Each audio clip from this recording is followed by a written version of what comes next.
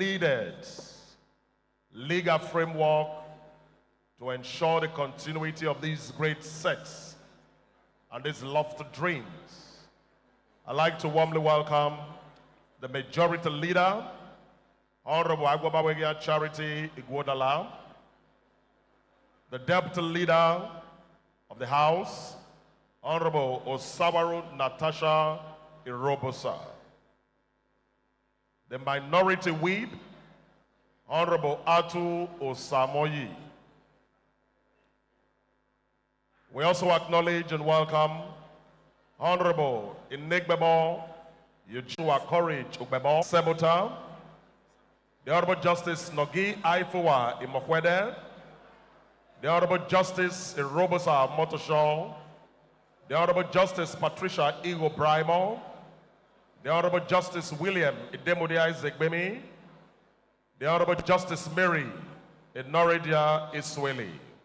We appreciate all of you for your very wonderful presence at this wonderful event. Permit me to acknowledge the Secretary of the Board of Alaghodaro, Ifueko Alufoka. We appreciate you for all your very that have joined to ensure that Edo is a destination of choice. I'd like to warmly welcome Olakule Alake, the GMD Dangote Group. Can we please make welcome? We appreciate your presence and welcome you. The CEO, Doll Designs, Mrs. Alaghodaro. We appreciate your presence at this event. The Managing Director, Presco, one group that has made Edo proud with the antecedent thus far. Felix Wambuko, thank you for your good job. The Chair, GCA Energy, Greg Wanseru, we acknowledge your presence. The GMD Flour Mills Nigerian PLC, Boye Olusaya, thank you for being here. The Deputy Group CEO, Oando PLC, Omamofe Boyo, thank you for coming. Saro Africa Chairman, Folas Sarumi, we appreciate the wonderful strides and congratulations for yesterday. The CEO, Nigerian Breweries, Hans Esandi, we welcome you. Dr. Udiomo Isweli KSG OON, thank you for being here. The CEO, Seplat, Roger Brown, here represented by the Seplat West Managing Director, Ayo Olatunde, we thank you for being here. The African representative and CEO of Knight Frank, a very wonderful brother and son of Edo, Mr. Frank Okosun. Thank you for gracing this event with your very distinguished presence. I'd like to acknowledge on the board of Alaghodaro Summits, Emmanuel Ikazobo, Oluwole Yamu SAN, Onoise Onagino, thank you for the wonderful work you've been doing. Permit me to welcome very warmly Honorable Commissioners to the government of Edo State that have joined Mr. Governor to ensure that Edo has a good story to tell.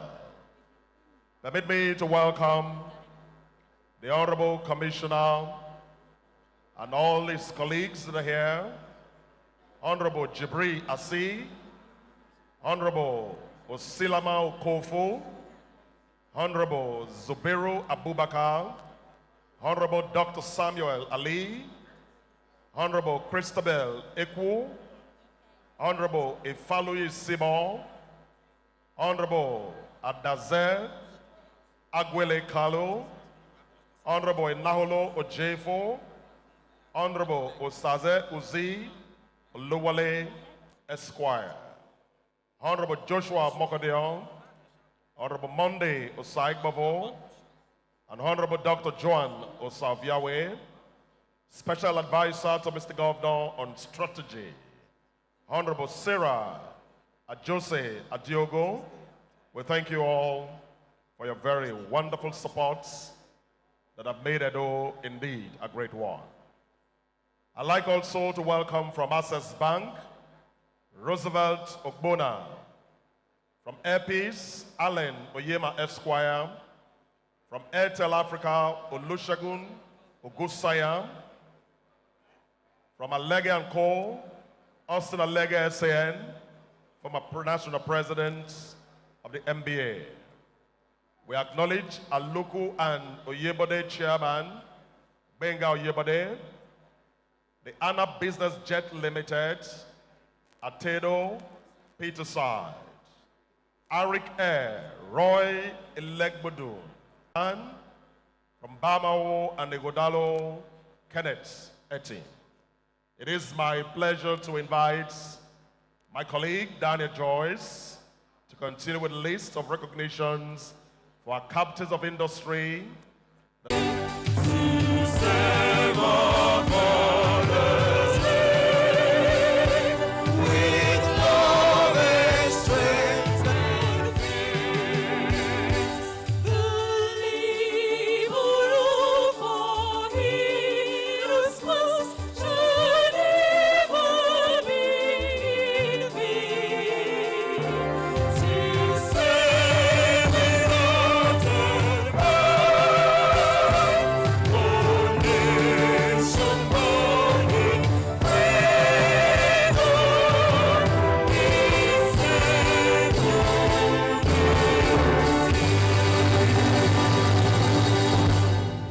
Edo anthem, and once you hear beautiful Edo, your hand goes first. The LSS chorale will lead us in the Edo anthem, bettered by Excellency, our very wonderful First Lady. Edo, you're the heartbeat of Nigeria, beautiful Edo, glorious Edo, just a verse.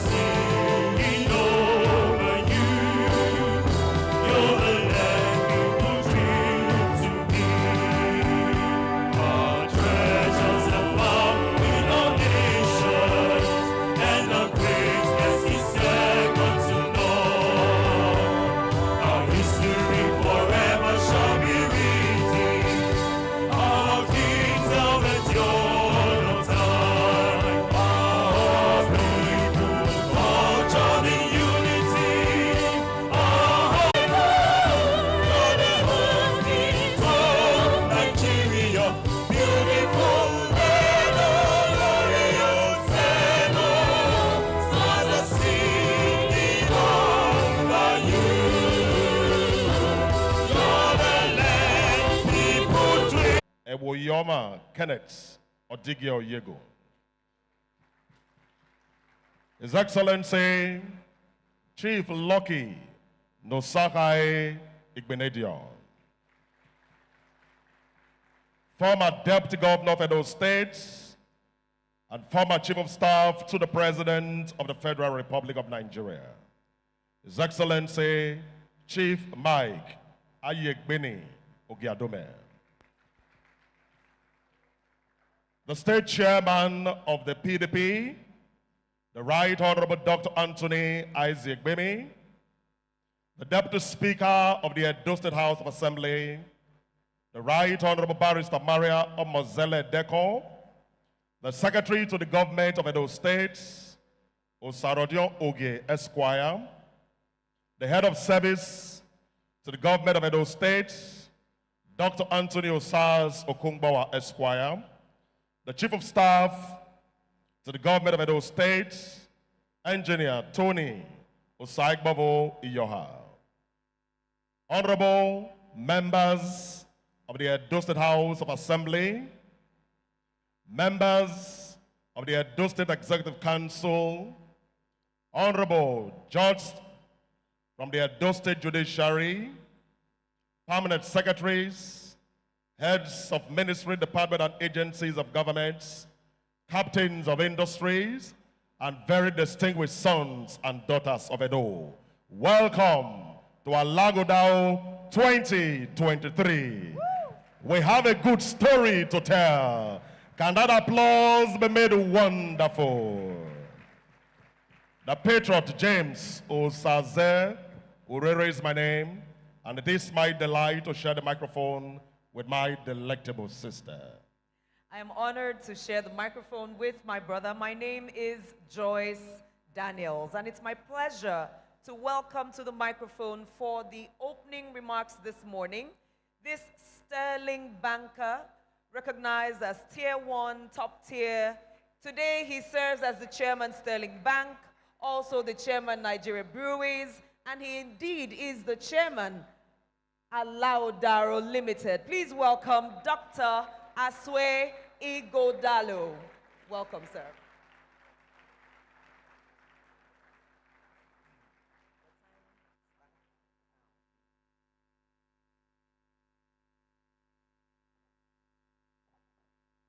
I've been instructed that protocol has been established. But because I am me, I truly have to acknowledge His Excellency, my brother, Dr. Godwin Obaseki, and his wife, my sister, Mrs. Betsy Obaseki, and my father, Chief John Oyegun, and Chief Lucky Ibenedion. All other protocols observed. Also, my brother, the Deputy Governor, and his wife. And because I have to go home, I also acknowledge my wife, Mrs. Ifeanyiwa Ighodalo. Thank you. Distinguished ladies and gentlemen, good morning. And I'm truly, truly glad here this morning, and I'm so glad that you're all here. Thank you very much. This is the 7th of our Alaghodaros, and I think it'll be the best. And I thank Governor Obaseki for giving us this opportunity. On behalf of my colleagues on the board of Alaghodaro, Summit Limited by guarantee, because we're a separate legal entity from the government, I would like to extend a warm welcome to everybody here. I thank you for joining us at this 7th summit, and I'm truly grateful. In particular, I would like to welcome all our leaders, our former governors, our former deputy governors. I see Chief Mike Ohadiome here. How are you, sir? Good to see you, sir. All our distinguished legislators, and I acknowledge the Speaker,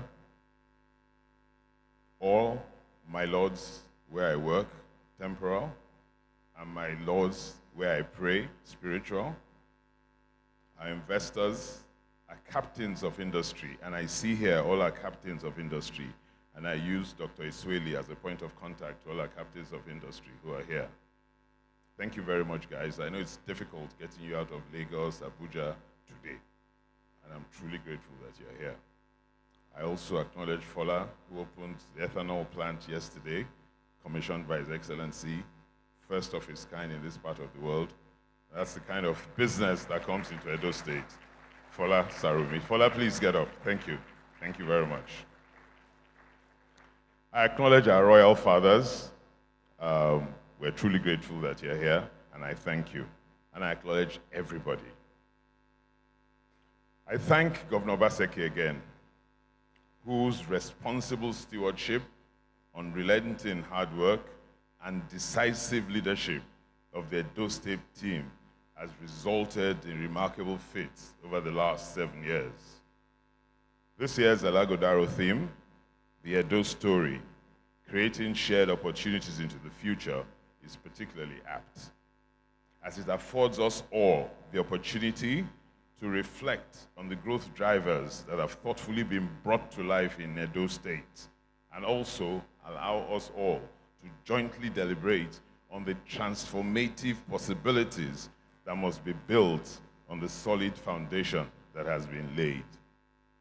It will be naive of us all not to acknowledge the overall context and the poor state of the national economy as we deliberate. But we must not be discouraged nor distracted by Nigeria. Instead, our eye must be on the prize of building a superb sub-sovereign economy that outstrips the Nigerian economy, so that the Nigerian economy does not create any ceiling for us in Edo State. We must take advantages of the opportunities that our country affords, and we harness those opportunities whilst we in Edo State work hard to Edo State can become a first world economy regardless the surrounding environment. It will not be easy. Actually, it will be very, very difficult. But the Edo story so far tells us that we are not a state that lacks the capacity and the wherewithal to do extremely hard things. With our citizenship commitment, with visionary leadership, and with a collective mindset that a foundation for abundance has been created in Edo State, achieving a first world economy within today's Nigeria is not just a possibility or a dream. It is a challenge that we in Edo State must embrace. For those of our guests who are not familiar with the phrase, means progress, moving forward, or looking ahead. It is a word that must serve as a constant challenge to us, that the purpose of this summit is to continue to pull Edo State forward in spite of and because of the Nigerian state. The evidence of this possibility, and I want us all to listen carefully, is already here. In the last 8 years, Edo State grew 140% from an economy, and that's the fastest growth and best growth in that period in Nigeria. I conducted detailed data analysis to come to this because I wanted to be sure about what I was talking about. And I see the CEO of NESG looking at me very intensely. Yes, I checked. We grew by 140% in Edo State from an economy of 10.6 billion to today, our economy is 25.8 billion. And that is without Fola's plants coming into the economy, Mike's refinery coming into the economy. Those two were commissioned yesterday. And with those coming in, by the end of this year, I don't want to imagine what the figures would say. So, we can do it. In that same period, the Nigerian economy only grew 4%. So we grew 140%, Nigeria grew 4%. So Edo State can truly become a first world economy regardless of Nigeria. And that's what we must strive for.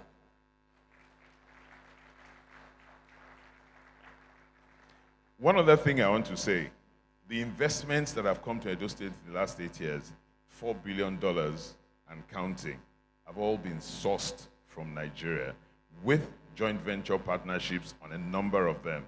But they've been catalyzed from investors who are Nigerian investors. So we have the capacity and we have the will. And not all of them are Edo State citizens. They saw the attraction of coming into Edo State. Fola is from Ilesha. So, as we go into today's summit, my challenge to us all is this. We must make outpacing Nigeria's performance a matter of course for Edo State. So as we deliberate, we must all think, how is Edo State going to outpace Nigeria? And for those of us old enough to remember, in the late 50s and in the early 60s, the regions of Nigeria pulled each other up.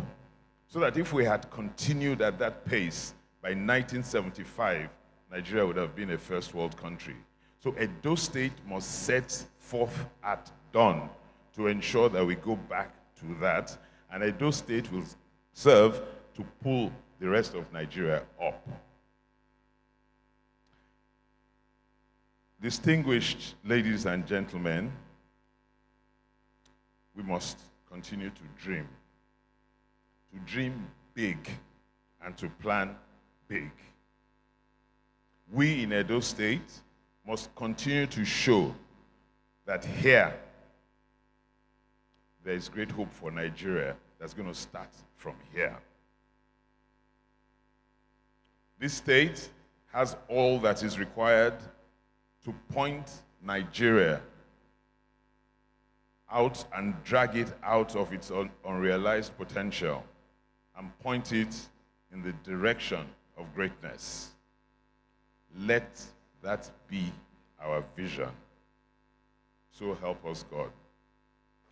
To make Edo State the development compass for Nigeria and a reference story for Africa and the black race.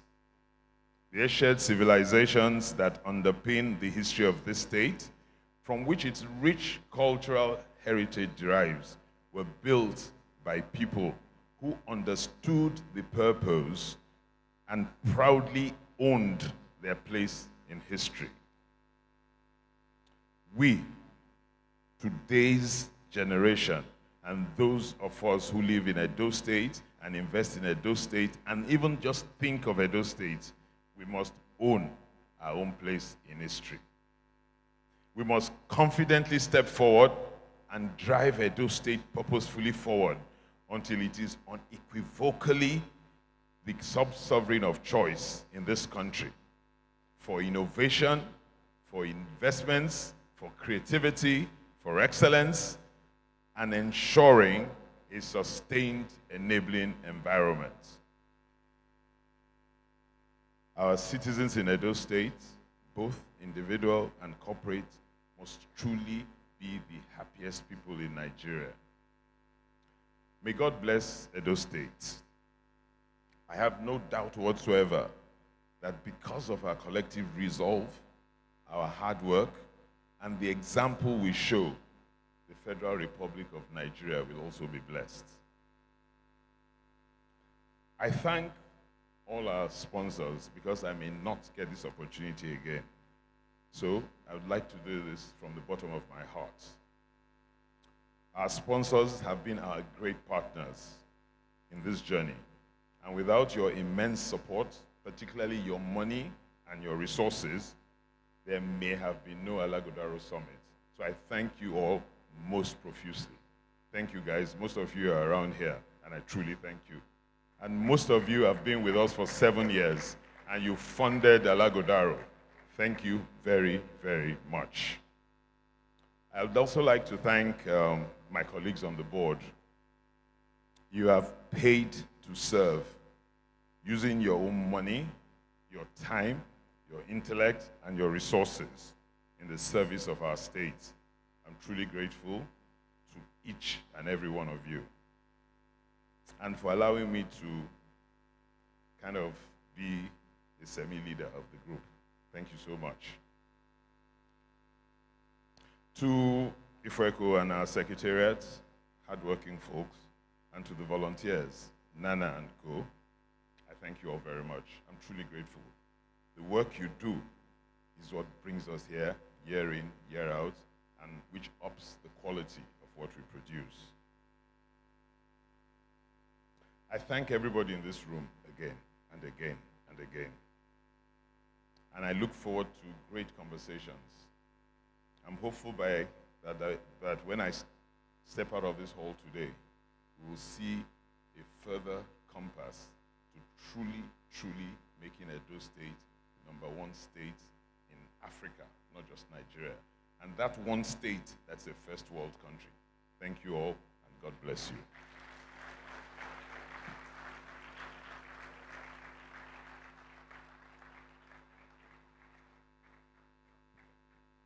I think for a man that has done this consistently for the last 7 years, and every year keeps getting better, deserves A better applaud. Thank you very much. A great son of Edo, Dr. Aswe Alaghodaro of Bilusa. Ladies and gentlemen, before I bring on board the keynote speaker, Edo is a land of rich culture. And I make bold to tell you there are two notable kingdoms in the world. The United Kingdom in England and the great Benin Kingdom where you are now. A land where the king is truly king. Where the 40th Oba reigns on the throne of his forefathers. His Royal Majesty, Omonoba Nedo Ukwakolokpolo Oba Ewai II Ogidigan, Oba Tokbe.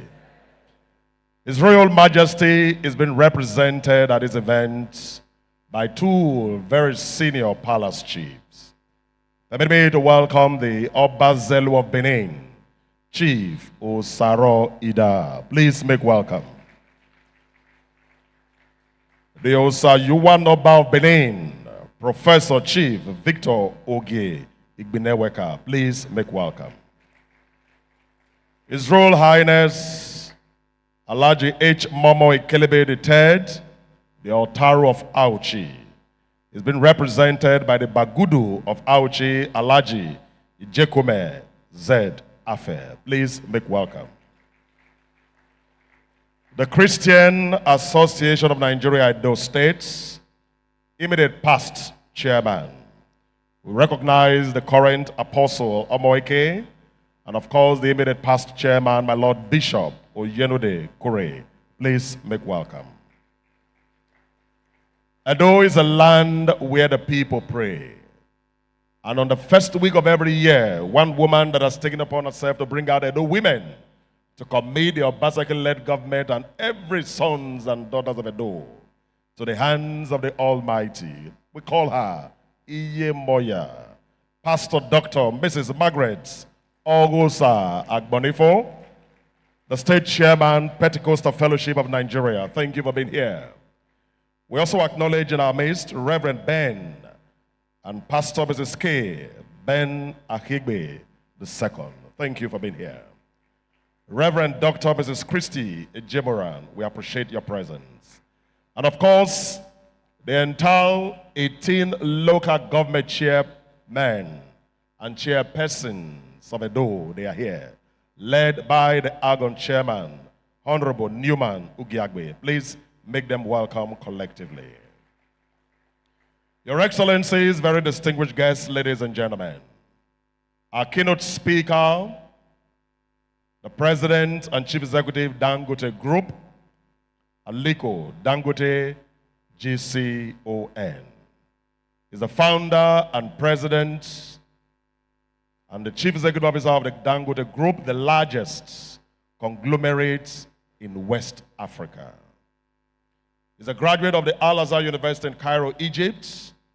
He began his business career in 1978, trading in rice, sugar, cement, before he ventured into full-scale manufacturing. Today, it has become a household name all over the globe.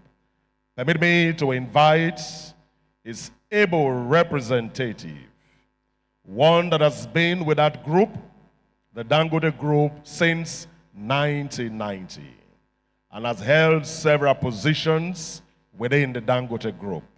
Today, since 2018 till date, is the group managing director of the Dangote Group, a seasoned banker, a security expert, and of course, a renowned strategist. Ladies and gentlemen, make welcome to deliver the address of the keynote speaker on his behalf, Olakunle Alake, the GMD.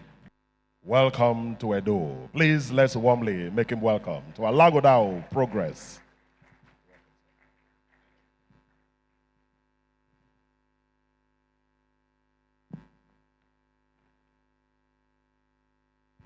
Good morning, distinguished ladies and gentlemen. All existing protocols observed. Permitted to do that. Thank you. First of all, I'd like to express Alhaji Aliko Dangote's apologies for not being here. he had to go to Saudi with the president on a summit with the Saudi government. As indicated, my name is Alaghodaro. I'm the managing director of Dangote Group.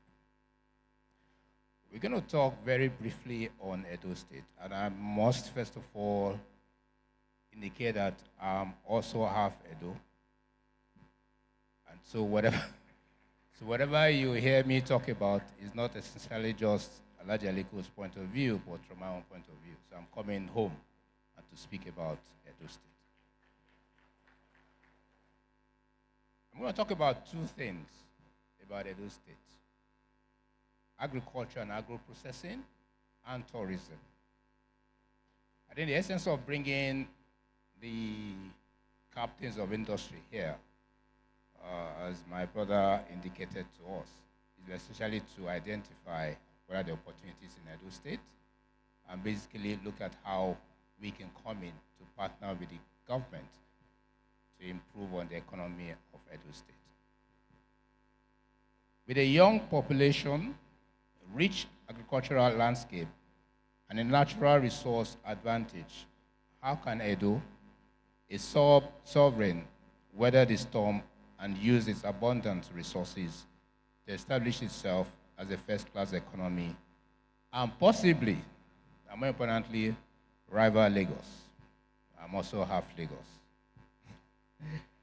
As the popular saying goes, Rome wasn't built in a day. Nonetheless, a plethora of opportunities can be realized with excellent potential and effective strategy. Edo State is blessed with huge resources. Natural resources such as limestone, hydrocarbons, marbles, and a very rich arable land are among the resources available in Edo State. With the two main producers of palm oil in the state, Okomo Oil PLC and Presco PLC, there's a developing cluster of agro-allied investment as well as what we can get from the market. Edo State has a youth population that is lively and prosperous with continuous demand for food. Its status as a significant provider of food to other regions of Nigeria presents new opportunities for agricultural expansion in the state. Harnessing the new growth opportunities requires significant new private sector investment in agriculture.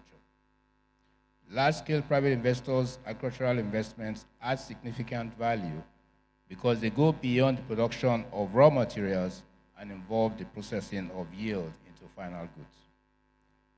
Aside from extending the shelf life of agricultural products, processing adds value, jobs, linkages, and returns. Processing will create jobs for the teeming youth. Other areas the state could benefit economically from is the revitalization of the Gele Seaport project. The location of the state provides the opportunity of being a hub for transshipment of goods from Lagos to other parts of the country. I've always wondered that for a long time, the issue of ports in the southeast, south have been an issue in Nigeria. We've all concentrated using the port in Lagos. But I also know that there's a huge opportunity, and I've been having some discussion with some people around making Edo, which is central to Nigeria, to be able to harness the issue of moving goods from Apapa into this area and from this area to the other parts of Nigeria. There is a talk around that. I can assure the Edo State people that very soon that dream will come to fruition. In terms of tourism, we all know how rich the culture of Edo State is. We know the long-standing relationship between Edo and the Europeans and those who've come all the way to take whatever we have here. And thankfully, we are getting some of them back. The state boasts of its many tourism attractions and historical landmarks. These include the historical Palace of the Benin Monarch. The Royal Palace of the Oba of Benin is a UNESCO-designated World Heritage Site, and that will attract people to come into Edo State. Benin City, its capital, has a history of being one of the foremost destinations of European explorers traveling through Africa both before and after the colonial era. The state capital is well known for its distinctive bronze, brass, and ivory works of art, which are found in museums all over the world. These historical experiences make the state endowed with potential for travel and tourism, including several colonial flashpoints. The Somorika and Opeke Hills, two beautiful tourist sites, are the undulating hills that define the northern half of the state. Every year, the Okekwe sites host the Okeke Mountain Race, which brings together elite runners from across the globe with local recreational and upcoming runners to foster a competitive environment. It has become a tourist haven if properly, it can become one if properly harnessed. Now, my colleagues here that have come with me from Lagos and probably Abuja and Port Harcourt are looking at coming into Edo State to make investments. So they will want to understand what is the need for them and how is it going to be for them to come to Edo State.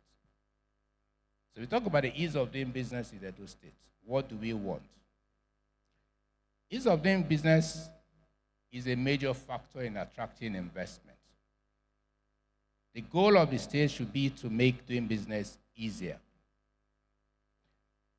Bottlenecks such as double taxation must be stopped, as well as unlawful collection of taxes and the operations of touts on main thoroughfares, both inside and outside the state capital. Infrastructure plays a major role in the ease of doing business. Public-private partnership provides a means for rapid improvement in infrastructure.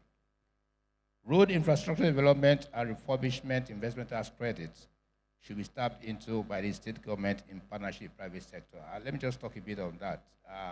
You would have noticed that there's some talk around this particular scheme established by the federal government. And we've seen that in all the roads that have been marked under that scheme, Edo State is still not on that map. What I can assure you that immediately Edo State gets involved in that map, I think Dangote will be one of the few companies that will come around to help develop those roads. So it's a challenge to the Edo State government to ensure that they participate in that scheme. And I think to a larger extent that will help because most of your roads are federal roads, and therefore you need to just get involved and get them to do it. Edo State must work towards providing incentives for businesses to invest or deepen their investment in the state. Ease of land acquisition and processing of titles. Working with the federal security agencies to assure security of lives and property. We all know that that's a major issue in Nigeria. People like to come, but what about the security of their assets, their lives? While we know that security is in the hands of the federal government, I think it's important that the states also gets involved to ensure that there is security of life and property. The state must provide a secure and stable environment, which is crucial for businesses to thrive. Key elements include a robust regulatory framework and information from government entities that is accessible and transparent. Human resource is of great importance and the availability of skilled labor is vital. Attention should be given to technical and vocational education. It is paramount that the state documents investment opportunities by enriching platforms such as the Restore Edo Initiative platform and provide incentive for potential investors. We also know that it's important that the state generates revenue. And one of the key areas we'd like them to touch on is to grow the tax revenues. Tap gap closure reforms must be implemented. Unlawful collection of taxes, which are forms of informal taxation, must be eliminated. These taxes collected by touts are channeled into personal pockets and not government coffers. The internal generated revenue of the state will increase with proper and modernized tax management and will encourage voluntary tax payment by self-employed individuals. In all these, we need to discuss the issue around the safety, the social safety net. Cooperative and thrift societies are to be encouraged. These societies have a mechanism for disbursement of loans and repayments from their members. Such groups serve as excellent channels for providing soft loans to vulnerable members of the society. The state can introduce an agricultural credit scheme through agricultural cooperative societies. They can also allocate farmlands to these societies for animal husbandry and crop farming. Provide improved seeds, fertilizers, and animals at subsidized rates, as well as farm agricultural extension services, which can include collaboration with insurance providers to offer micro-insurance services to the farmers. I think I'll round up this speech by basically talking about the opportunities we see in Edo State. As Dangote, we have a plant in Edo State.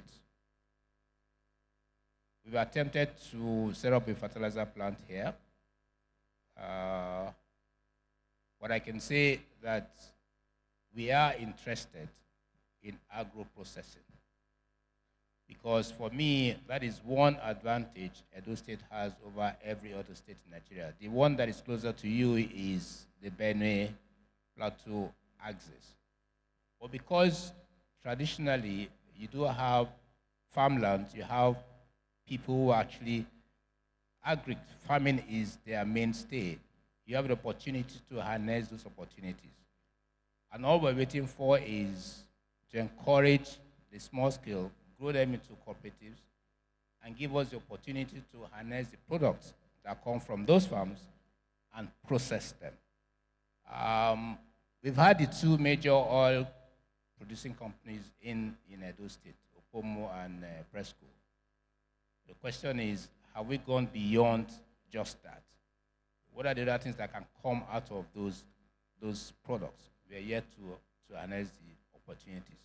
There must be the enabling environment for people who want to go into agro-processing. It's not a lot of money, but it's money that is sufficient to deepen the economy of Edo State. The last point is around the carbon footprint. There's a lot of talk about that. I think it's important that Edo State also looks at that as an issue. One of the ways to look into the future will be to push for the use of renewable energy sources by encouraging the use of CNG for industries, vehicles, encouraging the use of LPG for domestic purposes, and adopting measures to deter deterioration. We wish Edo State and the people of Edo State the best. We believe that we are currently partners to Edo State and will continue to be partners, and look forward to other engagements. Thank you all.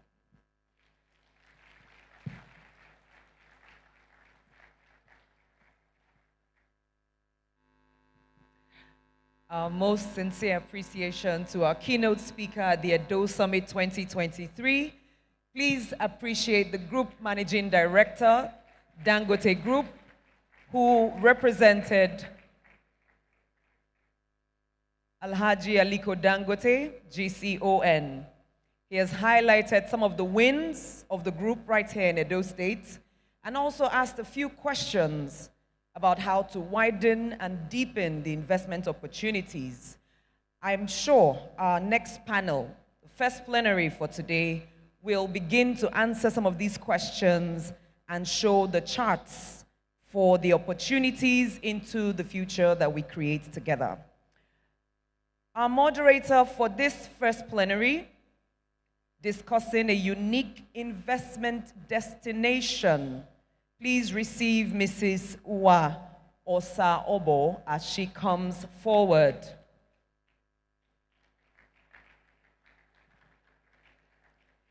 She is the head corporate development at Capital Alliance Nigeria, a member of the African Capital Alliance Group. She is an investment professional through and through, and discussing investments today, steering the conversation of investments today is definitely her forte.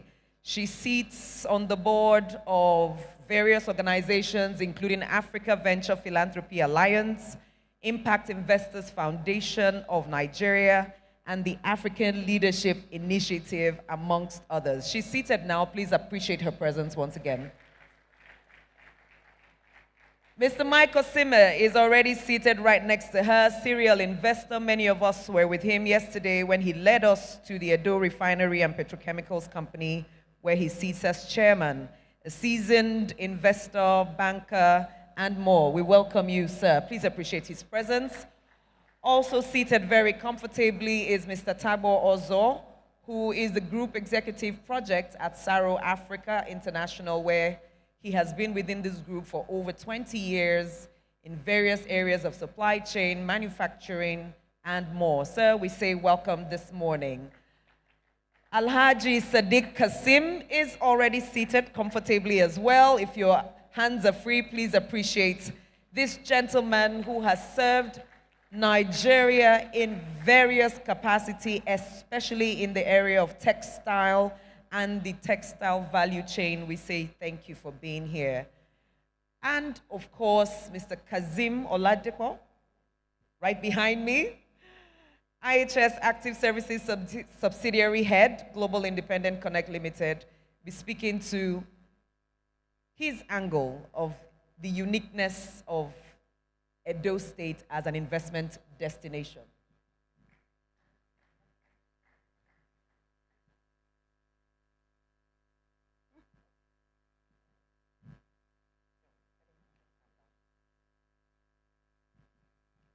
Madam Moderator, with your permission, I hand over to you for the next 60 minutes. Thank you. Thank you so much for your gracious introduction and welcome. I'd like to stand on existing protocols, if you don't mind, but I'll say good morning, distinguished ladies and gentlemen, Your Excellency, and our royal fathers.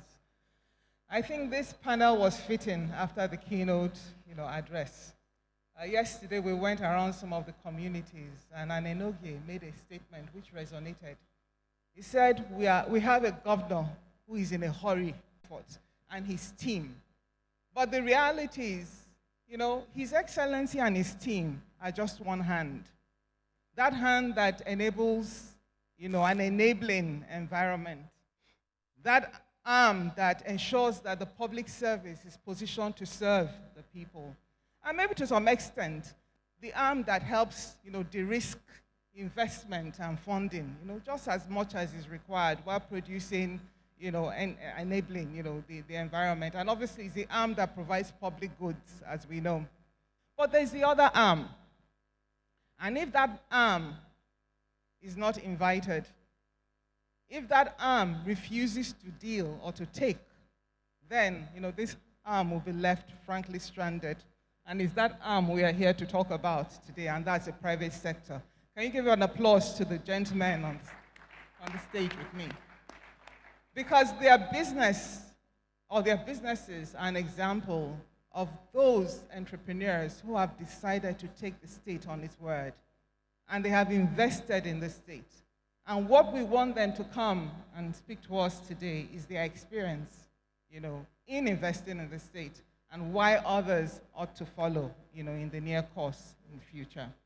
So I'd like to kick off, by simply asking them for some opening remarks.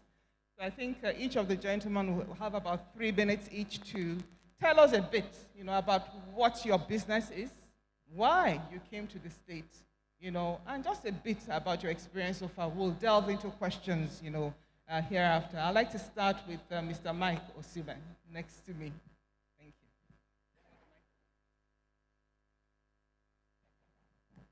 Very much. Like she had kicked off the session, I stand on existing protocol.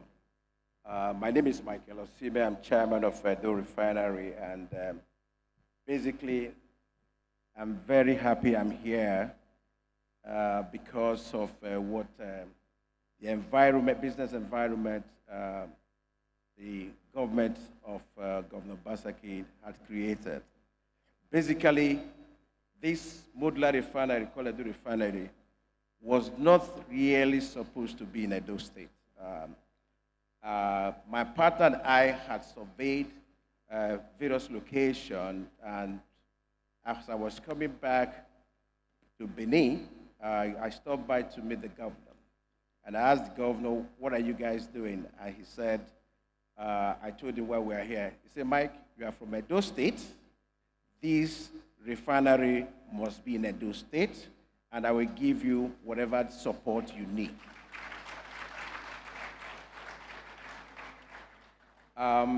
We thought he was joking. The following day, he called us, and before we knew it, he said, I want you to fast-track this refinery. We know people have tried to set up modular refinery. I think there are about 60 licenses of modular refinery that have been given. Only 5 of the modular refinery are working. And to show what the governor had done, out of the 5, the 40% of it, which is 2, are in Edo State.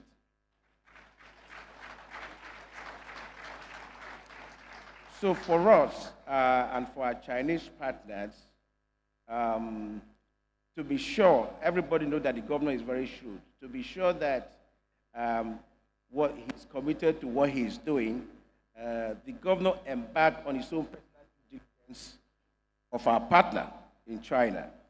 And that due diligence resulted in our partner making commitment to the governor that apart from supporting us in building the refinery, they were also going to support capacity building in terms of partnering with the university in Edo State. So that made our partners very happy. And when we got the allocation at Tulugbo, I would also like to mention here that by the time we were doing the construction, it was COVID time, but we had an excellent relationship with the community. And to the extent right now, Olugbo is actually becoming an energy hub, where you have the power plant, where you have the ethanol plant. And in our meeting about 3 weeks ago in China, I got to understand that a caustic soda plant is also being built in Edo State.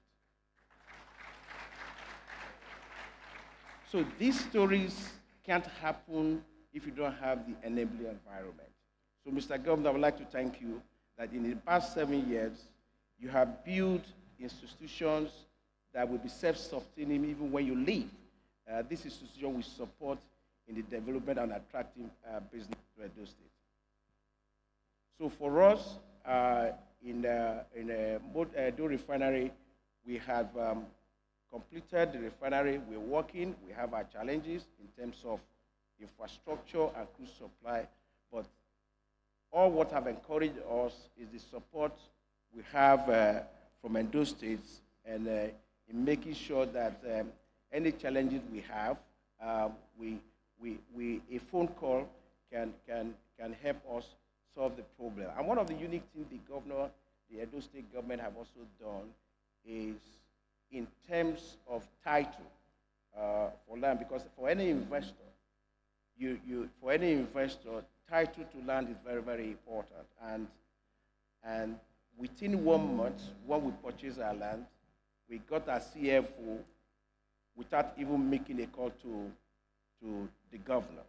So what that translates to is that over the past several years, the present administrations have built institutional structures that are seamless, so that any investor coming in don't have to know anybody. You just ask, coming to the investment office, and they will support you in meeting all the challenges. So, Mr. Governor, I would like to thank you for creating the enabling environment that will build a solid foundation for productivity in Edo State. Thank you. Thank you so much, Mr. Osime. Now, Mr. Mike Osime is the chairman, Edo Refinery and Petrochemicals Company, just in case we missed it earlier on. I'd like to move to the next person. Seated next to him, Mr. Kazim Oladeko. He is the Vice President, IHS. And Kazim, if you could please, again, for about 3 minutes, tell us about your investment in the state. All right.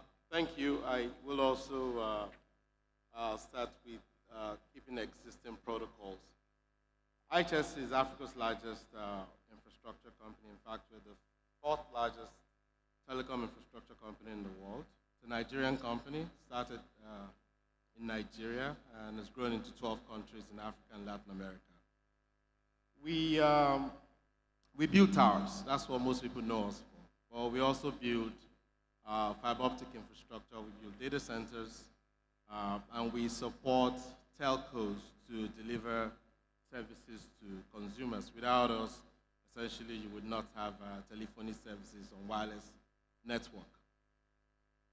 3 years ago, we started to look at where we thought and felt sincerely that there were gaps in infrastructure. The government had a 96,000 kilometers fiber network build objective, which we felt strongly that we could support. But the big challenge was getting beyond the licenses and funding, but getting the local stakeholders, particularly the states, to come on board and support the initiative. So operators were not building because the cost of build was humongous. And about 70% of that cost in most cases were fees and charges that state governments and local governments were collecting to implement the build. So we're looking for allies. And a phone call from an old friend who used to work with the governor came through and he said, "I understand you guys are building infrastructure. Why are you not building Edo?" So we came over, we had a conversation. He told us what's the size. He said we're looking to connect everything in Edo State if you give us the opportunity to do it. And we want to do it to demonstrate to other states in the country that this can be done. If you find the right partners, it can be done. And he asked me, so what does the state get? I said, we will provide digital infrastructure across every nooks and crannies of Edo State, which will help you to facilitate entrepreneurship, innovation, e-governance, and also help you to develop the attractiveness of the state to investment for enterprises and businesses. How long is it going to take? I said 9 months. He said, can you do it in 6 months? We can't do it in 6 months. It's trenching across multiple roads, breaking ground, building towers, building small pockets of data centers to do it. So we started. 1 year later, today, we've done 1,300 kilometers of fiber in Edo State.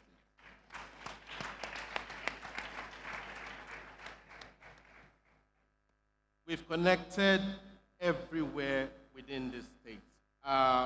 For every home, for every estate, within a 100, 200 meters range, you can connect to fiber infrastructure, which is the core network that you need for connectivity. In addition to that, the state government on its own decided to work with us. Okay, beyond just creating the hub, why don't you also help us create active network services? So we said, where do you want it? Governor said, across all the local governments. So we went into a design. The state put its own money and started to connect all of the local governments. As I speak to you today, there's internet connectivity, fiber backbone to 18 local government offices across the states. Then we started to talk about communities that are outside of the frontier locations. These are unconnected, totally unconnected locations, the villages, the hinterlands, where people do not have services today. Because there's so much mobile networks across the country, people think that there are people who don't have access to telecom services. There are about 36 million Nigerians who can now make phone calls today. So we spoke to the governor, and he said, can you find me a solution that can bring some of these small communities with 2,000 people, 500 people, that we can connect them, provide minimum basic services to them. We spoke to our partners. we delivered a solution that cost about 20% of what it cost to put a standard base station. And the state gave us 40 locations with land and connectivity. And about 36 of those locations have been connected today. So, I mean, for us, the partnership is very exciting. Edo State today is the single most connected state in Nigeria, beyond Lagos. Thank you, Mr. Governor. Thank you so much, Kazim. We'll move right away to Alhaji Sadiq Hassan. He is a Group ED, Wakot Limited. So please. Thank you very much. Thank you very much, Your Excellency.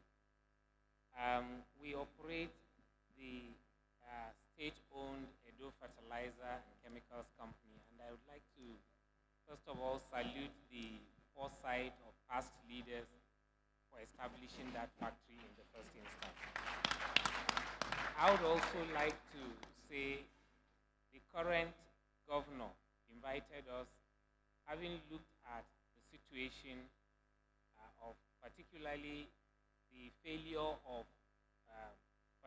the whole fertilizer industry in the country because of what has always been a Nigerian factor, that people want to import things rather than produce.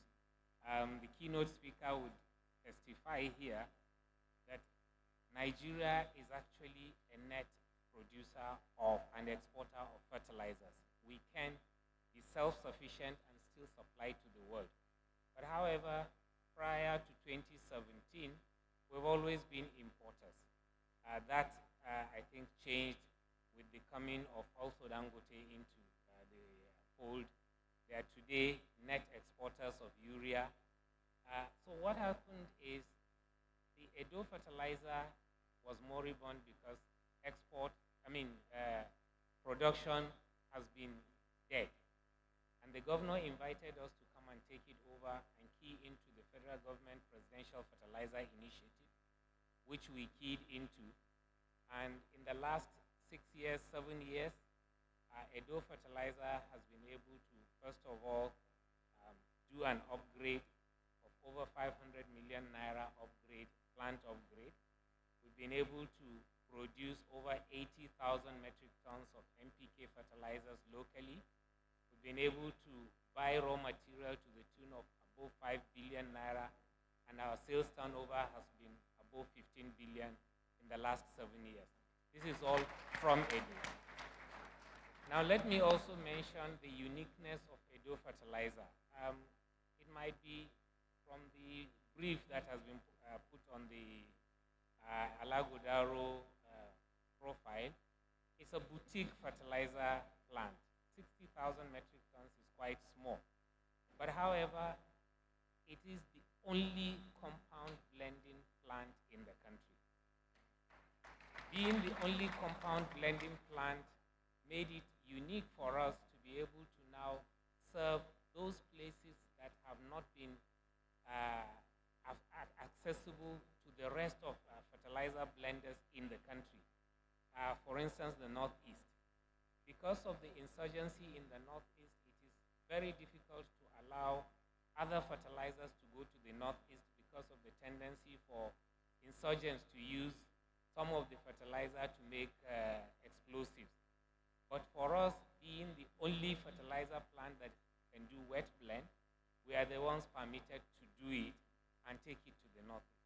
So these are some of the unique things. Like I said, over the last 6-7 years, we have enjoyed a unique opportunity to sell fertilizer from Edo to the rest of the country, and in particular to the Northeast.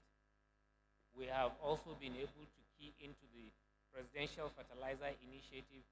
It is actually by virtue of that that today Edo Fertilizer is the president of the Fertilizer Producers and Suppliers Association of Nigeria, for which I am privileged to be the president today. I think I owe that to the state government for supporting us and giving us that opportunity. That's it. Thank you so much, Sadiq. So the final speaker for this initial round will be Mr. Tagbo Ozo. He's the Group Executive Projects, Sahara Africa International. Tagbo, 3 minutes, please. Thank you. Thank you very much, moderator. All protocols observed. So yes, on the Group Executive Project, I'm currently the person or the one building the Green Hills ethanol plant, which has been much talked about. Was visited yesterday by the governor along with the commissioning of the roads to the plant.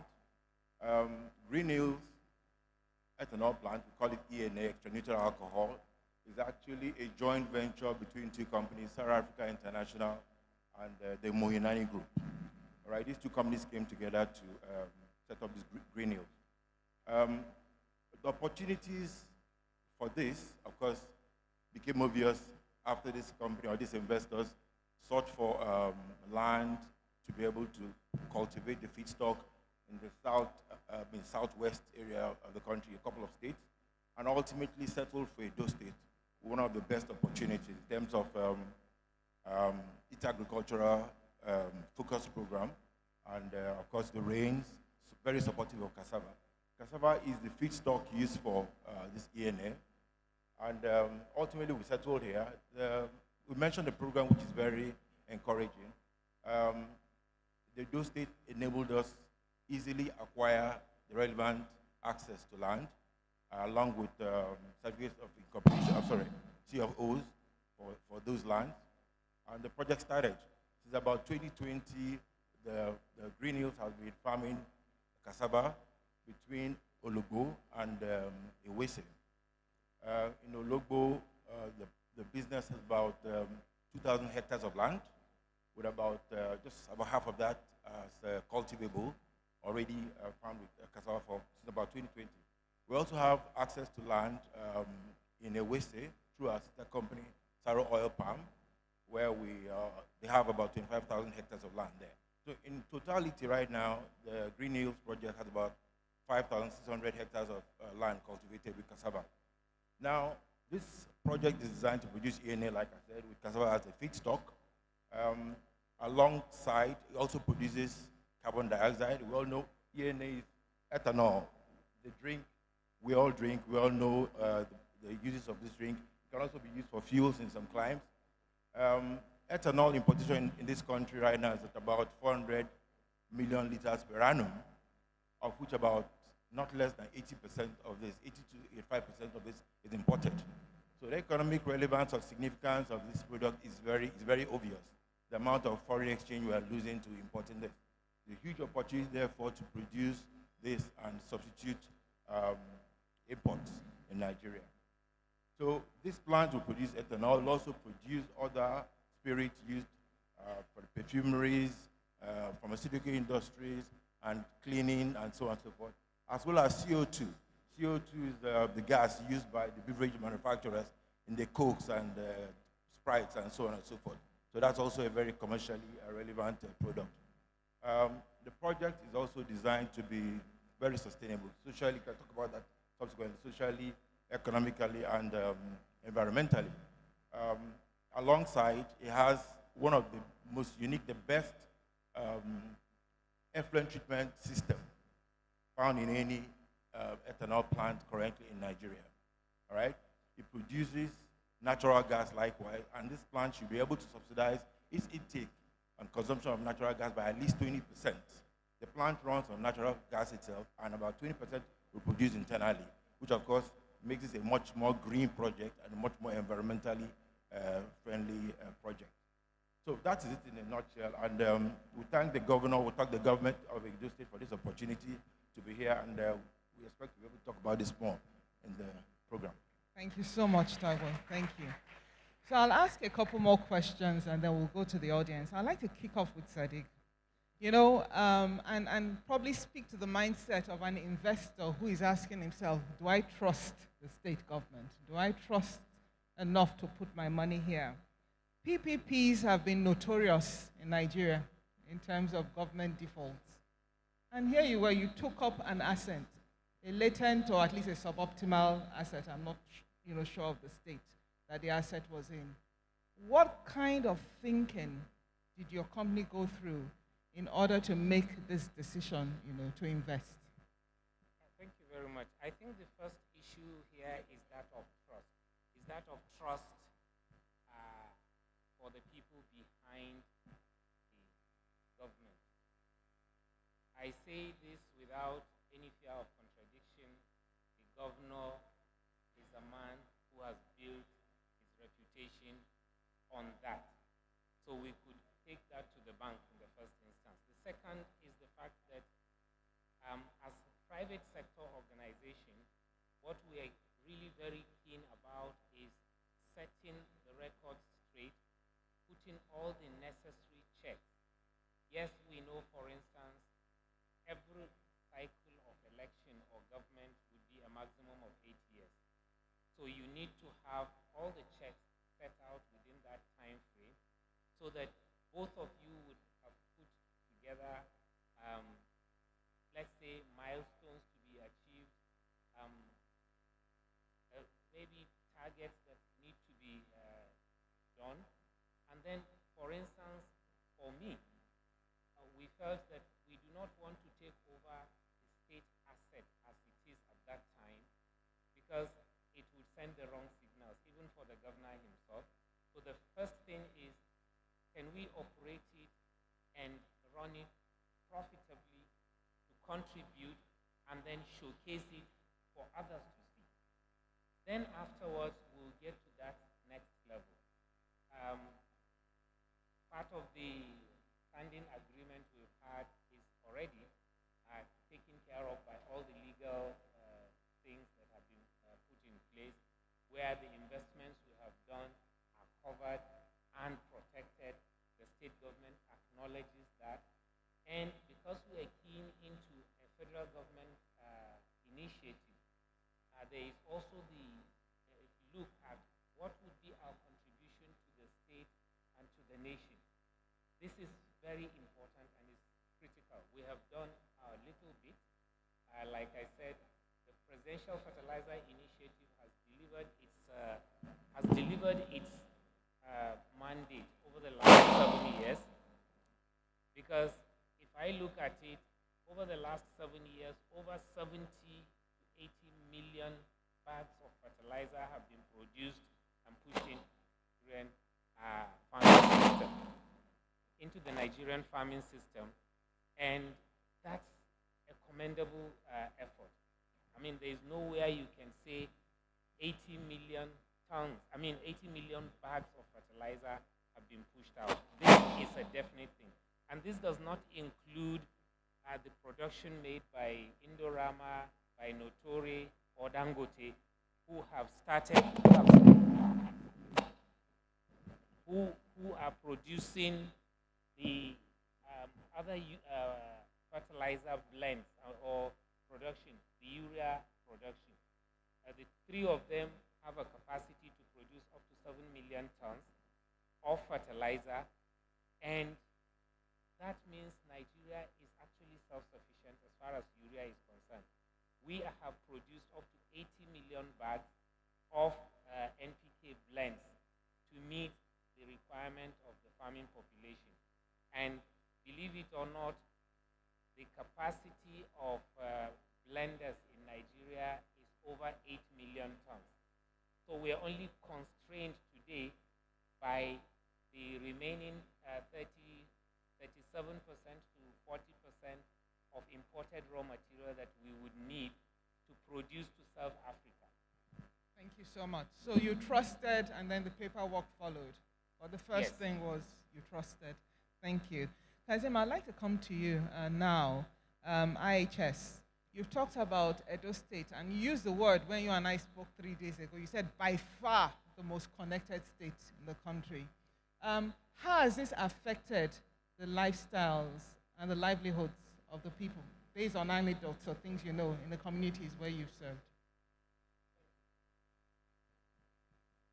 Yes, thank you. And I maintain my by far. We have done about 10,500 kilometers nationwide in 3 years. If if Edo accounts for 1,003 of it, I think that's humongous. And that's not even counting what the state has done. So in terms of connectivity per capita, this state is maybe 3 times better than the next best states close to it, and that's a big deal.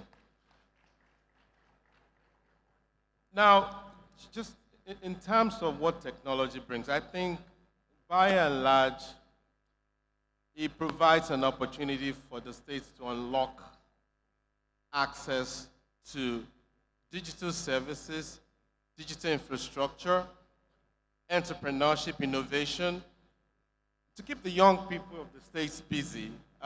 This is 60, 70, 80% of the state is youthful. We're planning to work with the states to build innovation models where young people can bring new ideas, create companies, create businesses, look at new technologies, AI, digital infrastructure, enabling ideas can come out of the states. Now, that's looking at it from a pure enterprise solution standpoint. When you look at governance alone, the opportunity that connectivity and the infrastructure brings to efficiency in running government services, inclusiveness, because then you have more people that are connected to government services, in fact, that are connected to government as an institution across the states. The change in lifestyle and quality of life that e-services would bring, if you start to bring electronic health system, which is also something that we started to talk to the states about in terms of innovation. So I mean, what we are providing is future-proof infrastructure opportunity for the state to leapfrog and catch up, not with any state in Nigeria because it's far ahead of them now in terms of infrastructure, but to start to catch up with more developed markets where access to digital infrastructure and services is changing the way people do things and the way of life of people. That's what we're doing. Thank you so much. I mean, there's a lady who is part of, the organization for this conference, and she was speaking to me 2 days ago about the e-government. And one of her comments is, "Oh, I signed documents from home." And I think that that's a testament to the work, you've done. Thank you. I'll come to Uncle Mike. Is anybody from Ologbo here? Any of the Royal Highnesses? Because if they are, I think they deserve a round of applause. And again, it speaks to the fact that the communities have to cooperate with the government here, because if they do, I think these goods, social, public goods, will come running to them. So I'd like Uncle Mike to speak to us about why you chose Ologbo. Were there any competitive advantages? And what has your partnership with the community been like so far?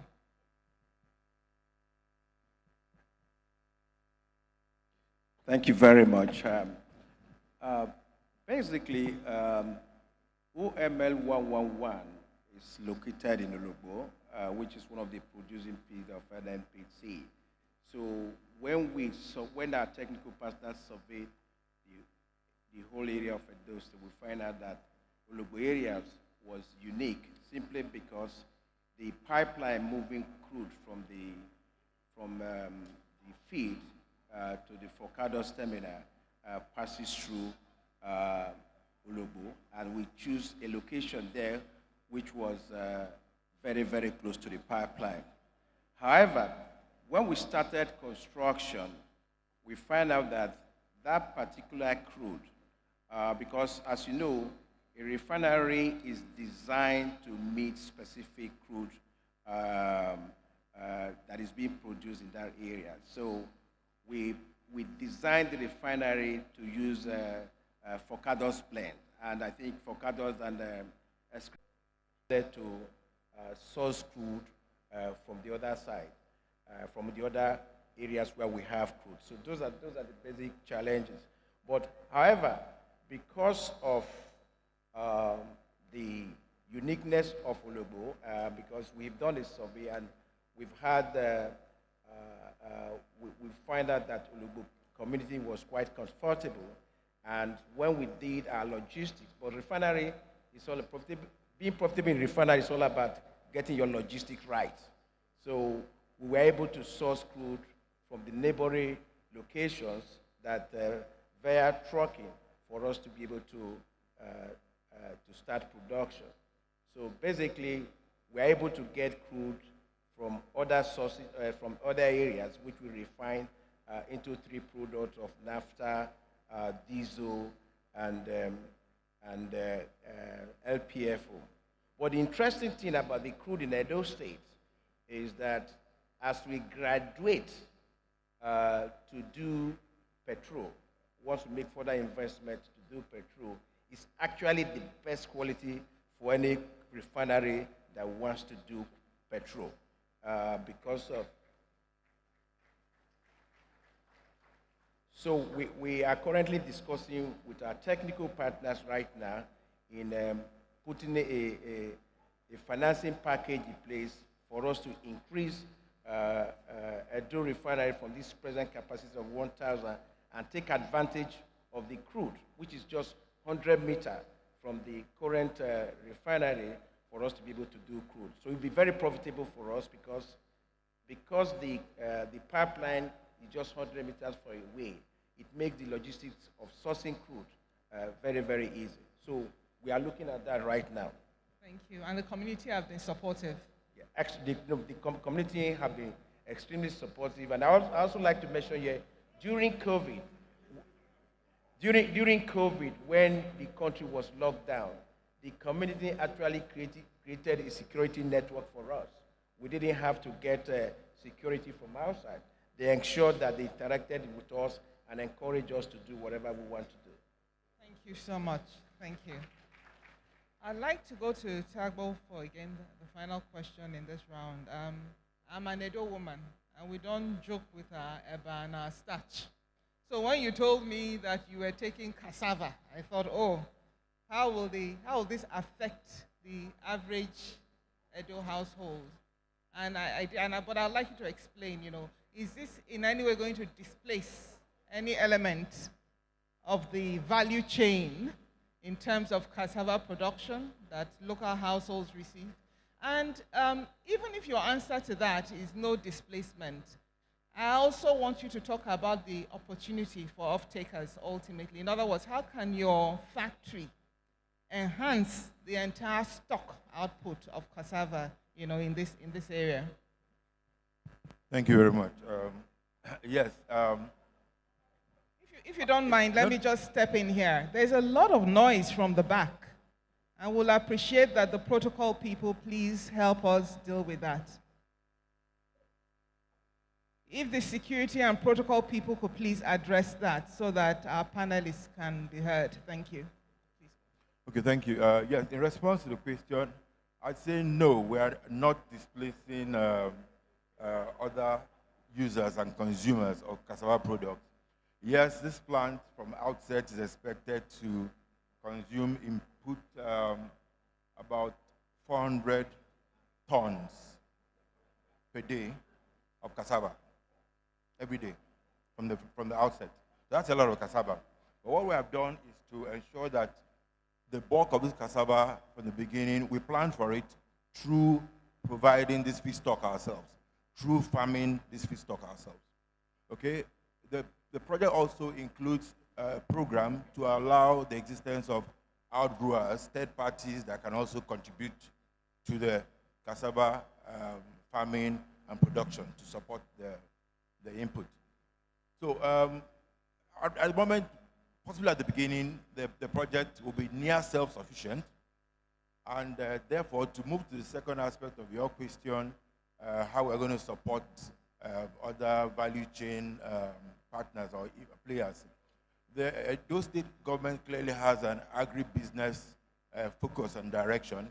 And of course, the farming is a huge opportunity here. With the arable land available, a lot of investors, a lot of small players can key in and produce cassava. This plant is looking to expand immediately. Shortly after setting up, it's going to look to expansion. From the beginning, we expect to be outputting at least, I don't know, I won't put exact figures, but in the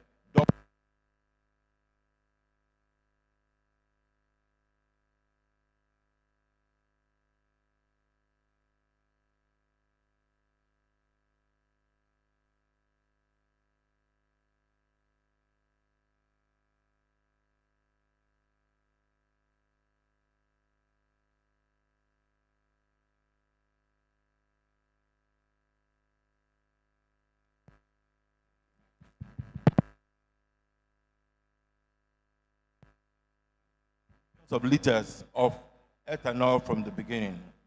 Okay, subsequently, it will be expected to produce even more. The cassava requirement is expected to, of course, increase, and we may not be able to continue to produce this alone. We will rely on third parties, or small players, medium, micro farmers to be able to produce and support this input of cassava. And so that's the one area in which, of course, clearly we're not displacing, rather will support the growth of such farmers to be able to provide livelihood to other investors in the value chain. Thank you. Excellent, thank you. I'd like to pause at this time so we can hear from members of the plenary. Do you have any questions for any of our panelists? Yes, there is a question here. So we'll take a few questions and then we'll round up. Please, Israela, yes. Very respectfully, Your Excellency is here seated. Kindly permit wonderful presentations. In the event of carrying out the dream or for the furtherance of this your ideologies, I think roads is of great essence. You are aware from authorities that the governor has on several occasions attempted to fix and ameliorate the dirty nature of federal roads, but his efforts were frustrated by some persons who have negative intentions, politically motivated. Is this a question? I'm coming to a question. I'm doing a question. What efforts have you done, or don't you think it would be right for you to, as private persons, non-partisan, help facilitate and align or liaise with the federal government to fix these roads, since the governor is being frustrated because of political motivation? That's my humble question. Thank you so much. Let's take more questions. I'll come to you, Sarah and Tagbo, for that. Sarah Africa and Tagbo for that. Any other questions? Okay, we have a question from the gentleman to the right of the hall at the back, please. There's someone there with a question, please.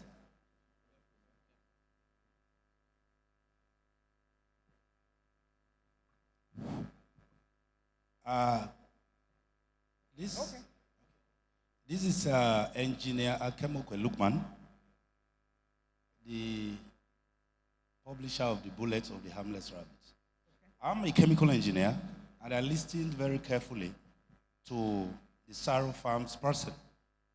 And I was there yesterday, and I was really, really amazed. Now, what came to my mind is, in producing this ethanol from cassava, I suspect that the water that is extracted out of it is what is used.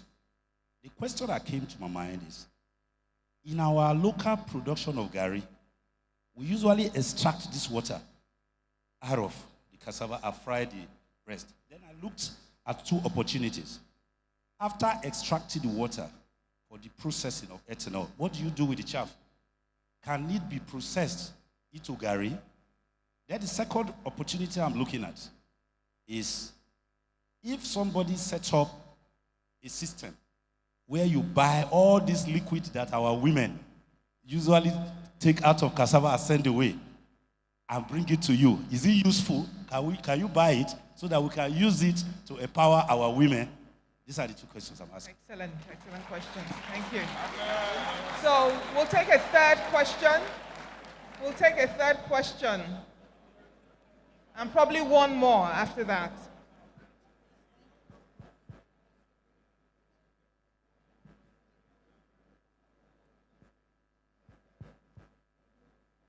Thank you. I just want to piggyback off a question the moderator asked. And as an investor, as an entrepreneur, one of the biggest questions the investor community asked me from Boston is, how do you trust the government? We have here a great, amazing governor that's very forward-thinking, that has a great vision. But one of the questions, one of the worries as you sign agreements, and something the same the moderator asked, one of the biggest worry as you sign agreements with the current government is the new government comes in, there's an opportunity to kind of try to either intervene with that agreement I know there's an agreement that was signed with. If you could please the ask the question. Yes, I'm asking the question. So the real question is, how do you convince your board? When you sit in a board meeting, how do you convince your board and the investor community that yes, this agreement that you have is sustainable for the long term? So that's the first question. How do you do that? That's the question I get. We are currently right now we've just built the largest solar farm in Edo State, and in the next 2 years, we'll be building the largest microgrid in the country. So that's the question I get from the fellow investors. How do you trust this agreement? And then the second question is, as a corporation, what are you guys doing as a social responsibility that you're giving back to the community? Excellent questions. Thank you. One more. Anybody else? Head of service, please. Yes.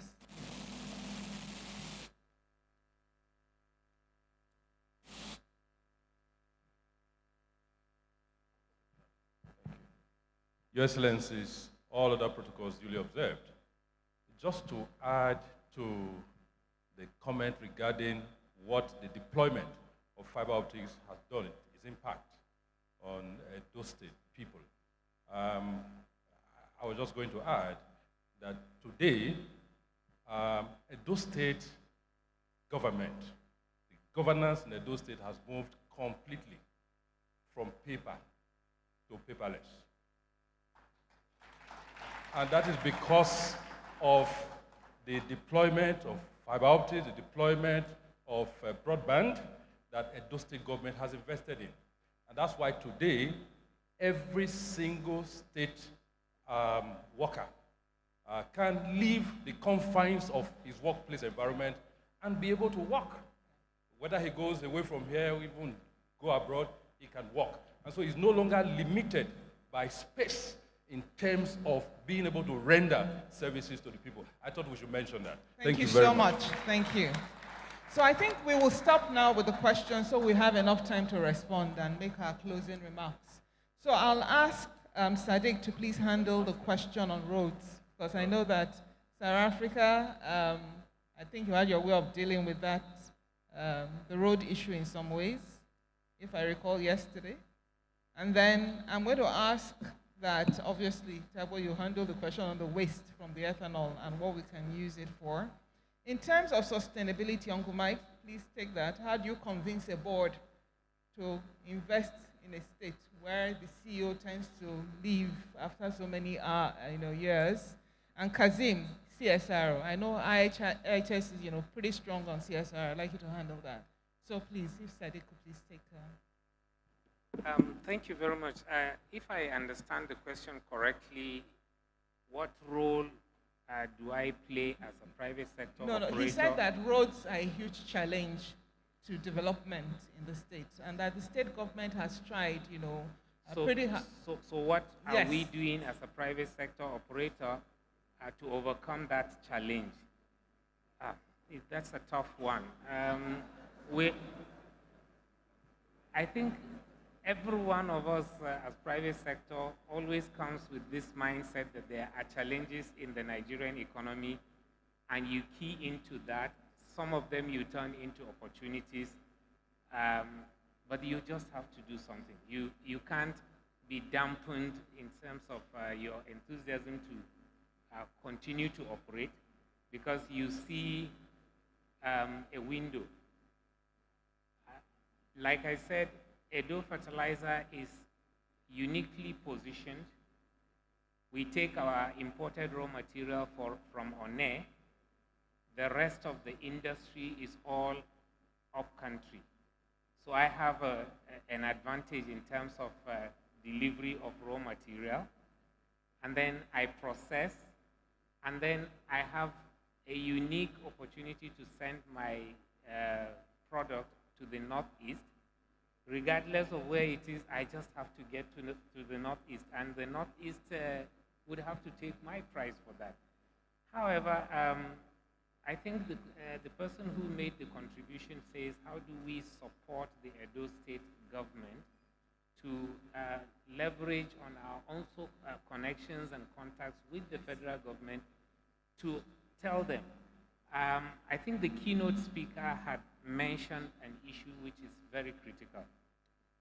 this issue of identifying economic roads or economic infrastructure that the road tax credit scheme can be this, and I believe the keynote speaker said if that is done, they would be the first to key into it in Edo. And I believe, to just advance the argument, the road from One going to the north part of the country passes through Edo, and it's a key economic road, as key as the Port Harcourt, Lagos, or Lagos, Ibadan, Ibadan to the north.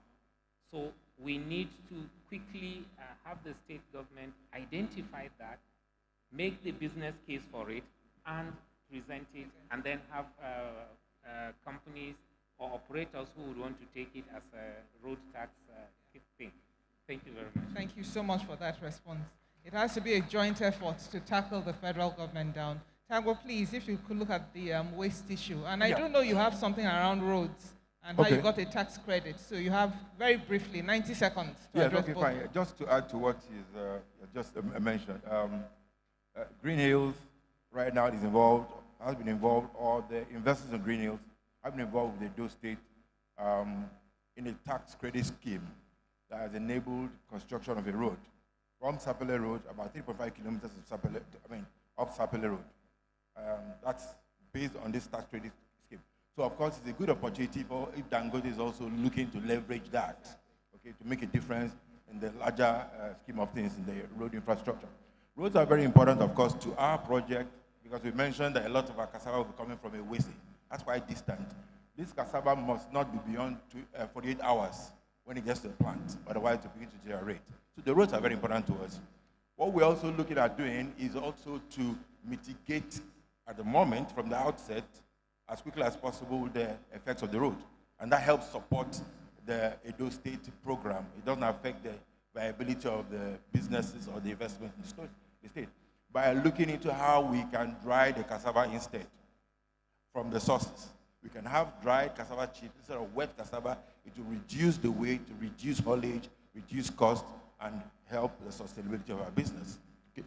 So that's regarding the roads. Now, on the other question had to do with the waste. We call it spent mash.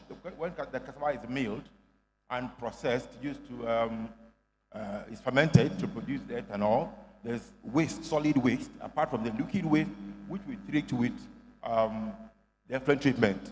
This solid waste is rich in protein, actually, and is a very good material for feeds. It's a good additive for feeds, marine feeds, poultry feeds, piggeries, and so on and so forth. So that is what we intend to do with this. We're also looking to involve community players, small businesses, in being able to distribute and carry this product to sell for that. It becomes part of the value chain, okay? And a waste product coming out of the plant, contributing to the livelihood of other players, other investors in the community. Thank you. I think the challenge was to change the entire ecosystem in the state. Exactly. So extend it beyond your company, even to the smallholder farmers. Precisely. So, Uncle Mike, the board, how do you convince boards to bring in money? You know, looking at government and the exchanges, the fact that the baton has to be passed. But I think for most investors, what's attract them to a location is consistency of government policy. And over the 7 years, we've seen consistent government policies actually putting processes and structures in place to break the irregular bureaucratic bottleneck that delayed investments, because those frustrations and what the governor had, what the present administration have done, they've kind of created a level playing field, and that has made us very, very comfortable in forging ahead in doing business in this environment. So the institutional structures the government has set up, especially the investment office, where you have people, if you have challenges of whatever you want to do, you can talk to them, and they can help you talk to a one-stop where you can talk to various government departments and all the challenges that you have. and that has made us very, very comfortable in doing business here. Thank you. So the public service is the key. Empower and institutionalize processes and capacity in the public service, and then continuity is possible. Finally, let's go to Kazim. CSR. Will make me talk about something that IHS doesn't like to talk about. We're very publicity shy on CSR. But I'll say a few things. First, we're Africa's largest contributors to UNICEF Fund, and part of what we have contributed to that exercise or initiative, a significant part of it has been expended in Edo State over the past 5 years. I think most importantly during the COVID era. But by and large, the infrastructure pitch that we have done in Edo State is 50% CSR. Where states has asked us for X, we provided X plus Y, just to ensure that the project is successful and it can be done. We've also provided our infrastructure to the state for some specific services that I dare not talk about on this forum, which continues to help the states to manage security and provide safety for people across the state. Going forward, we understand that the state is trying to, or plans, and actually is designing an initiative to connect tertiary institutions, 48 of them. We're also going to provide international connectivity. Beyond the fiber that we're building, we're bringing services from upstream providers so that kids in the high schools can have access to digital knowledge that are sitting outside of the shores of Nigeria, or be connected to other institutions in Nigeria where they can have access to the array of facilities and knowledge-based utilities. Thank you. Thank you so much. I think the challenge to stakeholders of the state is that as these businesses do better, obviously the budget for CSR will grow. So let's support them in doing better. I don't think we can take any more questions, and I'd want a closing remarks. I'm told we don't have time for that. So I'd like to round up this panel, just with a bit of a tidbit. I remember yesterday, this question of sustainability came up, and I was with a group of people, and a gentleman gave a very simple answer, and no pun intended. He simply said, God win. In other words, that God will win for Edo State. So we do believe that in terms of sustainability, the powers that be will have mercy on the state. Thank you for listening to us. Thank you. Ladies and gentlemen, can we put our hands together for these wonderful panelists and, of course, the moderators? I'll invite the excellencies, the current and former governors, to please join to take pictures on behalf of all of us. So you can step forward. The excellencies will join you, yes. Let me quickly welcome all service commanders, and in particular, the AIG Zone 5 Benin, Arungwa, Wanzwe, Udo, MNI. Thank you for being here. We welcome the Chief Finance Officer of First Bank, representing the Managing Director of the bank, Dr. Adeshola Adetunta, Mr. Patrick Yamabo. Thank you so very much for being here. Renowned economist, Professor Pat Utomi. Thank you also for being here. Ladies and gentlemen, can we please appreciate these amiable panelists with the excellencies? Pictures don't lie. Thank you very much indeed. You may please resume your seats as I invite the next plenary, the moderator and the panelists, walking the talk from opportunity to reality. We have a good story to tell in Edo. To moderate this plenary, I'd like to invite Vivian Shabo-Mrs., FCA, MBA. She's an accomplished professional with a distinguished career in the financial industry.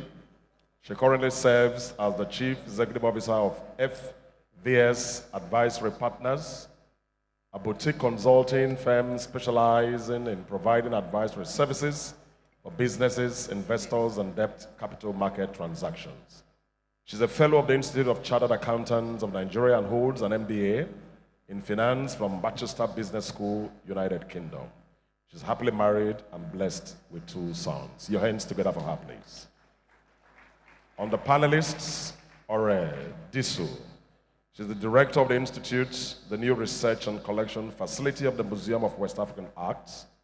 In this capacity, she works to support heritage initiatives and creative professionals across the sub-region and to drive a new global appreciation of African arts and material culture through archaeological research, conservation, exhibition, and outreach. She holds a degree in architecture from the University of Cambridge and a master's in urban development practice from the Development Planning Unit at University College, London. Your hands together for her, please. Next, ladies and gentlemen, our own Mr. Greg Ogbaifun, the chairman, Benin Port Project Technical Committee, a committee saddled with the responsibility of birthing the legacy Benin Port Project here in Edo State. He's the chairman, board of directors of Stars Investment Company Limited, an indigenous marine logistics company rendering services in the upstream oil and gas industry to both international and local oil companies.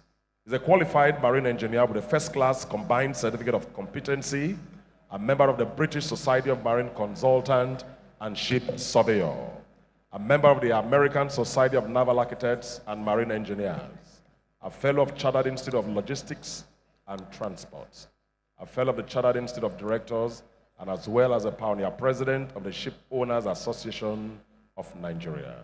He's married with his wife, Victoria, and together they are blessed with 8 children, 2 of which are already mariners. Like father, we next invite our own is Sibebe Y. She's an accomplished, passionate, and dedicated social entrepreneur and senior consultant in social development with more than 20 years of extensive experience in government and non-governmental organizations, partnership, entrepreneurship, community advocacy, and engagement. She's the founder of Genus Hub, a social enterprise, and chairperson on the board of Genus Hub Global Initiative. She is also in the board of the Lady Mechanic Initiative. She has a BSc in microbiology from the prestigious University of Benin, a certificate in monitoring and evaluation from RIPA International in the United Kingdom, and certified in project management, policy development, advocacy from the University of Washington. Please make her welcome. And next we'll invite Edward Osayende. He's a financial executive with more than 20 years of experience in finance operations, supporting enterprise, global infrastructure, with a demonstrated history of working in the public sector, investment accounting, information technology, and the financial services industry. He's managing executive responsible for government, public, and private enterprise, partnership, executive level enterprise with financial management functions, including accounting and control, financial planning analysis, line of business finance function, asset liability, management, treasury, and tax. He's an accomplished professional with a strong educational background. He has a master's in business administration from the University of Texas at Dallas and a Bachelor of Science in Accounting from the same institution. He's a member of several professional bodies. Your hands together for him, please. The moderator, you have your mic. Good afternoon, ladies and gentlemen. His Excellency, I'll stand on all existing protocols. It's indeed a great honor and pleasure to be here this afternoon at the Alaghodaro 2023 Summit. His Excellency envisaged that Edo, by 2050, will be the fastest growing state in terms of GDP, will top Nigeria in terms of GDP, and will be one of the top 20 economies in Africa. To achieve this vision, the current administration has undertaken a number of strategic initiatives to attract private sector investment. This private sector investment is expected to spur economic growth and create opportunities from this in the state that the people of Edo will benefit from. Accordingly, the last 7 years, we've seen an influx of investment from the private sector. So Edo State is well positioned, as we heard in the earlier panel, to take advantage of these opportunities. To highlight some of these significant investments in the pipeline, I'm honored to have with me an esteemed panel who would throw more light on the important projects that are in the pipeline. Usually, most of them are in their early stages. So please join me to welcome the panel.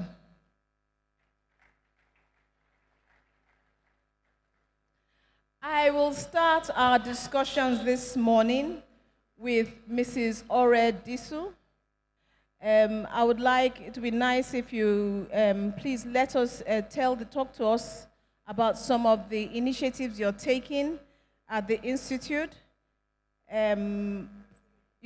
Talk to us about some of the initiatives and how Edo stands to benefit from this, particularly the youth, how this is going to spur innovation and entrepreneurship in Edo State. Thank you.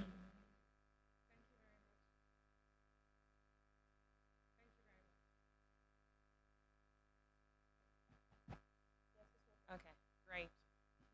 Thank you very much, Vivian, for the very warm introduction. I must say that I am indeed very glad to be here and to be able to speak to some of the initiatives that we've been taking up in Edo State. I come here as a representative of the Museum of West African Art. This has really been an initiative to think about how Benin City and more broadly Edo State can reestablish its presence as the epicenter for art and culture, for heritage in not just this in Nigeria, but across the continent.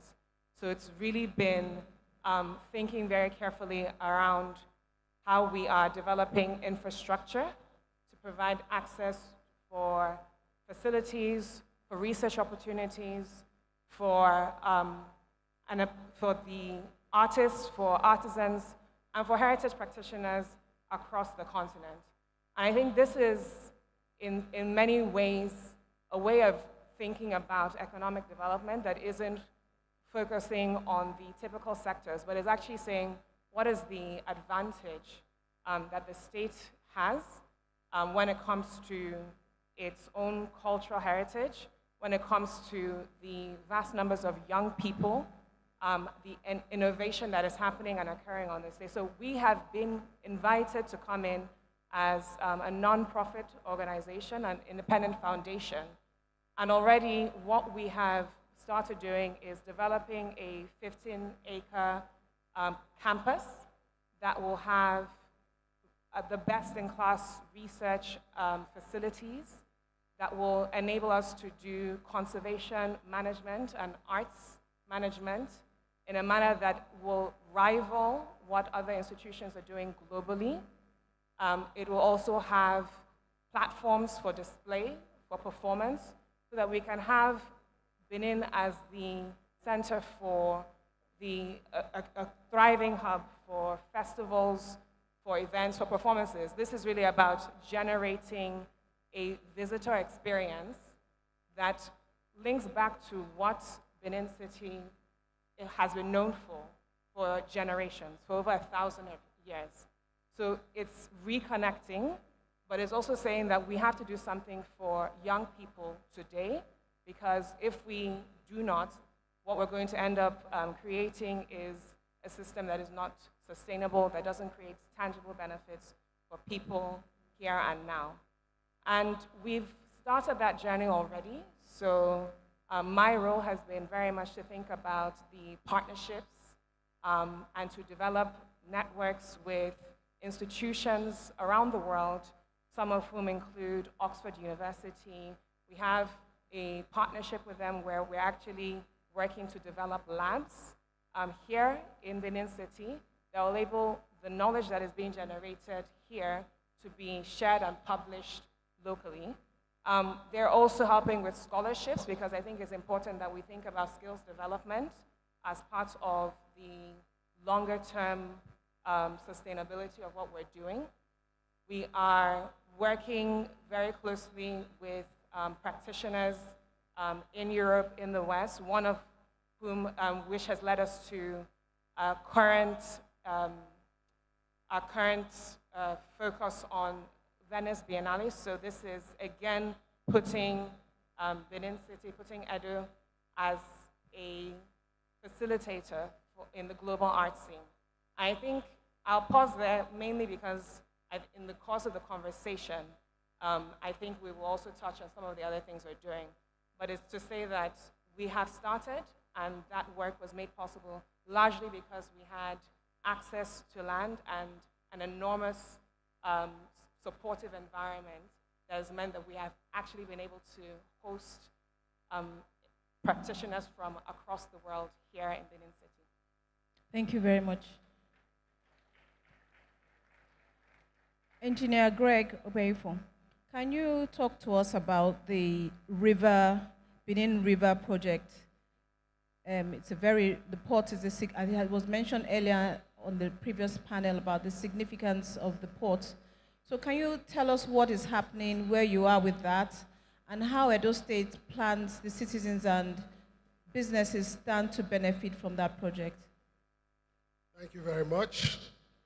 I'll go straight to the point. 2017, a visionary leader, my governor, invited me from Port Harcourt and said, Greg, when we were in Bendel States, we had access to the sea through the various ports of Warri, Sapele, Burutu, Koko. But when Edo State was created, we lost every access to the sea. And that he wants Edo State to go back to having access to the sea. And he talked about Gelege. The journey began there. Various committees were set up to check technical and commercial viability. Gelege was no longer viable because the sea, the river going to Gelege is no longer navigable. A new location was found, 32 nautical miles from the Atlantic Ocean, deep water on the river journey started. What makes Lagos tick is the port. What makes Port Harcourt, Calabar, Warri tick? The ports. If you have a port, then your economy is bound to boom. And he insisted that we must have a port in Edo State. Initially, various options of funding were considered. By the end of the day, we realized that Edo State does not have the kind of money you need to build ports. So we decided to go through a process that can crystallize an international investor, and that we were able to achieve. We appointed an international transaction advisory company from Canada with offices in Nigeria. And we're able to come out with an outline business case, which we took to the federal government through the Nigerian Ports Authority and the Ministry of Transportation and the IFCRC. The federal government approved the outline business case and gave a clearance certificate. So where are we now? No individual, private or private company can own and operate a port. Every port in the country is owned by the federal government through Nigerian Ports Authority. So Nigerian Ports Authority, having approved the outline business case, was happy to work with us to go out for a request for proposal for international bidders who will invest to build it. We went through that process and the company emerged. So as we speak, and as I'm here, the Nigerian Ports Authority, the preferred bidder, the transaction advisor, and the state government are negotiating the concession agreement on a 30-year program. Now, the journey isn't as smooth as I just said it. But what I want to say is that even when the port has not started, benefits are beginning to crystallize. Courtesy of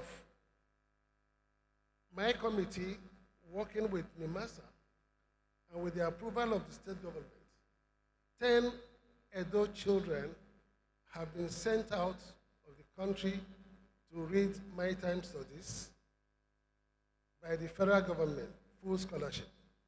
And these children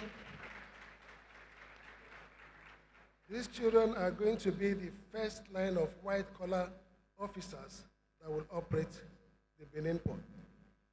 Secondly, we have not signed the concession agreement. The moment the preferred bidder emerged, he has lodged with us a bank guarantee of $1 million that they are guaranteeing that they will definitely build the port.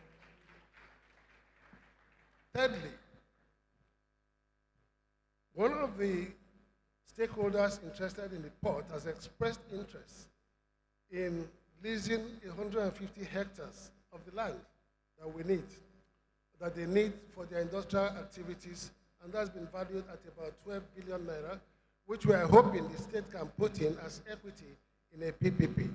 Finally, all the processes, both the port itself, the industrial park, which is majorly agro-allied, the trailer park, and the port smart city, the intention is to concession them out to private operators where Edo State, with the land, will be a partner, and that will be the model that we want to do. I'd like to stop here. Fantastic. Thank you very much. Now to you, Mr. Edward Ike Osayande.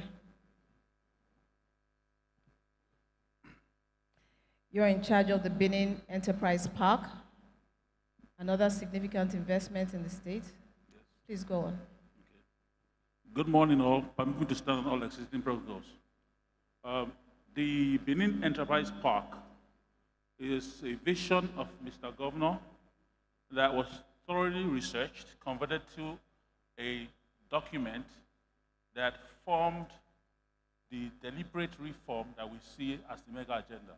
On that document, we had 6 thematic pillars. The Benin Enterprise Park falls under the economic reform. It is an ecosystem designed to grow commerce, trade, create employment.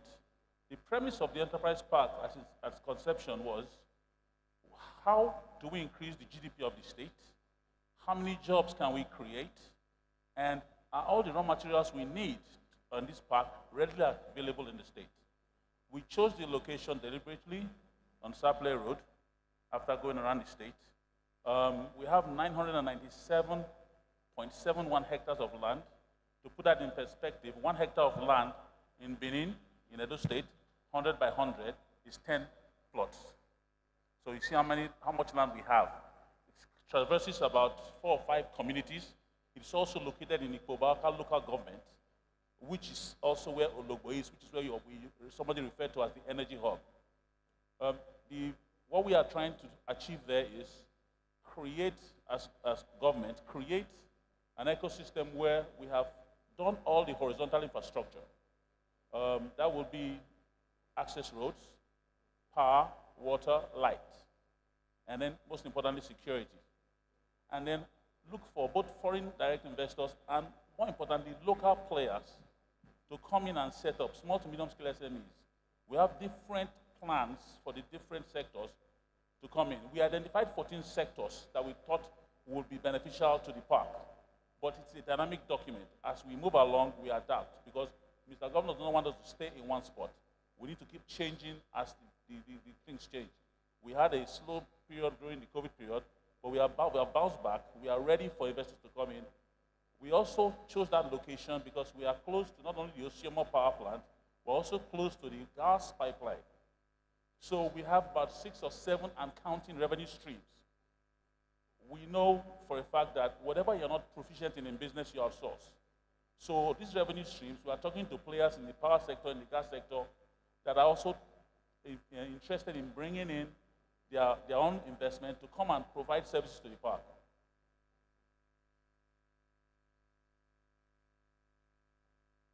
the last thing I want to say is, before we continue, is the amount of employment that can come to the park when you put in construction, the construction zone. You are looking at all the different vocational training that will come into play, the unskilled labor that will come in.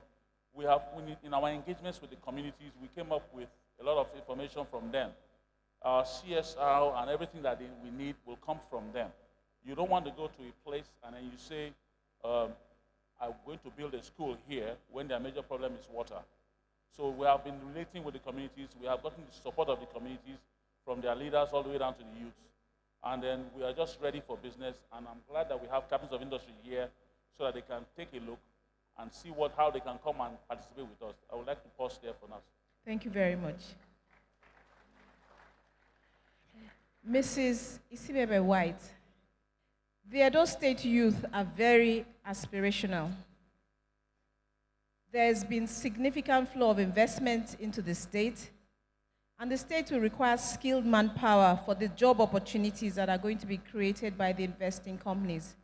We don't want to create jobs that other people will come and take up.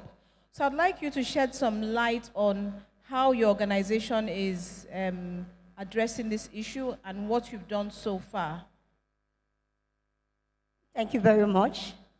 I want to say very in Auchi, Uromi, Plateau State, Lagos, Kano, and just recently we just launched our office in Rwanda.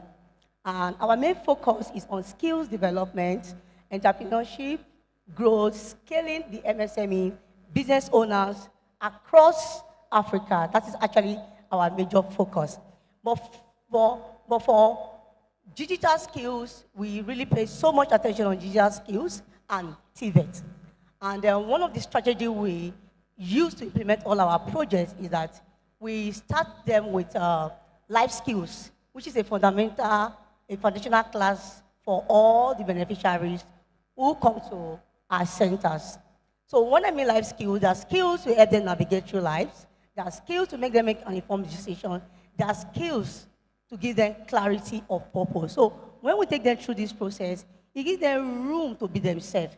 It gives them room to identify their strengths, their weakness, and we help them make an informed decision at the end of the day. So what we have also done is to take them through a deep profiling, provide them psychosocial support to make them mentally ready for the training, and make them develop a personal mission statement, which is like a summary of what they really want in life. Then we are professional counselors at our various centers who sit with them, provide them counseling, and help to streamline their aspiration and help them identify a skill. So we go further to, we have a database and we have a simple template where all skills have been listed out, the duration of the skills, the opportunities around these skill sets, plus the kind of money they can also make beyond that. Since we started, we have trained over 16,000 beneficiaries in those states. And out of these 16,000, I can confidently tell you 65 of them are already employed in those states. You see all these men and women with all these tools, 60% of them are from our center here in those states. And we can't take the glory alone. Before the administration, most of our MSME ecosystem, we did not have the right system, no structure, no formalization of business were in place. Those things were not in place. And for you to really get results, for you to attract opportunities, you need to formalize your business and have policies, in place, then operation of, excuse me. Yes, go on. She's very excited and passionate about this. Let me have some water, please. Yes. Okay, I'll come back to you No, I'm fine. Do you want to conclude? Yeah, I'm very okay, fine. go ahead. So, like I was saying, what has happened in the last few years, in the last 7 years, standard of operation for MSMEs wasn't this strong the way it is right now. What we had before, people were just running their businesses, just make little money. But right now, because of a lot of training capacity building going on, it has really, really developed. the MSME ecosystem, and that has generated a lot of employment. And I want to also say this. Mr. Governor has also been very, very kind. He was kind enough to identify the pain points of MSMEs, and he was able to pitch this to international community. He was able to pitch this to investors. That's why you see all of these transformation, investors, international partners coming into Edo State. And we have also strategically positioned ourselves to actually benefit from this opportunity. Thank you. And we're very, very excited about that. Thank you, very Mr. much. Governor. Back to you, Mr. Greg Ogbenifo. This project is at its early stage of, development, very early stage. And I would like you to speak to the sustainability of this project, the long-term sustainability of the projects. What are the risks involved that can jeopardize these projects, happening, and what needs to be done to ensure the long-term sustainability? Let me say very quickly that the project is not at an early stage. It's expected that the groundbreaking for this project will take place before the end of this year. And why do I say that? As soon as we finish agreeing on the concession agreement, we're developing the full business case, we're submitting that through the Federal Ministry of Transport to the Federal Executive Council for approval. And once that is done, the project will be taken over by the concessionaire, and they will start to run with the project. So the project is guaranteed to be. However, what we are building is not just a port terminal, we are building a port community. We had to look at all the existing ports in the country to see the challenges they are having. And we corrected all the challenges we observed in our own ports. So we have a main port, thank you. We have a RoRo facility. We are focusing on processing agricultural produce so we can generate cargo throughput for the ports. So we have an agro-industrial park. We have a general service park. We all know what's happening to the Lagos ports with respect to the menace of trucks and trailers around the port community.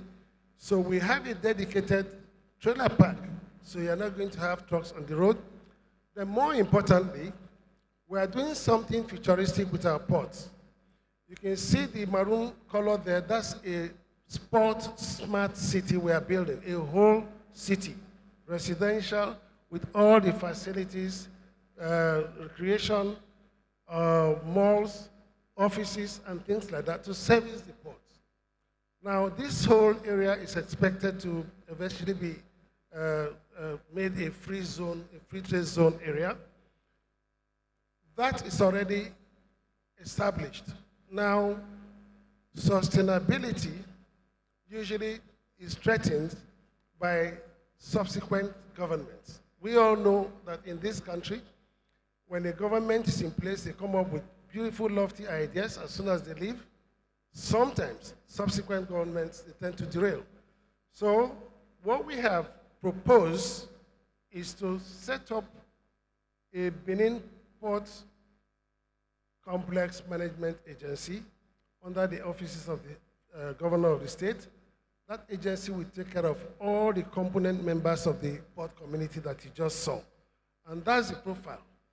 Now, we looked at the technical aspect of the operations of some of the industrial parks.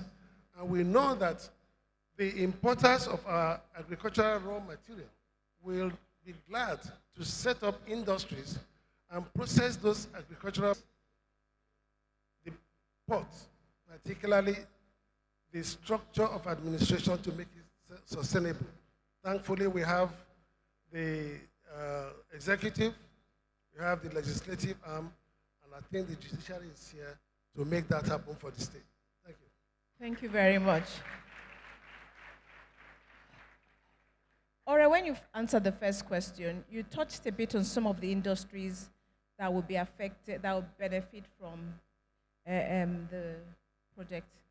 Can you delve in more in terms of innovation, entrepreneurship from the individuals, innovation, entrepreneurship from the individuals, and the long-term sustainability? How is that guaranteed?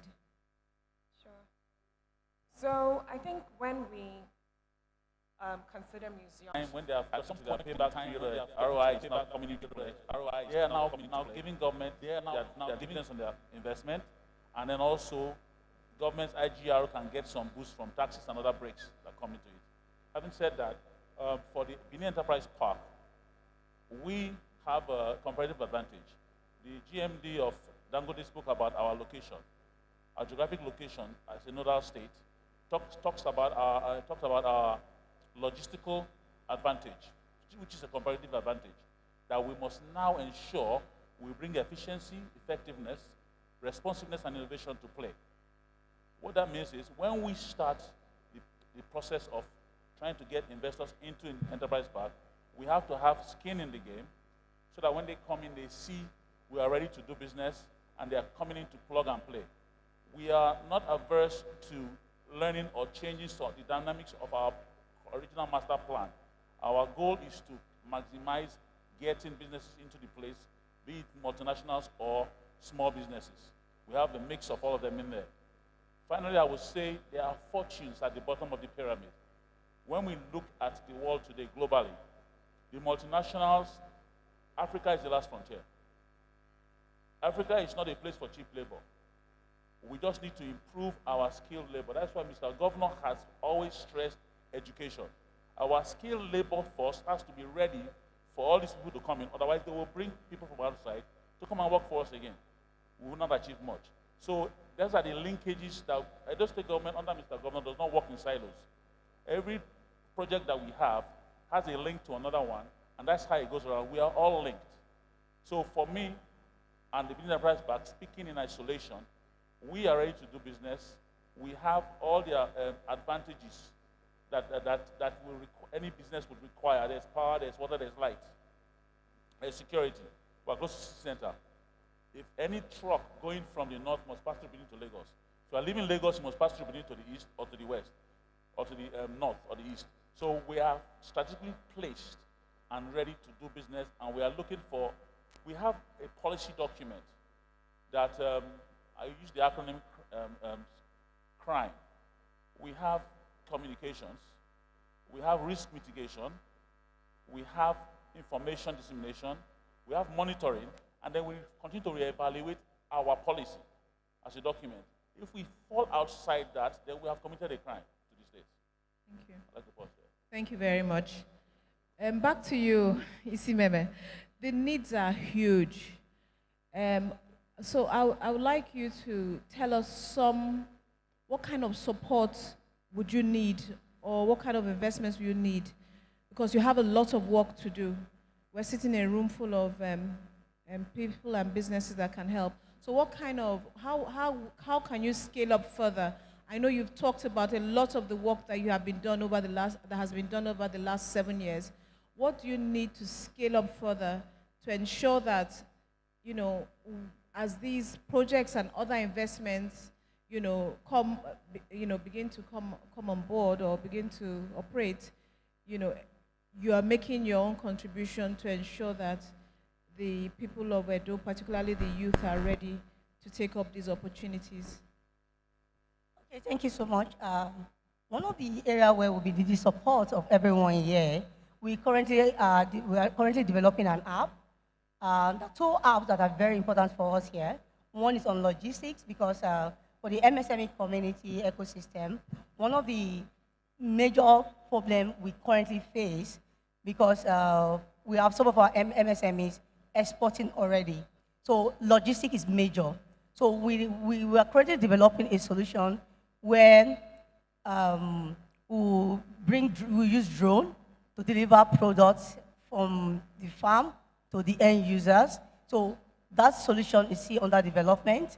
And we also want to seek support for the development of Associates app. The Associates app, one is to be able to match for job matching for skilled in those states here. Another area where we also need more support is to see how we can train more people. Already, because of the support we get from Edo State government through Edo Jobs and through a lot of international partners that are already partnering with Edo State government, they've really, really invested in us in the area of making us to be ready for opportunities, which is why we want to expand.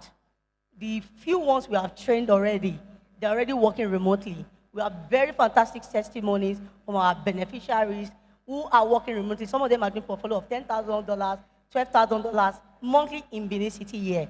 And they are already finding their way outside Edo State. How do we sustain the beautiful work this administration has done?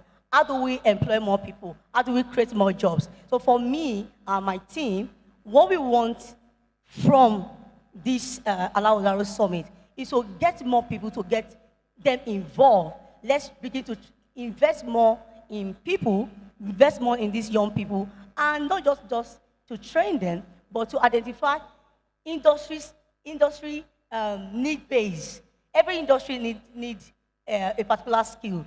Like Engineer Greg, the Seaport, they will definitely need artisans to work with. We need to start looking at those skills gap.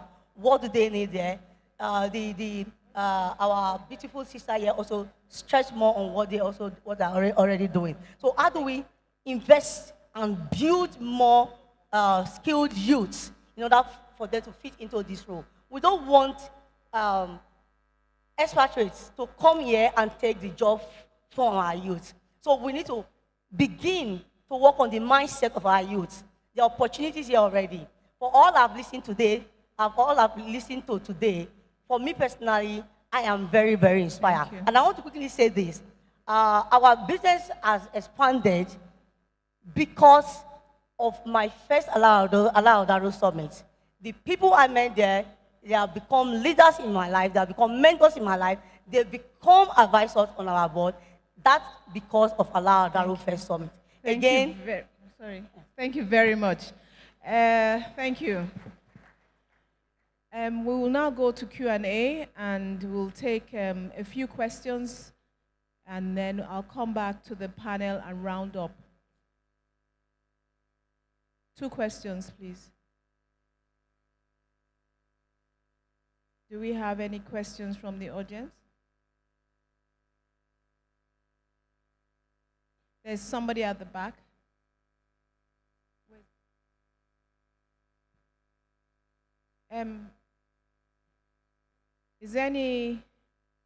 Are there any questions? I can't see any hands from where I am sitting. Just one here.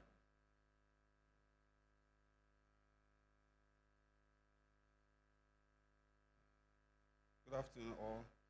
So my question is for the lady that talked about arts.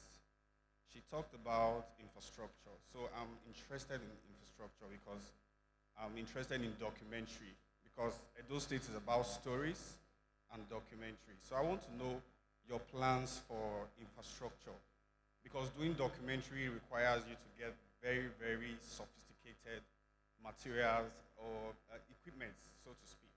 So what are you going to do so that we can have easy access to these equipments we need to carry out documentaries? That's one.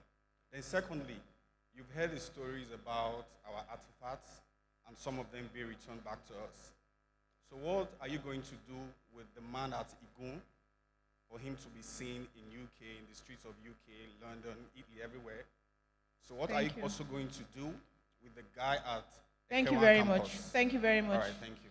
Is there any other person who wishes to ask? Yes, we have one more, and that's it. Sorry, we run out of time. Thank you. That. Yes. Good afternoon, everybody.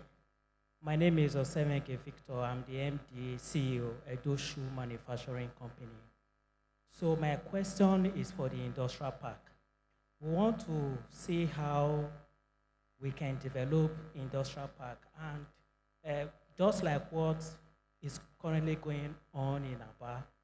You understand? We want to see how we can bring it to Edo. So how can we have a space there? And if maybe because I'm also the chairman of the shoemakers in Edo State. So what are the possibility of us coming there? Is the space for free, or are we going to pay to acquire space at the industrial park? Thank you very much. Thank you very much. Ore, straight to you.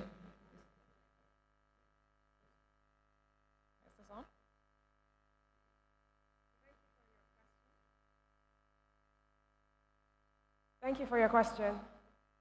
I think that it's very pertinent that when we think about making an impact, that we are being realistic about who needs our help. And so artisans have been living and working in Benin for centuries.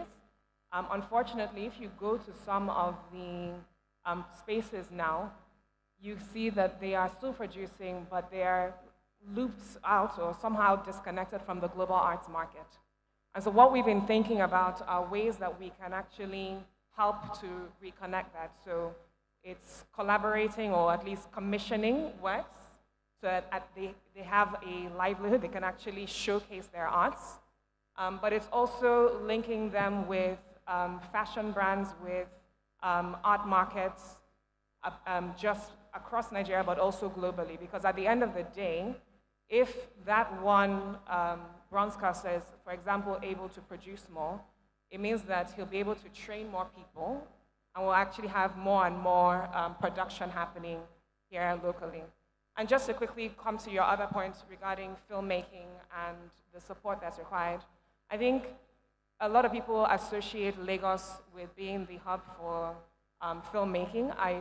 I think that there can be multiple centers of production, and that Benin City has a unique advantage in that it's far more affordable for a young filmmaker and the crew and all of the staff that are involved in production, which can get quite large.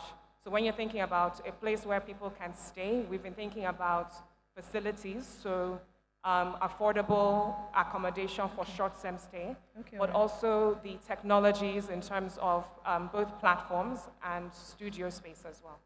Thank you very much, Ore. Edward. Thank you very much for that question. 1 minute. He's I can take offline, but I'll just say this. Anytime you say, is it going to be for free, you are setting the bar very low. There is a reason for you to have skin in the game, for you to be serious about your business. But if you look at our 14 sectors, leather goods is part of it. And so we can take that offline and discuss. There are incentives for you to have first mover advantage coming in this early. Definitely working with the BEP and the SIPO, we can come up with some way for you to come in there. Thank you. Thank you very much. Now I'll just take 1 minute of closing remarks. And the question is, what does it mean to you to walk the talk? Okay. What it means for me personally, one is to be accountable, take responsibility, be original, be authentic, and match your words with action. So it's not just to talk, but match your word with action, like exactly what our governor have done in the last 7 years. Thank you very much, Engineer. We're already walking the talk. Yes. From what you saw displayed on yes. the screen. Yes. We are walking the talk. Okay. Thank you very much. Ore? For me, it is not lowering standards, because if we're going to establish a global arts scene that is connected, we need to make sure that we have the best-in-class infrastructure, facilities, training opportunities, and that is what we're doing. Thank you. Finally. For me, walk the talk is another way of saying put your money where your mouth is. And Mr. Governor has done that consistently. All his projects, he supports them from start. Even when we don't see where he's going, he's already sending us somewhere. We have always seen that his inspiration is our perspiration. And we have learned to walk and find out where we're going to as we go along the way. Thank you very much. Ladies and gentlemen, please help me give a round of applause to my esteemed panel. Our time has been reduced, so we would have to stop here. But thank you very much for throwing a lot of light on what is going on in Edo and what needs to be done to ensure its long-term sustainability so that the people of Edo will benefit from these projects at the end of the day. Thank you very much. Profound thanks to you, Madam Moderator, for also walking the talk by walking within the time given. Please appreciate Mrs. Vivian Shobo for steering this conversation. Thank you so much. A group photograph right here. His Excellency and also the past governors of Edo State are coming up to join in this group photograph. We'll just step forward a little bit. Yes, right here. Right here is fine. And create some space in between. His Excellency will come to the middle. His Excellencies. Thank you. Welcome, sir.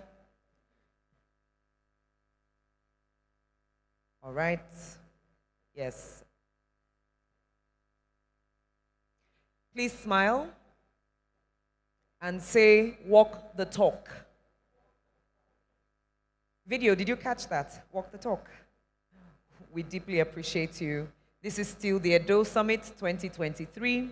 The conversations continue just because we also believe in the health and wellness of those of us in the room. If you will stand wherever you are for the next 30 seconds, just stand up so that your blood flows right. You've been sitting for over 2 hours.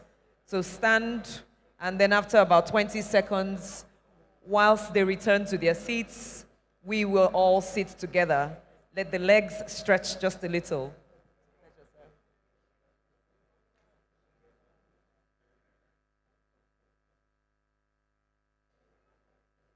It's a good time to turn to the person sitting behind you and say hello to them. You haven't seen them in almost 2 hours. Your face has been faced to the front.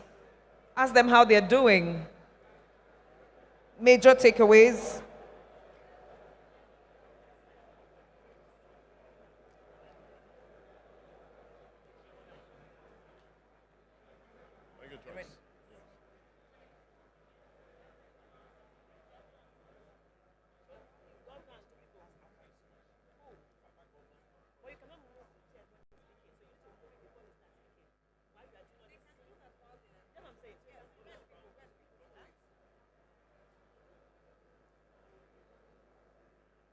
Ladies and gentlemen, can we please warmly applaud them again? Thank you very much.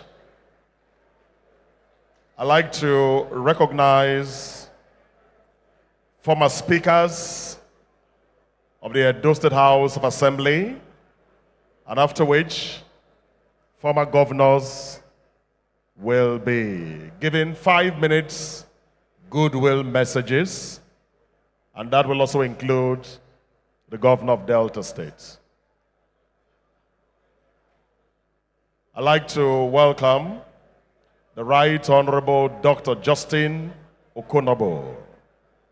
We'd like to welcome Right Honorable Kabiru Ajoto, the Right Honorable Barrister Friday Itura, former member of the House of Reps, and of course, the Right Honorable Billy Osawaro, current member House of Representatives, the Nigerian Bar Association, Benin Bar, Rotarian, Nosa Edo Sage.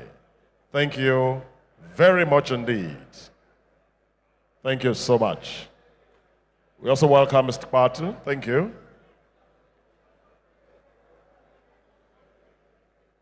Can we please allow their excellencies to resume their seats? Thank you very much. Thank you very much. Cameramen, please back to positions. Thank you. Once His Excellency sits, the rest of us will follow.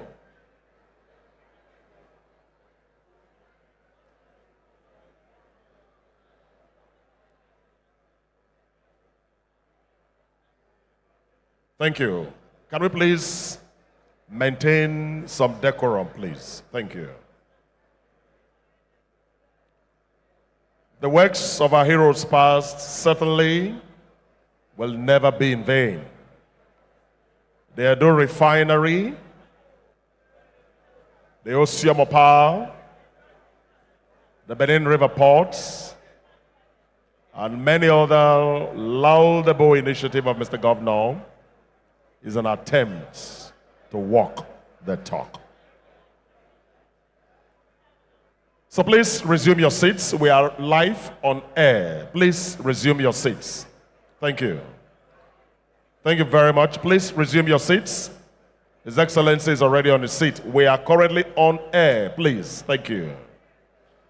Please resume your seat. Thank you. I will next invite our past governor, His Excellency, the first executive governor of Edo State, the first national chairman of the APC, a retired super permanent secretary, once audience is very well established. His Excellency is waiting for us. Can we please resume our seats? Thank you. Please resume your seats. Everyone, please. Thank you. Please resume your seats. Please. Thank you. His Excellency is already seated. The rest of us can please sit.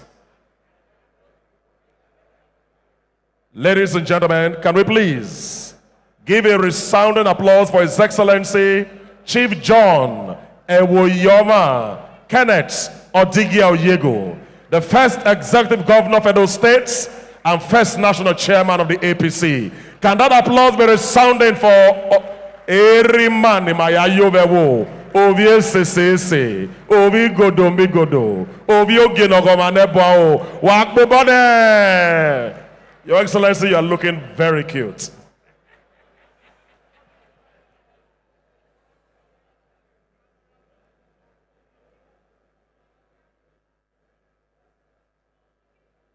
Your Excellency, our governor, and his wonderful wife, the deputy governor, and my good friend, the wife, the Speaker of the State House of Assembly, our respected Chief Judge of Edo State. At that point, I respectfully adopt all existing protocol.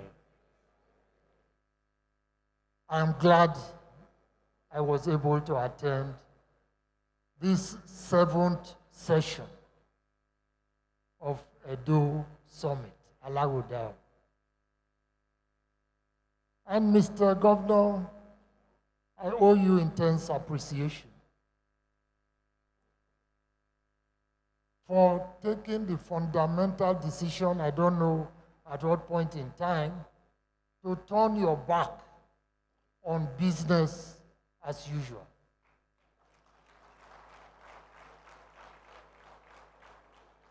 From what I have seen, from what I have experienced, you think out of the box. You act out of the box. Otherwise, I don't know how anybody can have the type of free consultancy that you have. Eminent actors in the industrial world, virtually giving you free advice as to how to advance Edo State. Of course, with our illustrious brother, Dr. Alaghodaro, as chairman of this wonderful self-sustaining group. It is always important to stress that. Self-sustaining group. We have persons who are committed to a cause. They've given their time. They've given their resources. They have given their intellect to the upliftment of Edo State. I can only say thank you, Mr. Governor, and to all of you, thank you very, very much. And especially, of course, those who are running this show, Dr. Alaghodaro, and I think the lady, Mrs. Alufai, fantastic. May God bless you both. We have a very unique situation, bringing together governance, bringing together active members of the private sector to come and put together ideas, projects, not to talk of the interventions that they make, which nobody has told us about, at various levels, to ensure that what our friends who participated in the 2 sessions actively participated also in the progress of Edo State, what they have had to say today. The uniqueness of Alaghodaro, two aspects. For me, the greatest problem in this country is psychological, upstairs. How do we change our thinking? How do we start seeing things positively? How do we put behind us old concepts, old beliefs, old ways of doing things? That is, for me, the critical problem we are facing. And so, not only in popularizing the idea that, and the positivity of the thinking of the average Benin man, to take pride in what is happening in the state. Not only to take pride, but to dream those big dreams that the chairman spoke about, and believe that those dreams are possible, and exact energy, resources, intellect to make those dreams come true. That is a positive role, psychological, not the reality we've been talking today. But it is only from the psychology and the dreaming of dreams that the kind of realities that are happening in Edo State will become real, will come to be. So I thank you very much, Mr. Governor, like I said, for turning your back on the old ways. Today, the world is talking of artificial intelligence. Politicians and scientists have come together very recently to even decide how they can protect us who are creating artificial intelligence from the possibilities that you can have an enemy in artificial intelligence. And here in Edo State, Mr. Governor, I'm glad to say, very glad to say, that you have taken the youths of Edo State and you are molding them to be ready for this new world that we are going into, otherwise blindfold. The kind of education Edo Best, I came in, we managed to stop at one of these kiosks outside. That's a long conversation for another day. Deputy Governor's wife mentioned a village I didn't know was in Nigeria at all. I had to ask her, what country is that? And they tapped a few buttons and hey presto, right before us on the screen is the detail about the school that is there. Unfortunately, it's a very small village, 140-something pupils in the school, and all the details are there. And they said, we were told that, Mr. Governor, I hope we too can eventually access these details about the realities of the modernization of Edo State. It is my hope that in the near future, you are preparing people for the world market. It is my prayer that in the near future, instead of our usual export to Italy and the rest of the other places, we can now be exporting trained manpower that will stand the test of time and make us proud wherever we go to. I feel so emotional about what has happened and what I've experienced in Edo State, but I will resist the temptation of going on and on. Let me just say the final thing. Our people say, the name you give a child sometimes will dictate the kind of child it turns out to be. So let me take a bit of credit. That when I said, when we were choosing mottos for Edo State, and I said Edo State is the heartbeat of Nigeria.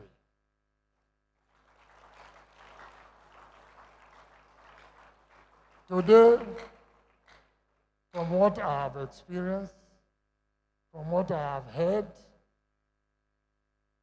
I have that satisfaction. Even from what Alaghodaro said, that was a practical exemplar that this state is growing at 100, did you say 140%?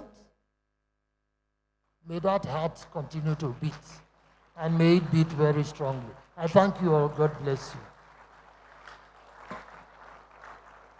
Ladies and gentlemen, can we make it resounding for His Excellency, the first executive governor of Edo State, 32 years ago. May the labors of our heroes past never be in vain. Wagbiseyo. Thank you very much. I will next invite His Excellency Chief Lucky Nosaka Igbenedio, former governor and the current captain of the class of governors of 1999. And amongst them is the sitting president and the SGF. Your hands together for him again. Oye Sama na evewo.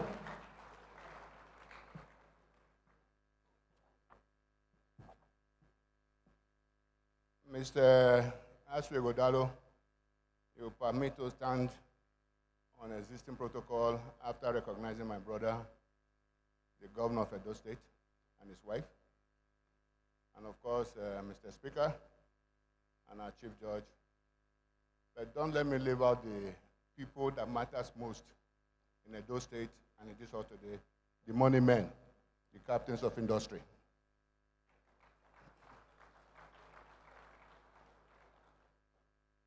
I would like to commence by first thanking my friend and brother, Governor Obaseki, for graciously inviting me to share in the forward-looking, innovative experience of Alaghodaro.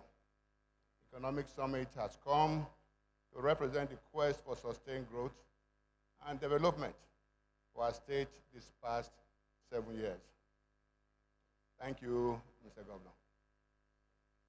I must also salute the evident sense of duty under the able leadership of Alaghodaro and the faith of Alaghodaro cause exhibited by the team, which has worked to put this impressive event together. I guess you all deserve a hand of applause.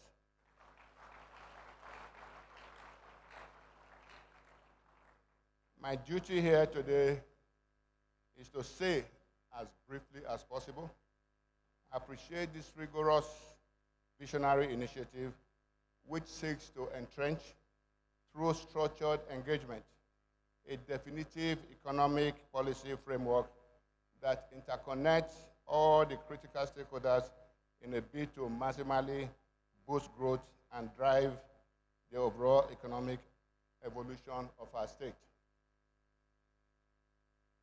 The significance of this year's edition of Alaghodaro Summit cannot be overstated. It is the 7th in the series. Various cultures, philosophers, religious, and belief systems ascribe varying degrees of symbolism to the number 7. Your Excellencies, distinguished ladies and gentlemen, Do not fret. I do not intend to take you on a spiritual excursion into the spiritual and secular significance of the number 7. Maybe another day, another forum. The semantic field that the word Alaghodaro encompasses in Edo language is a pointer to the intellectual depth that must have gone into birthing this summit. The word does not only mean progress, it also connotes discovery, trailblazing, going where there's no path and leaving a trail behind.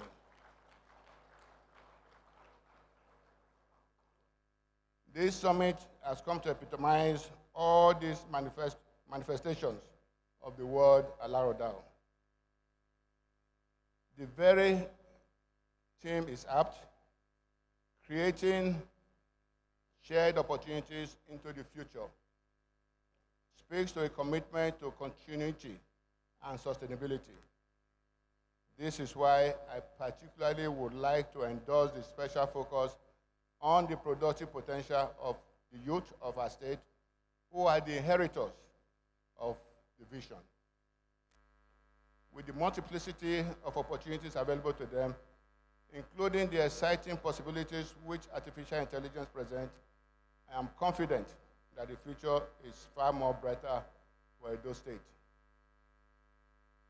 This being not just the 7th edition, but also the last in the life of Governor Godwin Obaseki administration. I fervently hope, and I challenge His Excellency Governor and his team to ensure that the requisite institutionalization is emplaced to establish the ideas of Alaghodaro Economic Summit as a major plank for the governance process in Edo State, and I'm glad it's a limited organization. This will no doubt be an assured way of ensuring continuity and entrenching structured incremental growth and development, irrespective of the complexion of subsequent administrations in the state. Continuity is the key to sustained economic development. At this point, I would like to reiterate the advice I preferred at the last Governors Forum retreat for new and returning governors in May of this year. When you bow out, do not look back. I know that it's not easy to transit. I know that it is not easy to transit from being the #1 citizen in the state to becoming just another ordinary citizen. There is always the temptation to want to remain in control of things after you have left office.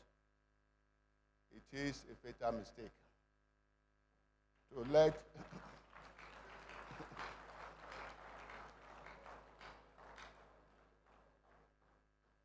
it is a fatal mistake to let that bug bite you. It leads to avoidable conflict with your successor and creates needless tension in the system. If your successor seeks your counsel, you should be gracious enough to offer helpful advice. If he does not, let him be.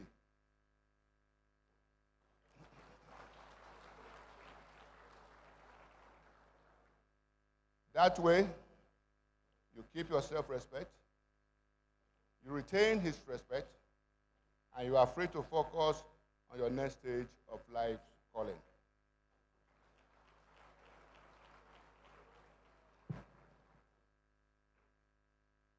Distinguished ladies and gentlemen, I promise to be brief. Therefore, I'd like to conclude now by once again thanking Governor Godwin Obaseki for the opportunity to be part of this seminar event, while congratulating him on his focused leadership of our state these past 7 years.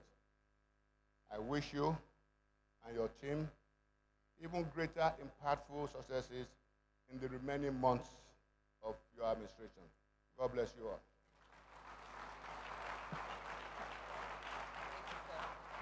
sir. Very warm appreciation to His Excellency, former Governor of Edo State, the one and the only Lucky Benedium. Wise words from a wise man, a sage, a leader, a father.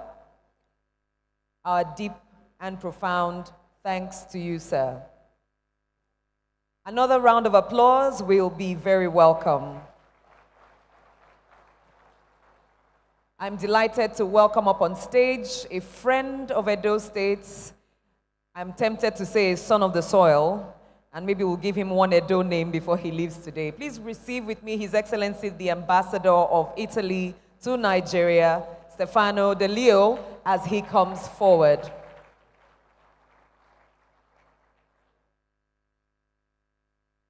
Committed to all things Nigeria and Edo. Welcome, sir. Thank you. Your Excellency, Governor, wife, and allow me to say all protocols observed because there are so many important people. I don't want to miss one of you. I bring in the international dimension of this forum, of this summit, because don't forget that Edo State has a lot of international friends, and Italy is honored to be among of them. So I feel really at home when I come here. And I'm not alone because I come also with my Consul General of Lagos and with our Trade Commissioner, because we feel that this forum and this summit needs to be honored with all our representatives here in Nigeria. Let me say that I'm very much surprised. I did not listen to dreams. I listened to concrete visions. And it was very much highlighted what was done in the last 7 years. And the successes you achieved in these 7 years lay the foundation for future success stories. We won't be part of it. So let me say that also Rome was not built in one day, but in 7 years you made a huge success. And we want to partner with you in the future. This is an important thing because let me say another important thing. Here in Edo State, we stand where the history of Nigeria was made, but we stand also in the place where the future of this great country is shaped. So here we unite the traditions, the past, and the future, because as I heard before, we rightly have to move forward to put Edo State and the whole population in its rightful position in a first world country, in a first world position. So you have all the ingredients to do this. And let me say that with the governor, with his team, we work hard together to bring very soon Italian investors to the country, because I heard a lot of things that we can be done. And if I speak here as Italian ambassador, we have a special position to talk to you because we know the talent and the resilience of Edo State people because we host them in Italy. They are your sons, the sisters, the daughters and sons of these countries, but they became also daughters and sons of our country because they are now part of our society, and this is an important bridge. Diplomats are here to create bridges. I see the business people here, I see politicians, authorities.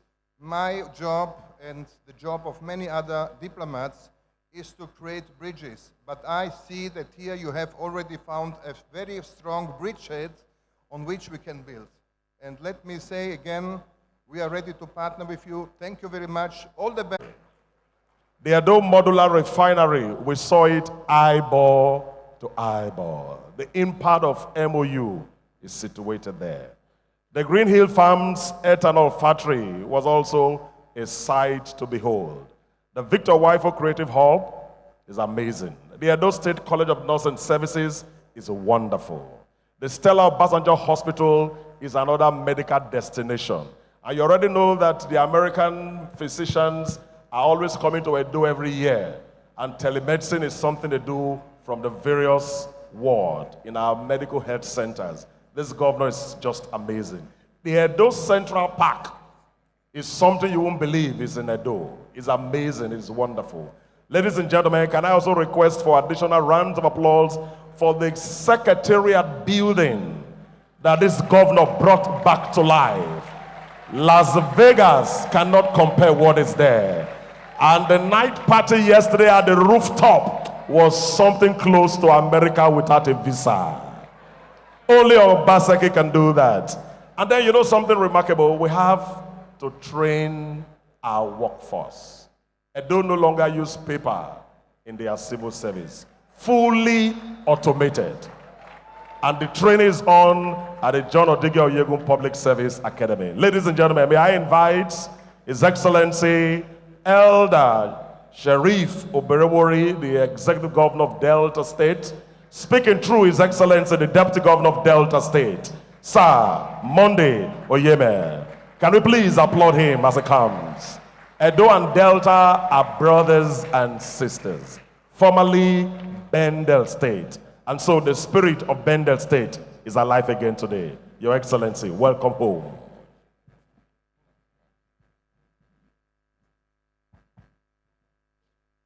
Excellency, the Executive Governor of Edo State, Dr. Godwin Obaseki,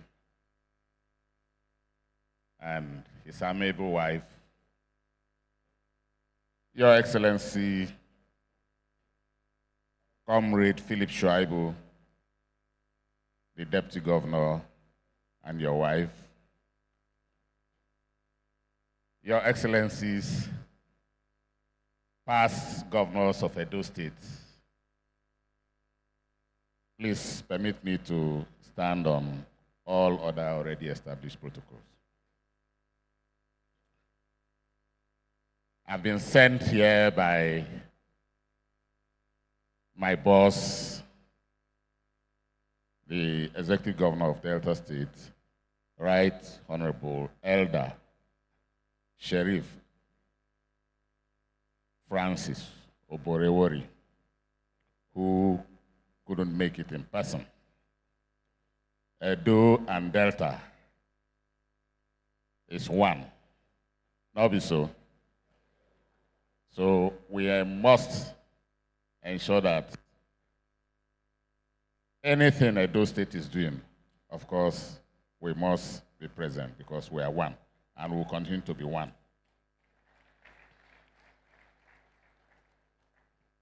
I will just speak through the remark of His Excellency, my boss, because this summit is gone more than halfway, I believe, already. So most of what was there before, we have witnessed it already practically, so I may not need to repeat them. His Excellency, Mr. Godwin Obaseki, Governor of Edo State, your friend, your brother, your counterpart sends his greeting. I welcome the opportunity to join you at this summit. In the last 7 years, Alaghodaro Edo Summit has offered the government and the people of Edo State a pedestrian for elevated discourses on capacity building, policy formulation and accountability, and institutional reforms to promote good governance, economic inclusivity, social cohesion, and sustainable development. It is my belief that proposals and recommendations and suggestions from previous editions have been instrumental in the progress of Edo State, that has been instrumental in the progress Edo State has witnessed under the remarkable stewardship of Governor Obaseki. The old adage that say, failing to plan is planning to fail, holds true for government as well. Every responsive and responsible government makes it a priority to periodically set forth strategies and detailed plans for human, fiscal, social, and economic development. Indeed, development planning is sine qua non, where the gap between the available resources and the demand for same is elastic. It is my earnest expectation that this summit will establish the roadmap to build critical road and transport infrastructure, drive human capital development, and engender inclusive economic growth. Propose reforms in revenue and spending, provide the template for job and wealth creation through skill training and entrepreneurship for our teeming youth population, and support the promotion of micro, small, and medium-scale enterprises through microcredit and training. Create conducive environment for public-private partnership investment, and develop the agricultural value chain and agro-industries. Provide reforms for government-owned enterprises. Ensure growth and renewal of urban centers through flood control infrastructure, roads, market development, housing, and sanitation, and enhance peace building, social and intercommunal harmony.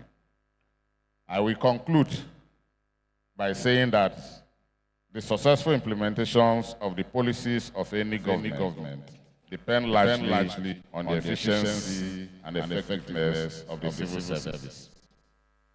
It is a critical ally in the development process, whose early engagement and partnership is crucial, as they will ultimately be the managers or key personnel in administering the programs set out in any plan.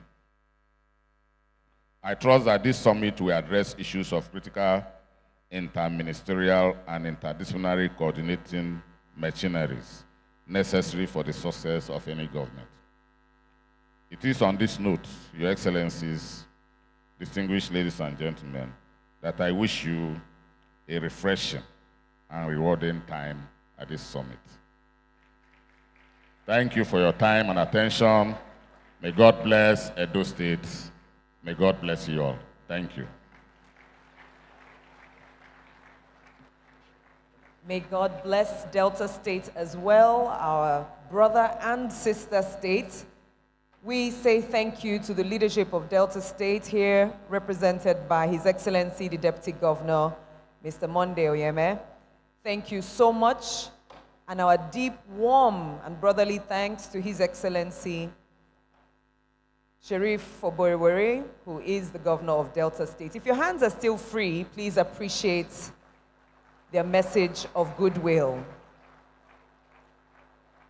The 27th leadership principle of Dale Carnegie says, praise every improvement, praise the slightest improvement, be hearty in your praise and lavish in your approbation.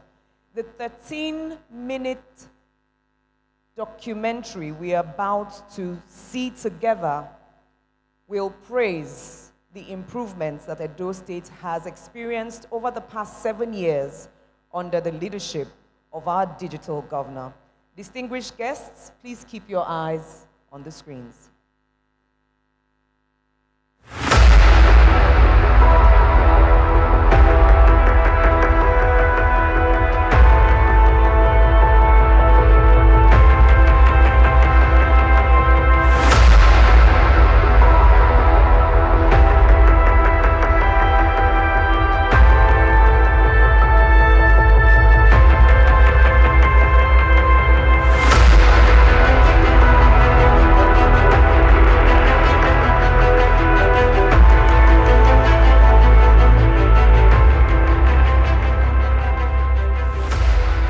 The Nigerian economy has experienced checkered growth since 1999, led mainly by proceeds from oil and gas. over 90% of the subnationals in Nigeria are barely viable economically.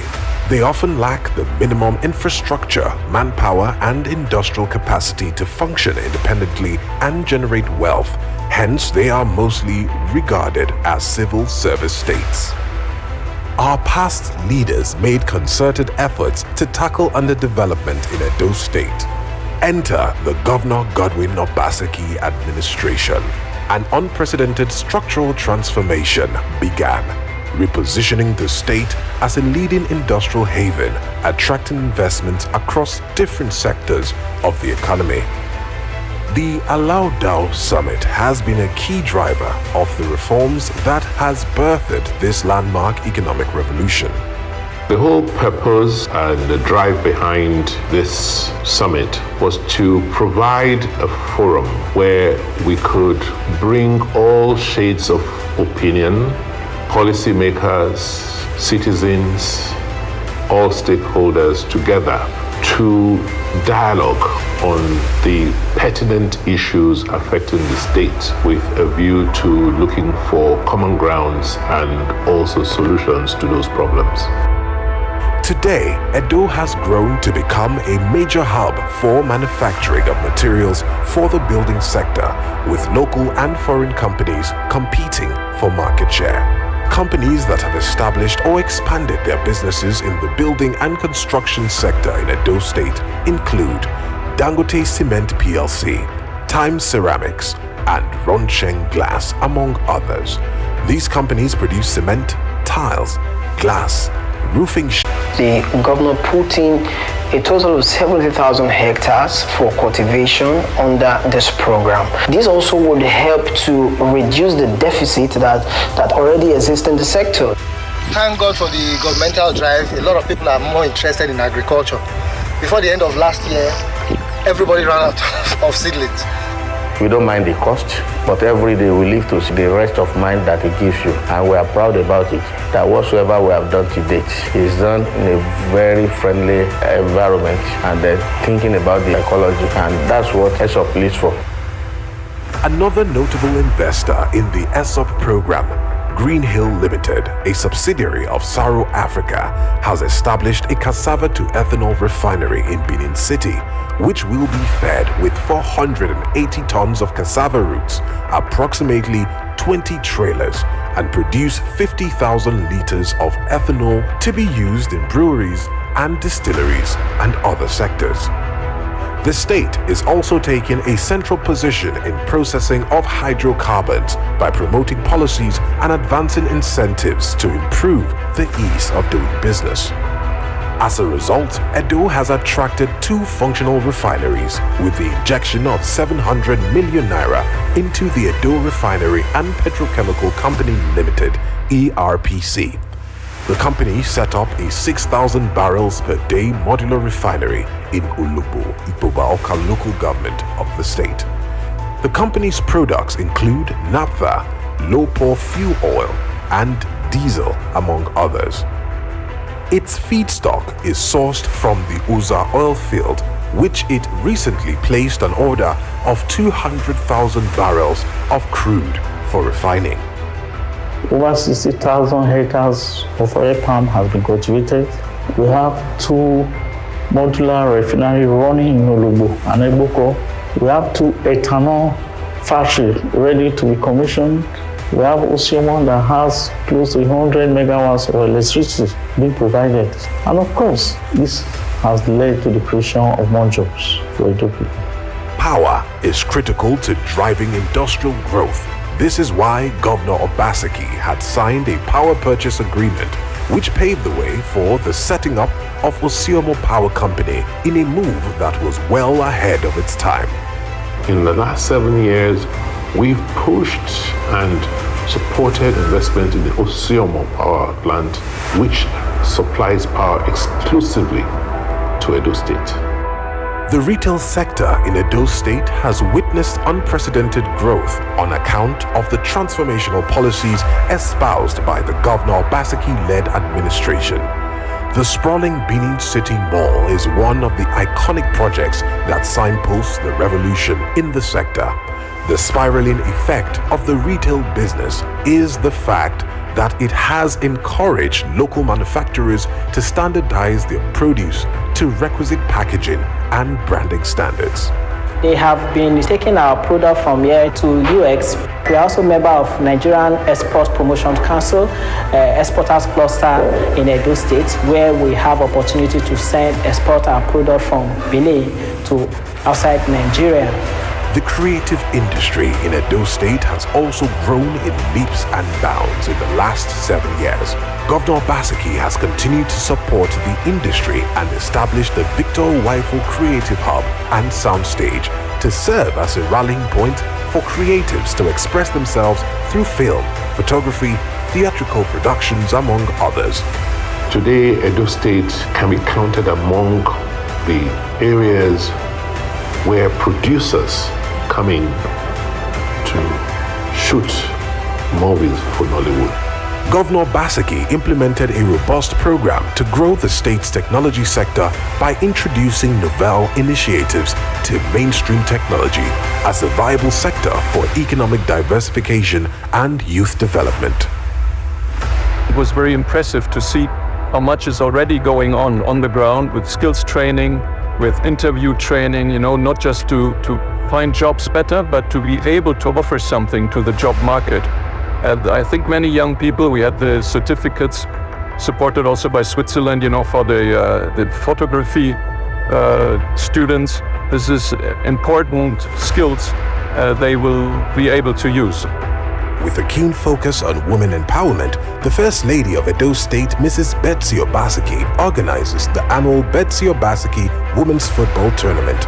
On its second edition, the tournament received an award from the World Football Governing Body, FIFA, as a key championship promoting women's football across the globe. Similarly, the state's darling football club, Bendel Insurance, is regaining its past glory as they clinch the Nigeria FA Cup in the 2022-2023 league season. With increased support from the state government, the team also returned to continental football after 30 years, reigniting a new enthusiasm among fans. All of these achievements are anchored on the transformation of the Edo State civil and public service, as well as the revamped education sector. The civil service is the NGO of government. And like it is commonly said, the engine, if it's down, the vehicle is down. So what was this reform? First, the working environment has to be renewed. And next was the training of the personnel. Today, they are all better off. This has led to improved services to Edo people. The governor has been very clear about what he intends to do and has been doing in the civil and public service of Edo State. It is to take the service to a point where the service can function optimally and be able to serve as that instrument of government through which government delivers quality governance. Under the Edo Basic Education Sector Transformation Edo Best program, public schools in Edo are now globally recognized as being a model for change, as incisive reforms have tackled learning poverty and enhanced foundational literacy and numeracy. We were able to transform the basic education system of Edo State through our Edo Best program, which today is being hailed as one of Africa's most transformative programs. So one of the greatest contributing factors to the success of the Edo Best program is the leadership, the political will, and the commitment of His Excellency Governor Godwin Obaseki. And this is seen when you see a state government that commits its own resources to driving the implementation of basic education in the state, and then goes out on the back of what it's done to attract foreign investment from independent development agencies to ensure that the program is sustained and it's continued during his tenure and even well after when he's gone. The operating environment is now safer for investors as the government has invested in fortifying the state security architecture. A citywide surveillance system has been set up in Benin Metropolis with a command and control center supported by the Edo State Security Network. Governor Obaseki has also strengthened the healthcare system by revamping primary healthcare and establishing the Edo State Health Insurance Commission. This has spurred private investment in Edo's health sector, such as the Mary Ehanire Mother and Child Hospital, which is boosting medical tourism. But most importantly, as an Edo woman, I'm so proud. I'm so proud what this has done. And most importantly, to have a governor who's keen and whose interest is to make sure that Edo is great again, to make sure that the Edo people are recognized wherever they go, and we're recognized for excellence. So for me, looking back from 2017 when I came in, there were probably 2 flights and people wondering what I'm doing in Edo, to now, people struggling to come into Edo, there's an improvement. Indeed, one of the legacy projects of the Governor Obaseki-led administration is the Bini Port project, which the government is developing in partnership with the federal government. Motor Angel has emerged as the preferred bidder for the development of the 300,000 TEU port facility.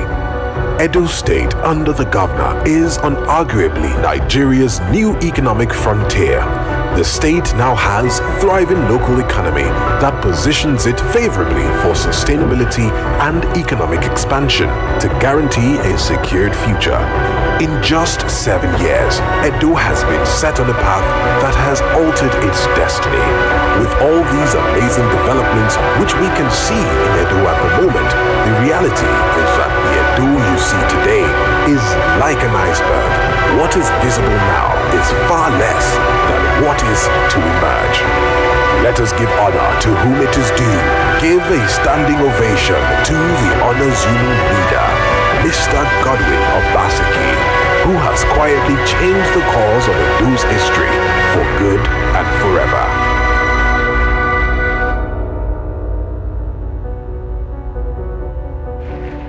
Ladies and gentlemen, you can see that we have a good story to tell. Can I request us to be upstanding as we welcome His Excellency, the Alaghodaro Governor, the Progress Governor, His Excellency, Godwin Nogegase Obaseki. As we welcome.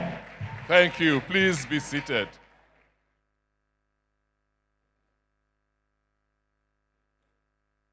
Wow. I don't know where to start. But let me acknowledge in this audience the presence of my 3 predecessors in office.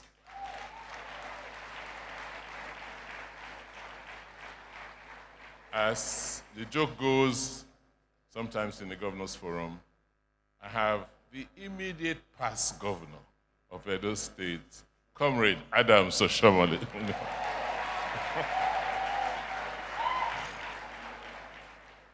And as we joke, as a former governor of Edo State, Chief Lucky Gbenedion. And then we say there's a one-time governor of Edo State, Chief John Odige Oyego.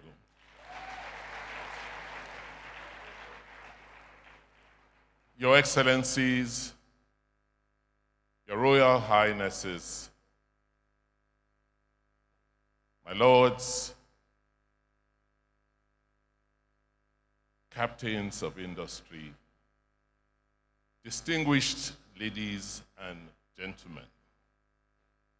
First, I want to thank all of you for taking time again for the 7th time to join us in the Alaghodaro Summit, the Edo Summit.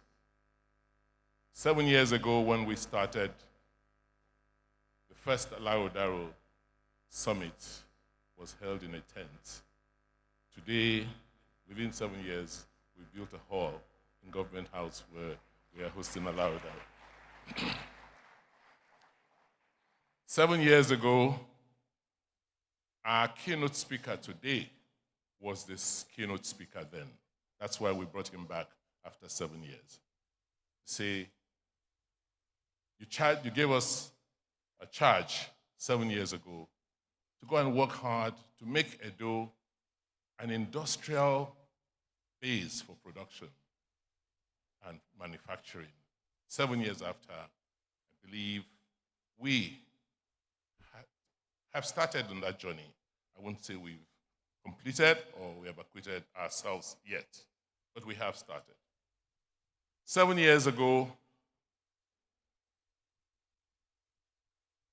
I made a presentation at the first Alaghodaro, and we have circulated copies to all of you.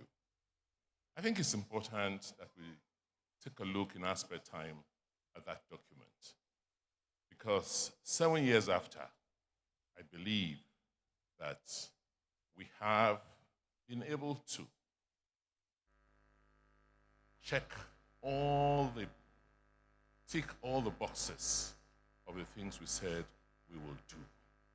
So this afternoon, I'm going to try and spend the next 20 minutes to just briefly talk about the Edo story and how we believe we have started the process of creating shared opportunities which will lead us into the future.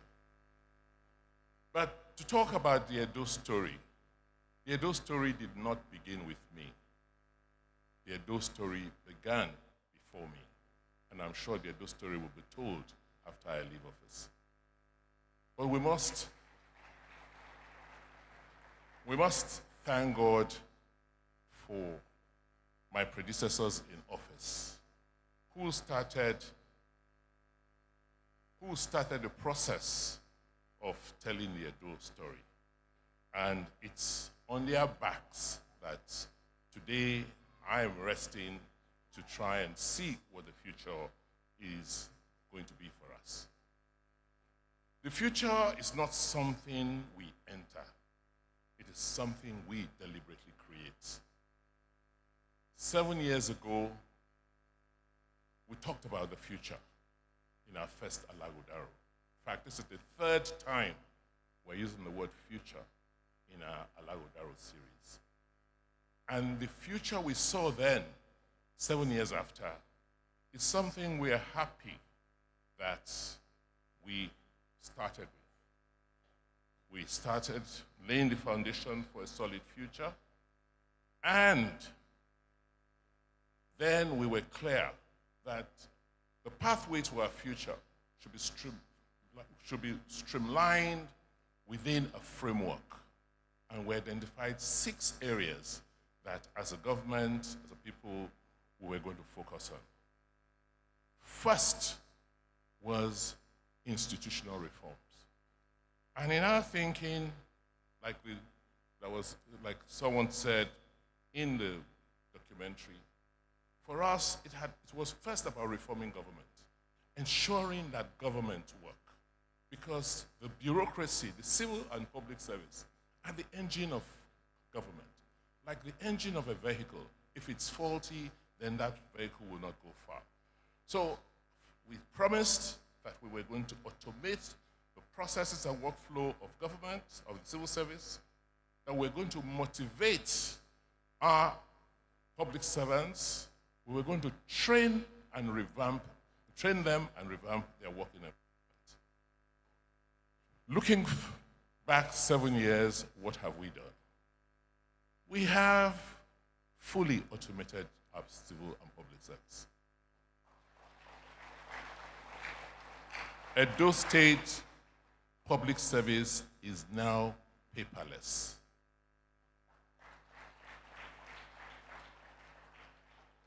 Every document we deal with today needs to be dealt with from our electronic systems. We have scanned and archived over 9 million records.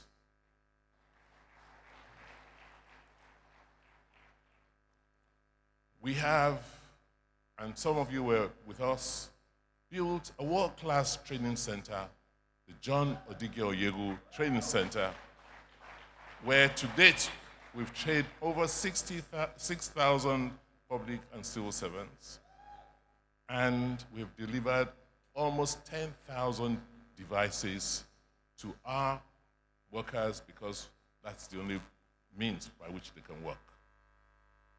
We're proud to say that our minimum wage in Edo is 40,000 naira, which is the highest to date, but that doesn't mean much. We're looking at ways where we can increase the wages of our workers substantially beyond what it is so that they can be motivated to work. We, as government, the next slide. What has all of this turned to, amounted to?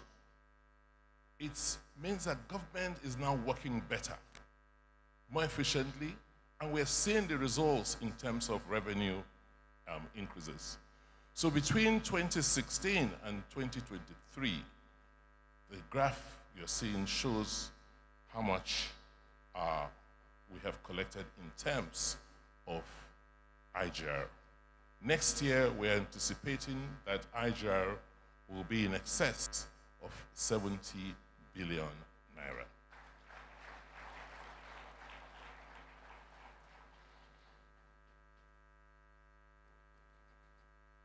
What is the future for our civil service and government institutions?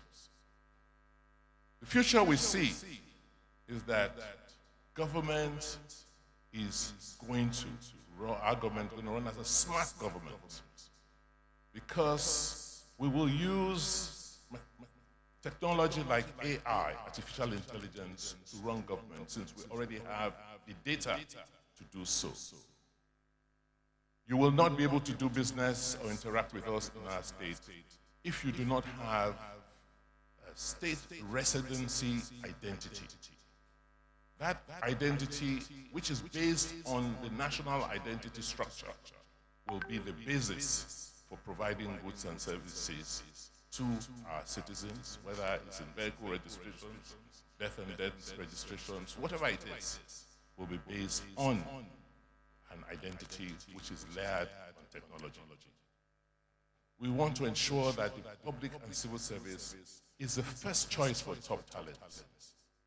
So we've made offers that any Edo indigene who has a first-class degree from any university, any recognized university in the world, has an automatic employment in the Edo civil service.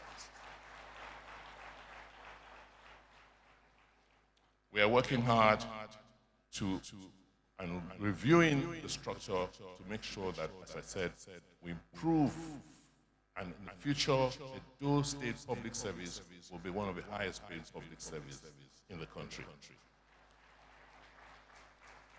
The second pillar we focused on 7 years ago was the economy. How do we create an economic revolution in Edo? And the way we thought about it then and stated was that we're going to attract private sector funding and private sector players into Edo State to focus on areas where we have competitive and comparative advantages. And these areas, just like the keynote speaker pointed out, are in agriculture, production and manufacturing, and retail, because of the advantage we have of being at the heart of the country. And thank you, Chief Oyegun, for having named Edo State the heartbeat of Nigeria.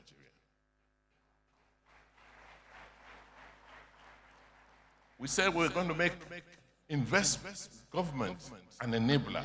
Government was not going to be in the business of doing business, of competing with business, rather to stimulate and ignite business opportunities. And like I said, agriculture, manufacturing, production, and retail. And where are we today, 7 years after?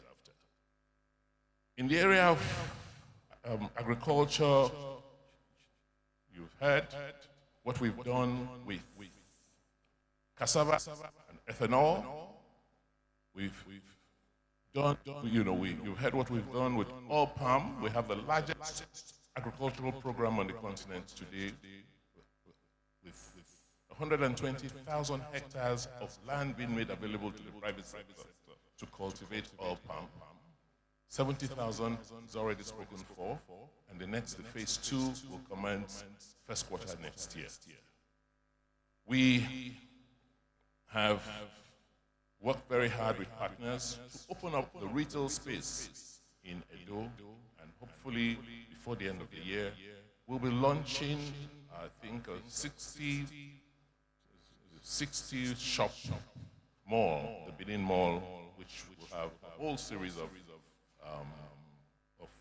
facilities and amenities ranging from nightclubs to gyms to shops to ShopRite, and even will have a library. What's the future we see? The future is your CFO will be ready, you already have electricity, you already have water, you already have infrastructure in those parts. We're working on the one in Benin, we acquired land, one in Edo Central and Edo North. We're hoping that the future is one in which government will continue to work very, very closely with the private sector to ensure that our policies are continually adjusted and aligned, fit and suit the needs of the economy to drive growth. Lastly, it's all about people. It's all about talent. That's why we're focusing on education. We want to attract the best to help us think through every aspect of our competitiveness. The other area we talked about, which is, for me, the basis of our society, is the social welfare of our people. And 7 years ago, when we met, when we started Alaghodaro, we said we were going to focus on education, that we're going to strengthen and improve quality education in Edo State, particularly at the foundational levels. We said we were going to ensure that we deliver public health care to our people. We were specific that we're going to create a minimum of 200,000 jobs in our first term in office, and that we were going to ensure community participation in providing security for our state. And lastly, that we're going to revitalize the sporting sector. What have we done to date? In the area of education, the story is out there. We have, since 2018, under Edo Best, enrolled from 24,000 students. Today, we have about 384,000 in our Edo Best. What that means is that I can see 384,000 children in school every day. I can tell from the portal whether that teacher is in class or not, whether attendance for that child was recorded, and whether the teacher completed their lesson notes for that day. And what has that done? It has begun to improve the quality of learning outcomes for kids who have become very, very confident in themselves. We also, haven't succeeded with basic education, with foundational education. We're now looking at education at the middle level, which is technical and secondary education, and that's where we're placing quite a lot of efforts now to upgrade our technical schools so that we can strengthen our TVET programs in partnership with the private sector. In the area of healthcare, what we first have launched our healthcare improvement program. We now have a health insurance commission and health insurance policies for our workers in the state. We have enrolled more than 200,000 citizens into our health insurance program. And our focus has been on rebuilding health at the base, which is the primary healthcare healthcare system. The goal is to make sure that we have at least one primary healthcare center in every political ward. So the target is 192 or 230 primary healthcare centers, all linked with technology. The other focus was on providing the human capacity, the personnel to run our healthcare system. Because healthcare is about people. And we've rebuilt and reaccredited our School of Nursing, which is easily one of the best in the country today. And as I speak, we're rebuilding our School of Medical Health Technology, which will train the human capacity we require for our basic healthcare system in the state. Please, next slide. In terms of job creation, even if I say so, this is one area I believe we've been very, very successful, thanks to the partnerships we've enjoyed from our partners, particularly GIZ, the French aid agency, and the Swiss aid agency. To date, we've created, and directly or indirectly, over 308,000, there was 308,000 beneficiaries of our Edo job programs, which we, and the way we have achieved this has been through various programs such as job training, job placements, skill development programs. It just goes on and on and on. We've also spread out across the states, creating job centers and information centers where young people can go to seek information about the opportunities available for them.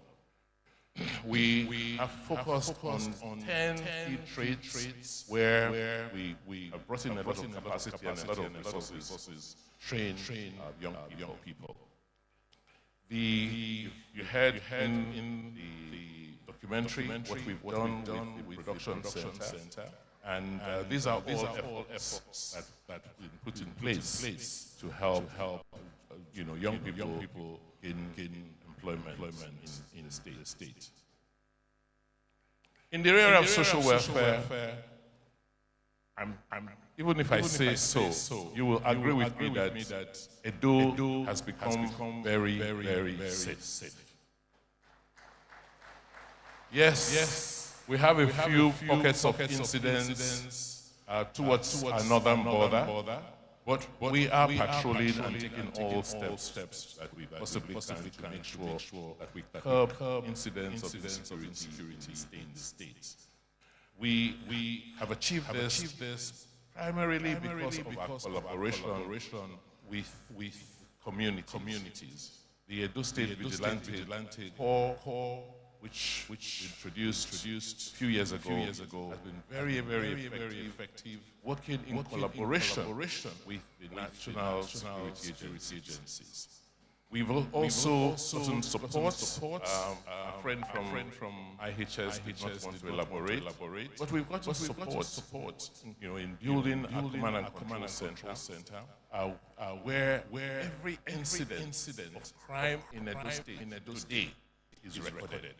So we know of every crime that has occurred, and we record and ensure that we follow through on the investigations and hopefully prosecutions.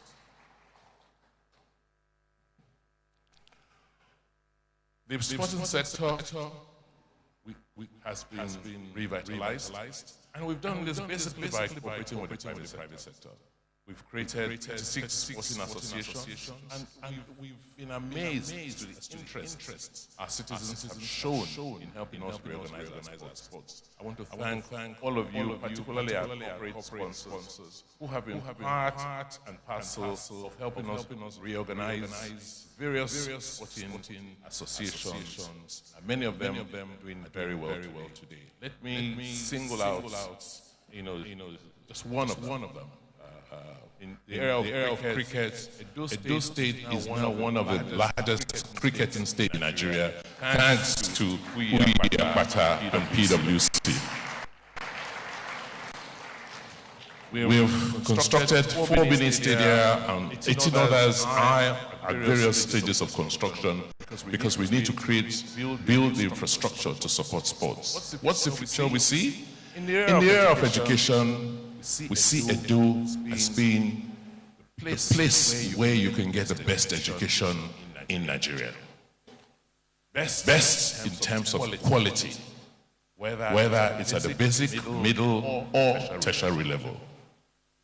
We are working on the whole education plan in Edo to make sure that by the time a child is 15 years, because we have as government the responsibility to keep children in our system from the age of 6 to 15. The first 9 years is termed basic education and is supposed to be free and compulsory. And by the time a child is 15 in Edo, that child must have a vocation or a skill even before going on to other things in life.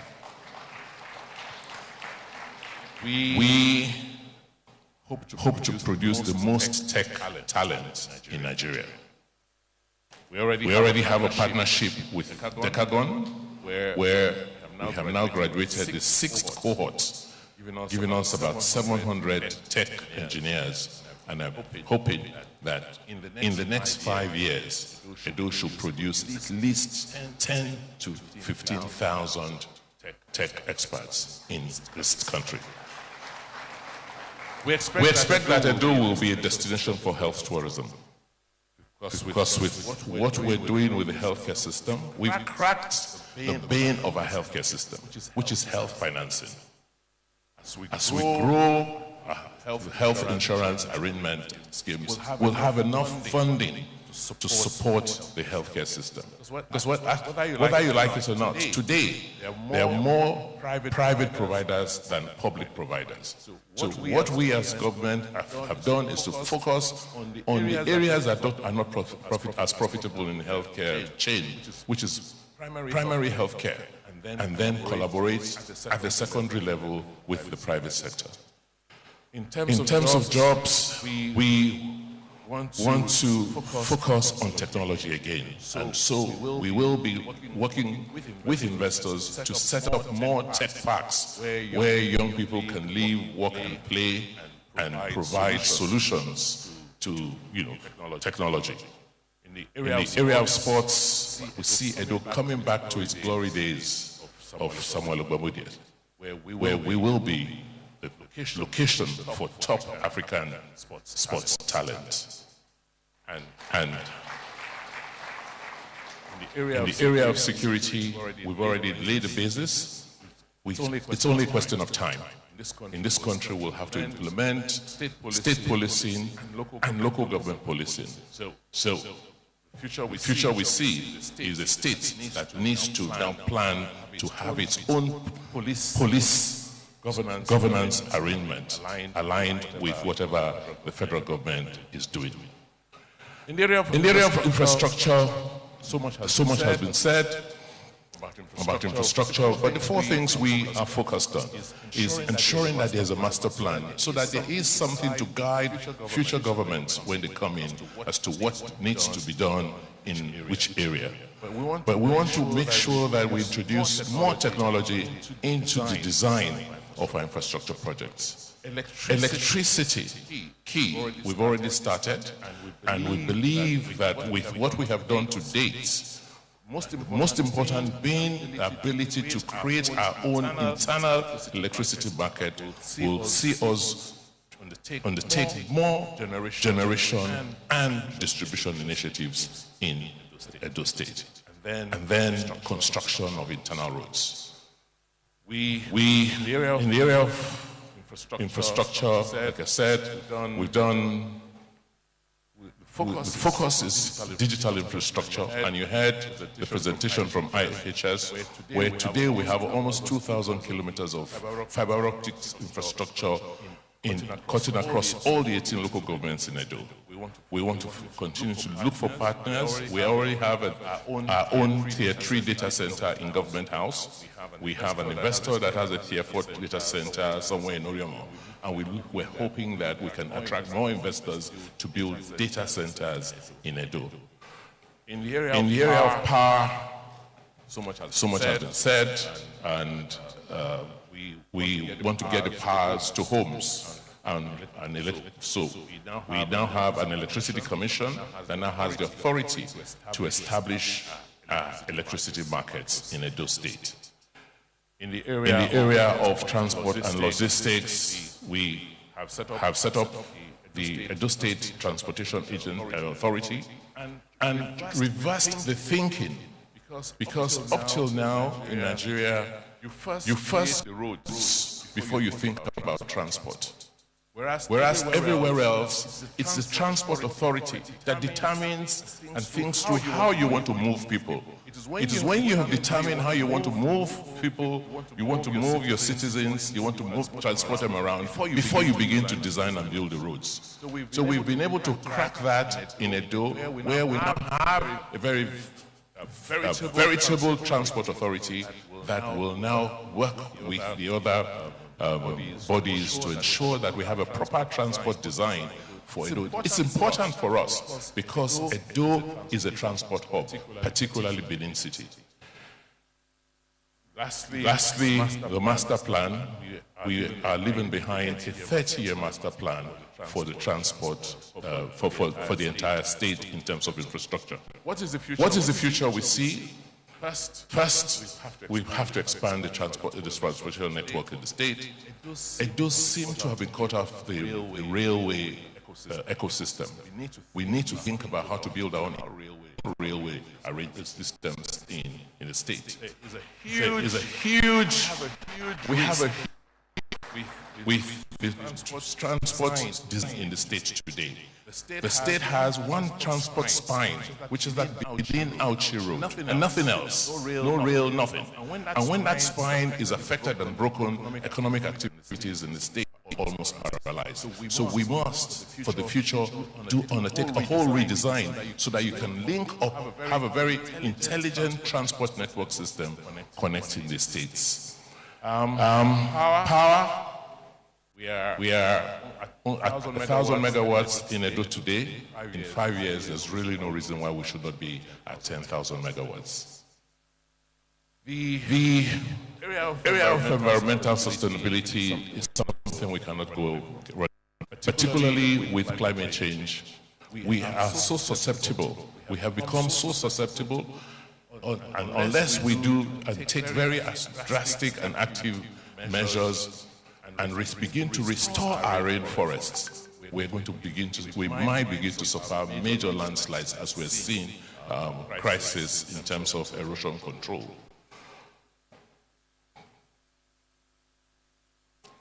Well, what we have done is to establish a forestry commission to now begin to focus on reforestation. And we're expecting that we can plow back, because from about 600,000 hectares of forests 50 years ago, 60 years ago, we barely have 130,000 hectares left. So unless we begin to rapidly regrow our forests, we are going to be very, very susceptible to some of the floodings and situations, flood situations we're finding ourselves today. So flood control, environmental protection is key for us. And lastly, we must take advantage of the rains we have to beautify our environment. Edo is supposed to be green, but when you look at it from Google Map, it looks like, particularly Benin City, it looks like a desert. So the future we see is to come up with a very well-articulated strategy for net zero, to ensure that we manage our transition fuels carefully. We've started, we're doing a lot with gas, but we must do more with renewables. So I want to thank our friends who have begun to build solar parks in Edo State, and assure you that we will cooperate with you and will patronize you. Let me now talk about the last issue, or the last pillar, which is the gem of Edo, our arts and culture. And like our keynote speaker pointed out, those two leads, we can use those two to drive tourism. What we have done, or the way we thought about Edo 7 years ago, is to make Edo the premier destination for cultural and ecotourism, to commercialize our cultural assets, and to develop a market for our culture. What we have achieved to date is that we have a very, very clear master plan on how to develop tourism and our culture, using culture as a driver. We have invested in a hub, and we have designed, working with our partners, a whole cultural district. Our emphasis is to support music production, film, fashion, and design. The strategy is, whereas Lagos is the market facing the world, the market that faces the world, Edo will be the back office where a lot of the creation and a lot of the production will occur.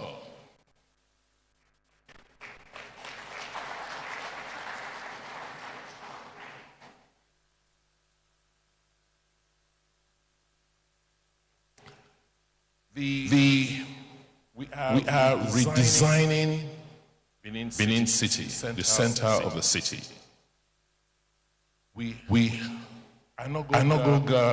of the redesign coming out of the transport master plan, transport studies we've done, is to remove the roundabout in the city center. It never was there. It was always a king square. But there was a transportation study that was done early in the 70s which introduced that roundabout. But we are removing that, and we are now creating, we're now ensuring that we redirect traffic, and the city center extending to Exotic Street will now be part of a cultural district. That will give us about 13 acres of land in the city center, which we expect to now have the following features. It already has a national museum. We're hoping we'll have the Benin Royal Museum, looking at the palace. We'll have the Museum of West African Arts, MOA, whose designs are already completed. Would have the Artisans Hall. I don't have enough time to explain to you that about 400 years ago, there was an Artisans Hall around that same location, which will be recreated. We'll have heritage lodges. We'll have the Oba Kenzwa Cultural Center. Many of you may not know, there is a European cemetery right there so we're behind the old hospital. But we will be moving the cenotaph and having a whole new memorial arcade there. We have also designed this cultural plan is very, very extensive. There are going to be open amphitheaters, there will be cafes, there will be restaurants, there will be an art hotel, and there will be art markets. What we expect to have is facilities where we can host international art exhibitions. Next year, we are going to be participating in the Art Olympics of the world, which is the Venice Biennale. Nigerian government is taking a stance, and I am the commissioner for the Biennale. And we're going to be exhibiting 8 Nigerian artists, and that exhibition is going to end here in Benin.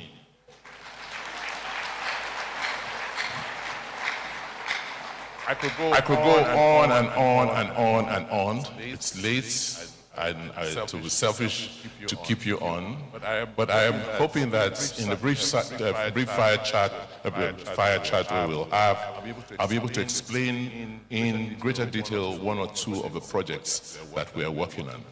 But just to say in summary that over the last 7 years, we have re-engineered Edo State.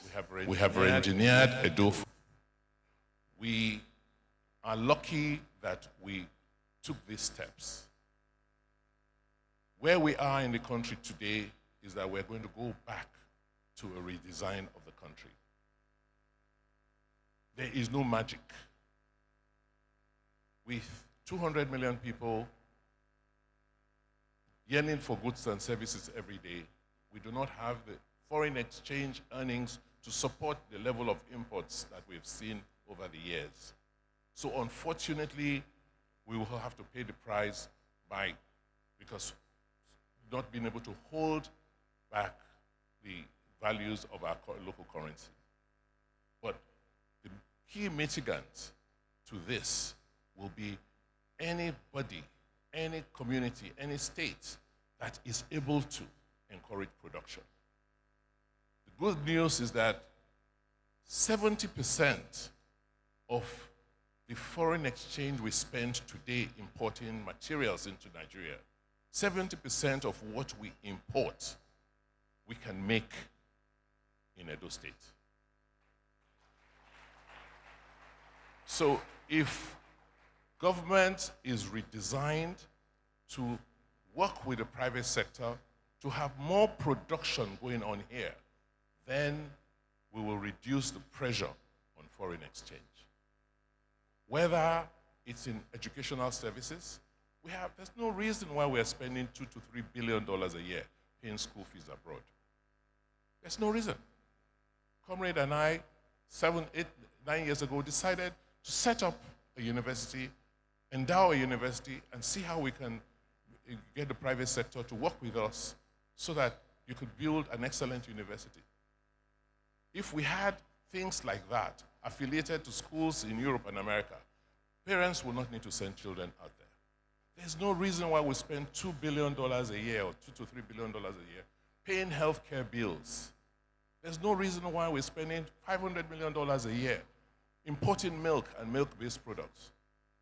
So we just need, as a state and as a country, to focus on production.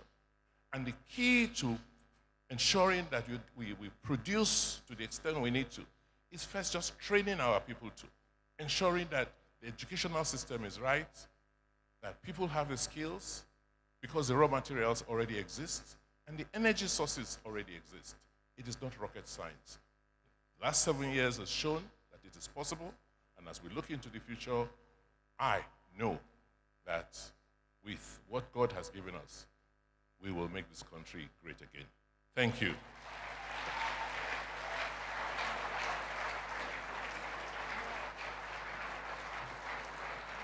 A resounding applause.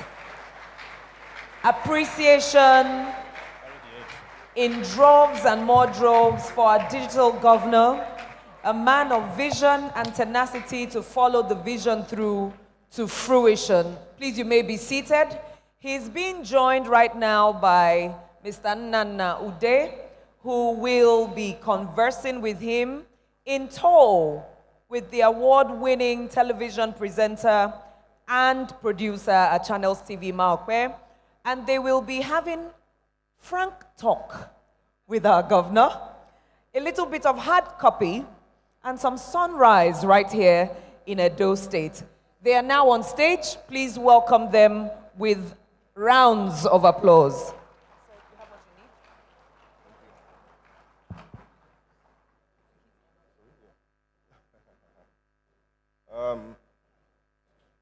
Good afternoon, Your Excellency. It's a pleasure to have you as our special guest at the very first Insight session in Alaghodaro.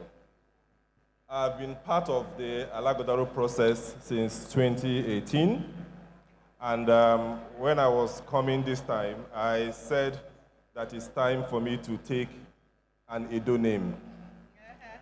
And thanks to my sister and the executive secretary of Alaghodaro, Ifweko, she gave me one, Osadolo. I don't know what it means, but I know she means well. Like I said, I wasn't at the first Alaghodaro in 2017, but I've taken time to watch the videos, I've read the reports, and you could see a clear roadmap for Edo's future which has been sustained through the subsequent summits. And Your Excellency, we want to once again commend you for the agility of your imagination in initiating this summit, and also to commend the tenacity of purpose of Edo people in sustaining this summit over these past years.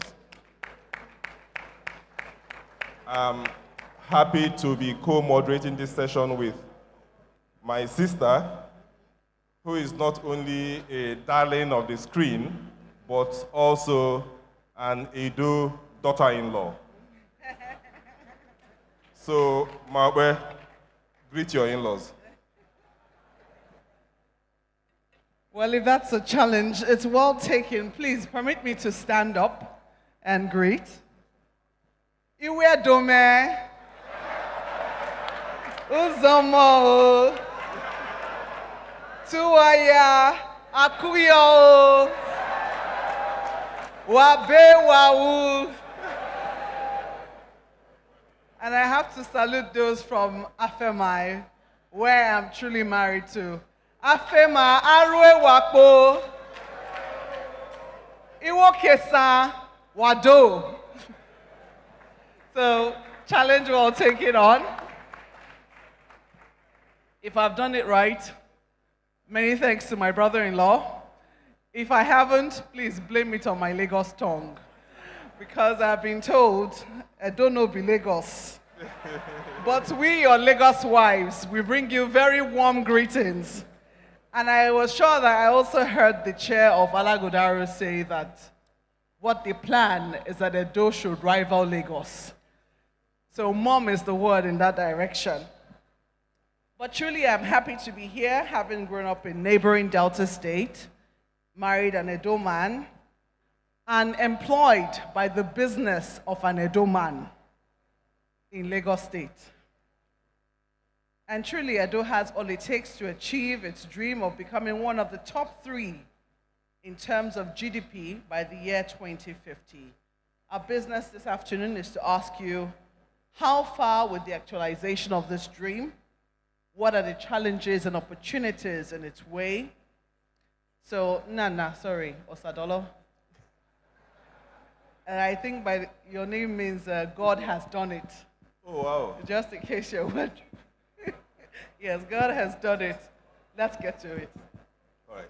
Your Excellency, you are going into your last year as governor. You came into office not as a politician, but as an investment banker. And you have initiated bold reforms, which we have listened to all through today, and we'll probably deep dive into them during this session. But I would like for us to give you a few minutes to reflect on your tenure and to walk us through your journey of reforms, take us into the mind of a reformer in government, and very importantly, your experience as a technocrat in political office. Just a few minutes. Thank you very much. Thank you, Mukwe and Anna. I think one thing that all of us in this room and out of this room are always concerned about is the future of our country. Why are we not optimizing our potentials?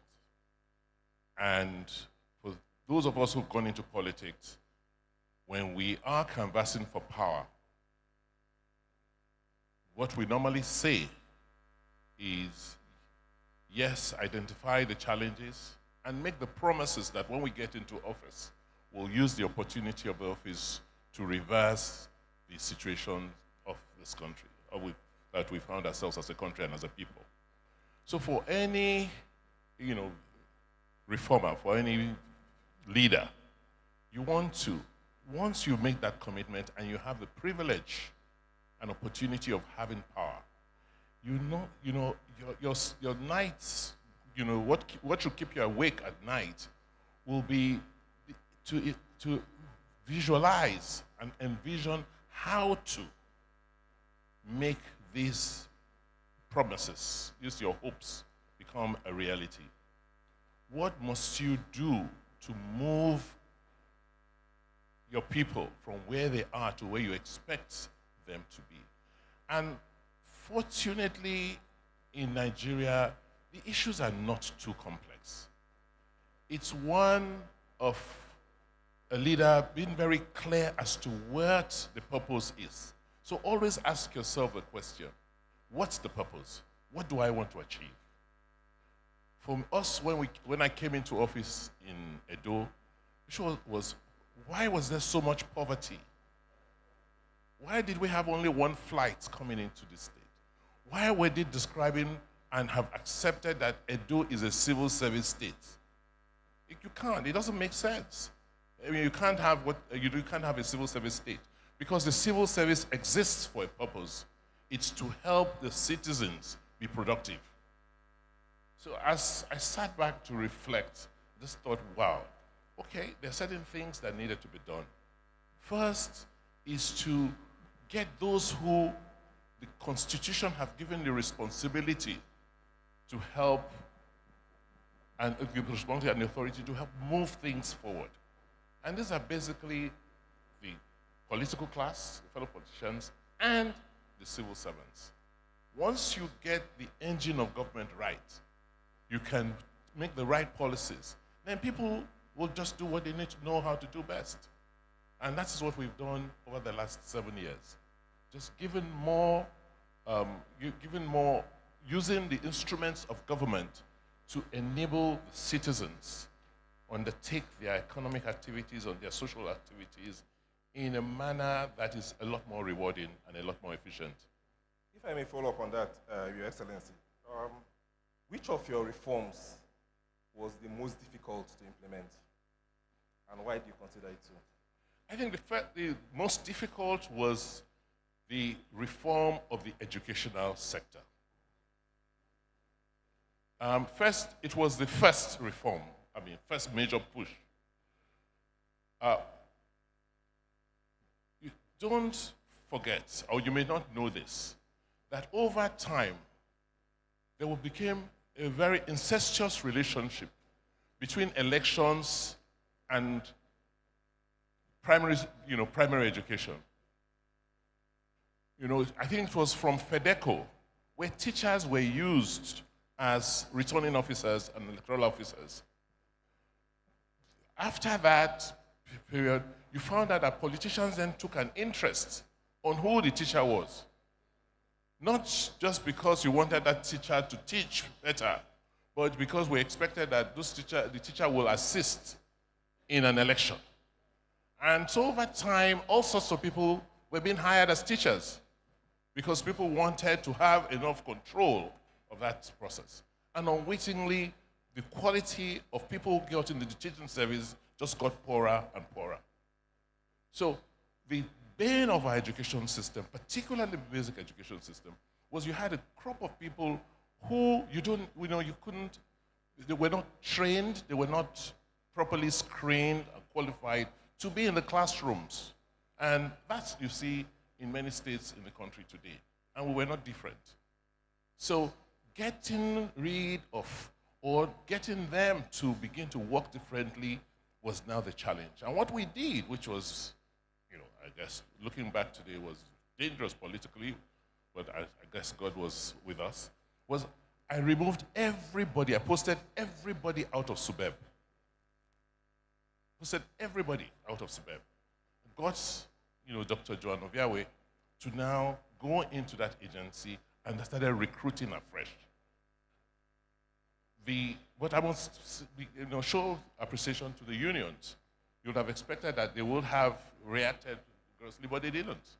They just watched us, and the rest is a story for another day. So the reform of the education system was the most difficult. We still have challenges. It's not over, but I guess we made significant progress. And we've been told that oftentimes the investments in education are the ones that take the longest to show. They're usually 30-year investments. I imagine that you would want some of it to be immediate, because if you're also creating jobs, you want the jobs to be for the citizens of Edo State, the residents of Edo State, the children of Edo State. I think that takes me to the next question, which is about youth. Edo State has a huge youth opportunity. It's an opportunity, a huge youth population. And before now, the narrative around it used to be quite negative. The former governor made reference to exports to Italy. That was the narrative around youths in Edo State. And also illegal migration. That's beginning to change, thankfully. But it also means that you now have those energies concentrated here. How quickly are you able to put those energies to productive use in such a way that it begins to show in the dreams that you have for Edo State? I think what we've done is a series of things, a series of activities and actions and programs. First, don't forget we had no choice. It was a crisis. It was almost an epidemic. 2016 was the height where you had, at one point, almost 30,000 Edo young men and women in Libya trying to cross into Europe. At 30,000, you can imagine how many would have died on the way. And so for us, that was the alarm bell. But I guess, you know, when we did the root cause study, we then found out it was largely, first, breakdown of the educational system. You know, these guys were going through school, but they were not learning. Secondly, like I said, it was like a civil service state. Private investments were not encouraged, you know, and so everybody just relied on government to provide sustenance. And how much was coming out of government? So we had to think through a series of actions. First, how do you get back these kids who are out there? And when you bring them back, how do you give them hope? So, two decisions. First, let's draw a line and make sure we stop producing people who we've sent through school that have not learned. That's why the education reform. And then those who have come back or we've brought back, how do we reintegrate them? How do we give them a sense of belonging and give them something to do? It means you have to begin to also expand the private sector because government alone could not absorb all of them. And so the combination of these activities, you know, first creating the enabling business environment, making the public services to work, because one of the first things we did, for instance, was do a GIS mapping so that we had geospatial data to ensure that we began to give land titles very, you know, quickly and easily. So one of the things you see today is quite a bit of capital has come in into people's hands because, you know, you have your CFO and you can walk across the counter of a bank or whatever, you know, financial institution with some collateral to raise money to do your business. And a lot of other, you know, incentives. Take power, electricity. One of the big problems with small businesses is power. So with what we've done with Ossiomo, first with Azura, then with Ossiomo, people are able to now, you know, undertake some production and not having to rely on government for everything. So it's a combination of first bringing these kids back, accepting them, retraining them, giving them skills, giving them, life skills, how to manage themselves, how to manage their businesses, how to relate to people in society. It was just like getting them to learn all over again what they should have learned growing up.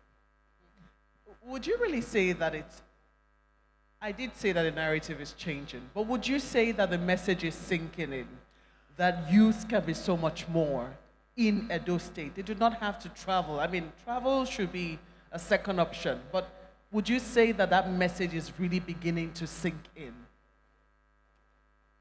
I think it is sinking in because if I compare the number of the young men and women I used to see on the streets just hustling, doing all sorts, 7 years ago, 8 years ago, to the numbers I see today, it's gone down drastically. What am I seeing them do? I'm seeing them set up, you heard Isimeme White and the Genius Hub, you have several of such, NGOs, CSOs that have come up providing support for them. We have 7 job centers across the state and many information centers. We're seeing a lot of them wake up in the morning and go into those centers to say they want to work. And we also seeing the paradigm change. You're seeing young people who are in productive business or who are in the service business or the IT business beginning to make money. So we're now beginning to see new role models, young entrepreneurs who are now providing that leadership and that, mentoring. And they are not Yahoo boys. Well, you'll find those who are into the Yahoo business. I mean, it's all part. I mean, it's a reality. But the bulk of them, I guess, are also looking at opportunities to do things. The number of young people who are into fashion, who are into design, who are, into, manufacturing, particularly in the food-related areas, have grown significantly. A central piece of your education reforms, Your Excellency, is Edo Best. I'm sure you are contending with issues of sustainability and scalability in government areas. So how are you working to ensure that the local government areas key into the Edo Best initiative in order to ensure that scalability and sustainability is achieved?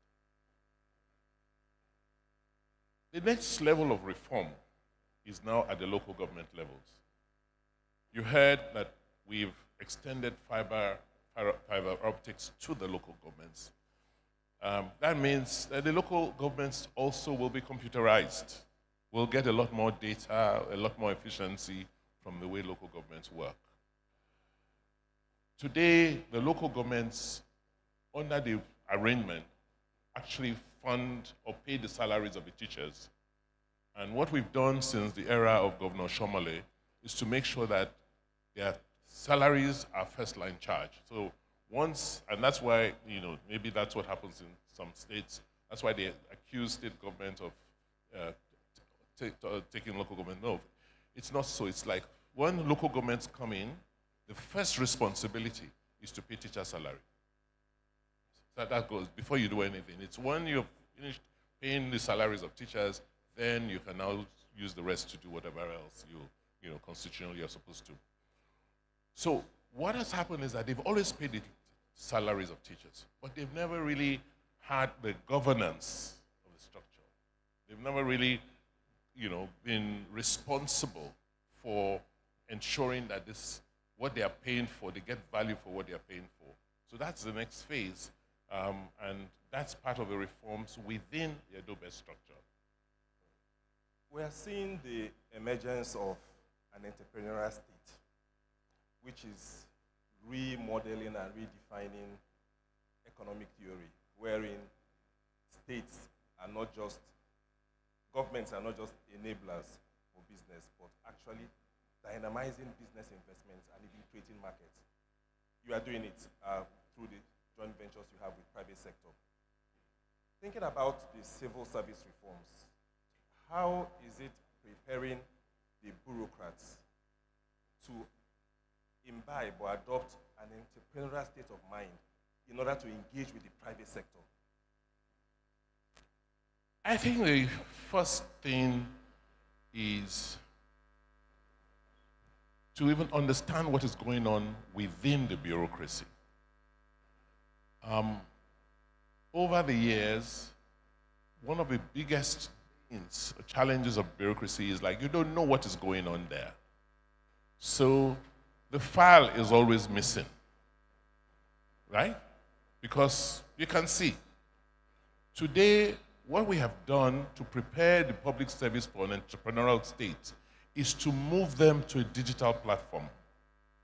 So there's a lot more transparency. You can see through what is going on. I can trace a letter or a document from the time it gets into the system to when the issues have been dealt with in the system. I can do that just by opening up my computer. When was this mail received? When was this sent to this officer? When did this officer respond? What actions were taken? And how was it disposed of? And all of that trail can be done in a couple of days, not months. So with that speed of decision making, the public servant has no choice. You can't just be idle because there's a system that will ask how you have fared and how you have dealt with matters that have been assigned to you. Oftentimes, the fear around digitization is that people will lose their jobs. Things will be done faster. There will be no need for clerks, etc. And usually they're the low-level officers within the civil service. Did that affect the workforce when you were digitizing? No. Not in any There are way? more things to be done. We actually need more people. So it's not, you actually... So you're going to be employing? Of course we're employing. Yeah, we've employed about 6,000 to date. You see, growing the service, you need to still provide a lot. There are so many services we currently are not providing because you don't have the people. So digitizing does not mean, shrinking the system. It just makes it a lot more efficient and gives you the opportunity to do more of those things you haven't done. That's very good. Well, oftentimes, I spend a huge time asking political questions. That's what I do most times. Sometimes too, they border on the economy, and I think that they're very closely related. It's a remarkable feat that you have all the former governors in Edo State here today at Alaghodaro. Because Edo is one. So I'm wondering, how has this been achieved?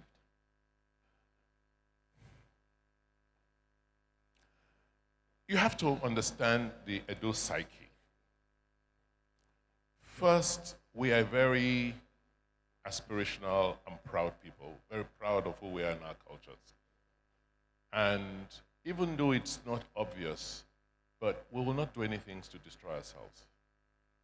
We're very supportive of each other, quietly.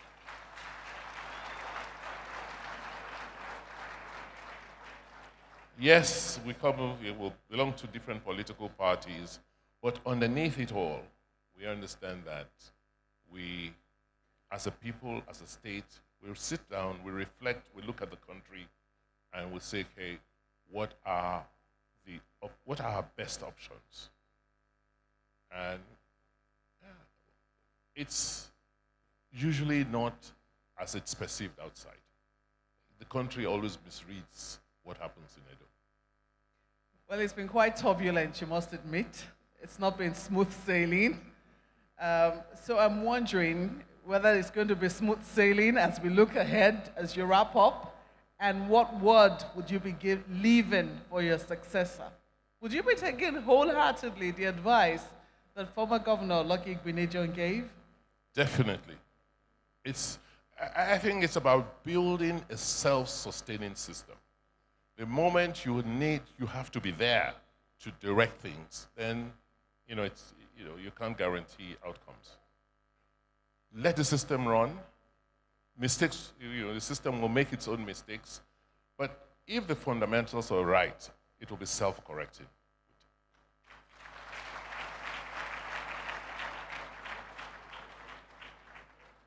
$4 billion worth of investment into the state. How did you do it? What did you say to them, Your Excellency?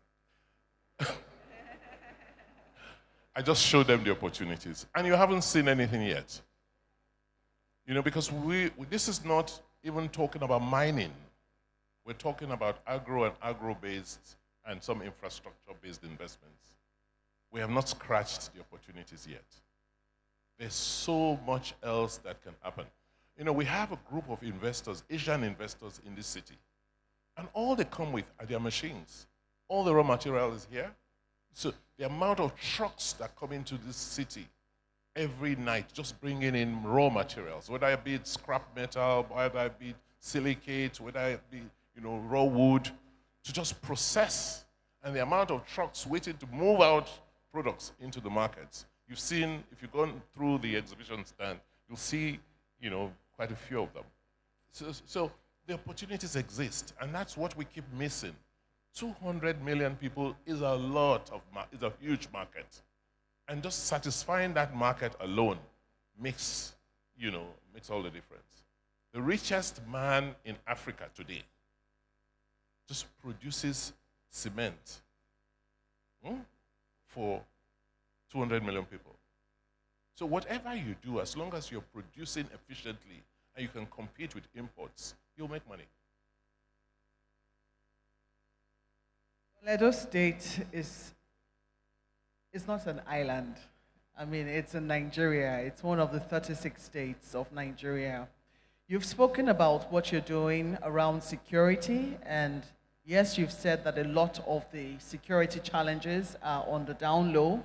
You have also shared what it is that you're doing in terms of having a center where you can see what is happening with regards to security. If something happens, you're able to see it very quickly.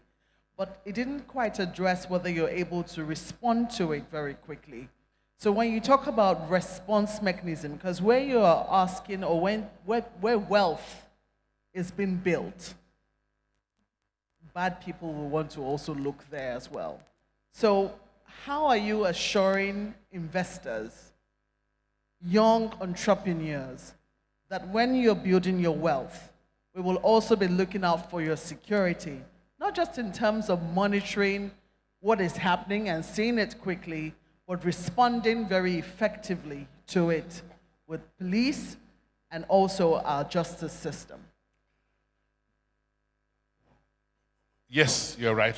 We don't operate in isolation of the entire system. The key success in security in Edo State has been collaboration. Collaboration between the local policing system and the federal security agencies. Last week, I passed out a batch of 1,500 vigilantes. They were trained in the police training school. The chief of army staff, when we went, cried out when we had this spate of kidnapping on the Benin-Auchi road, worked with us, gave us approvals, and we built a forward operating base for the military on that road. We've done the same thing in Sobe. So that collaboration, there's a very active collaboration between the security agencies and the government. So they provide that backup. Yesterday, I had to go and flag off Operation Stillwaters 3 for this Yuletide season, and the Army for Military Formation went out and took out location in our new Coral City, from where, just to send the signals and clean up the what's it called? They're not militants, but some of the rascals in that area.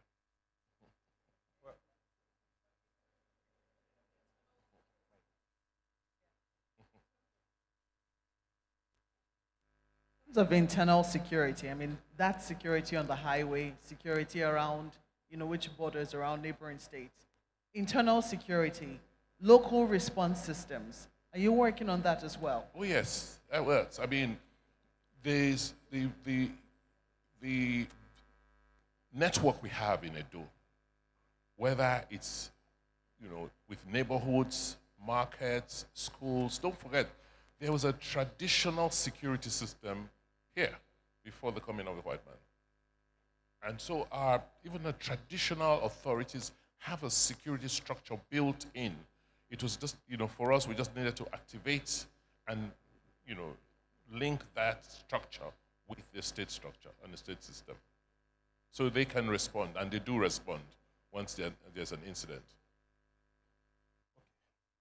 Your Excellency, we have a lot of opinion leaders and business leaders in this hall, and they've been hearing a lot from you today.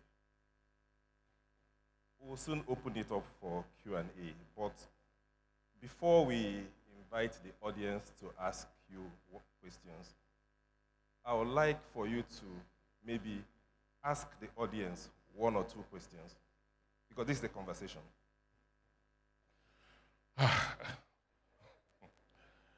Well, I think for me, my term ends about the same time next year, right? I think on Saturday, November 11th, same time next year, I'll be handing over. You've heard what we've accomplished. You've heard our dreams for the future. What type of person do you think should take over from me in managing? What should be the qualities?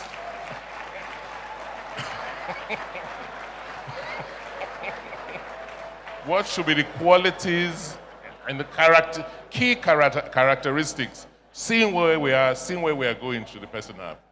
Okay. All right. Jump question. Sam. Thank you, Your Excellency, for all the ideas you've espoused, and I think the question you've asked is as important as it is as timely. Through the years, you've shown unparalleled leadership. You've shown an unprecedented quality of thought. You've shown an unmatched ability to carry people along.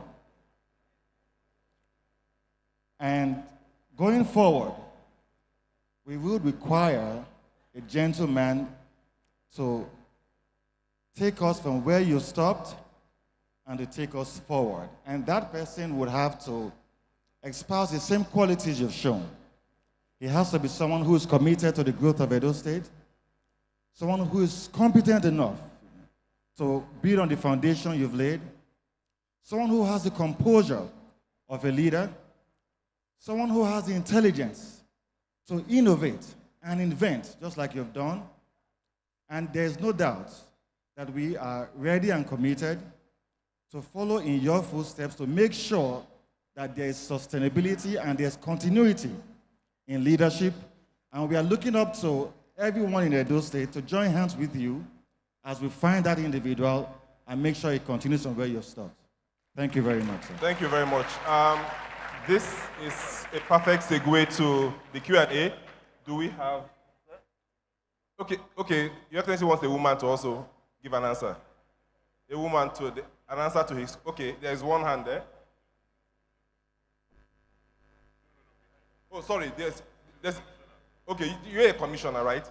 No, we want someone behind. Okay, yeah, there's a woman there. There's a hand there. Oh, so sorry, we've already called her. I think I can. Yeah, go ahead. What we want somebody, not a gentleman. I don't agree. At this point, we want somebody a little more dogged, and the work of governance is hectic. And we want somebody dogged, intelligent, consistent, and has passion for Edo State, and can continue with what our governor has done. Thank you very much. Okay, okay, there's another woman there behind. The women have it. Yes. Mr. Moderator, over where? Down there. Please, may she stand? Stand, please. Please, can you stand? Yes. It's a man. You. No, it's a man. Alas. Uh-oh. No. We want a woman. Over on my left, sir. Where? My extreme left. Yes, please go there.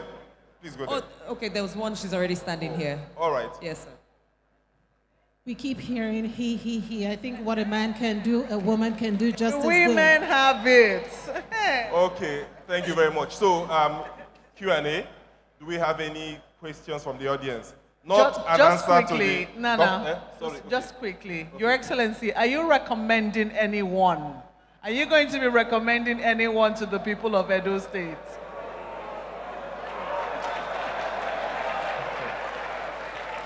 Hard copy. Okay. Frank talk. Okay, So, go ahead.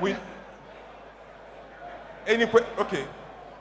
Joyce. Sir. There's someone there. The gentleman standing? Yes, the gentleman standing with green. Okay. Wearing green. I hope you are asking a question, right? Please, there's a woman standing here. Is it a question or the answer to... Is it a question? She was responding to the question No. asked. We just want to take questions now. Thank you. Here we go. Yeah.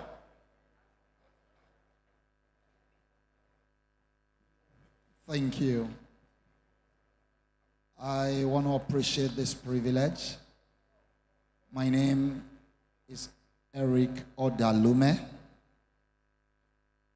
In appreciation the governor, I would have loved to answer that question, but since that has passed, I want to state here, Your Excellency, sir, what and how are you going to educate the man that will be taking over from you?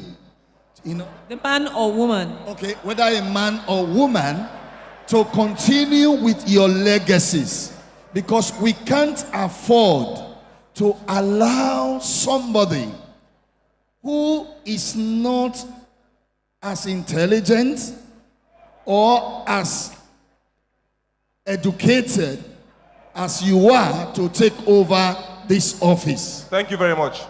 Thank you, One sir. more there. Yes. Okay, the gentleman in white there. standing? Yes. Okay. Just a moment. And that's it.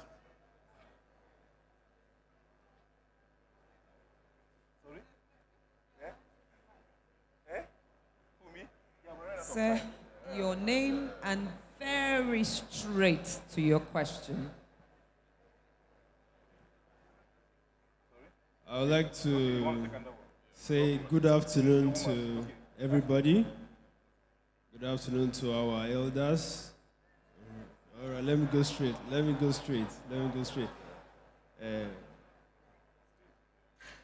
Firstly, I would like to, my name is Prince Cole.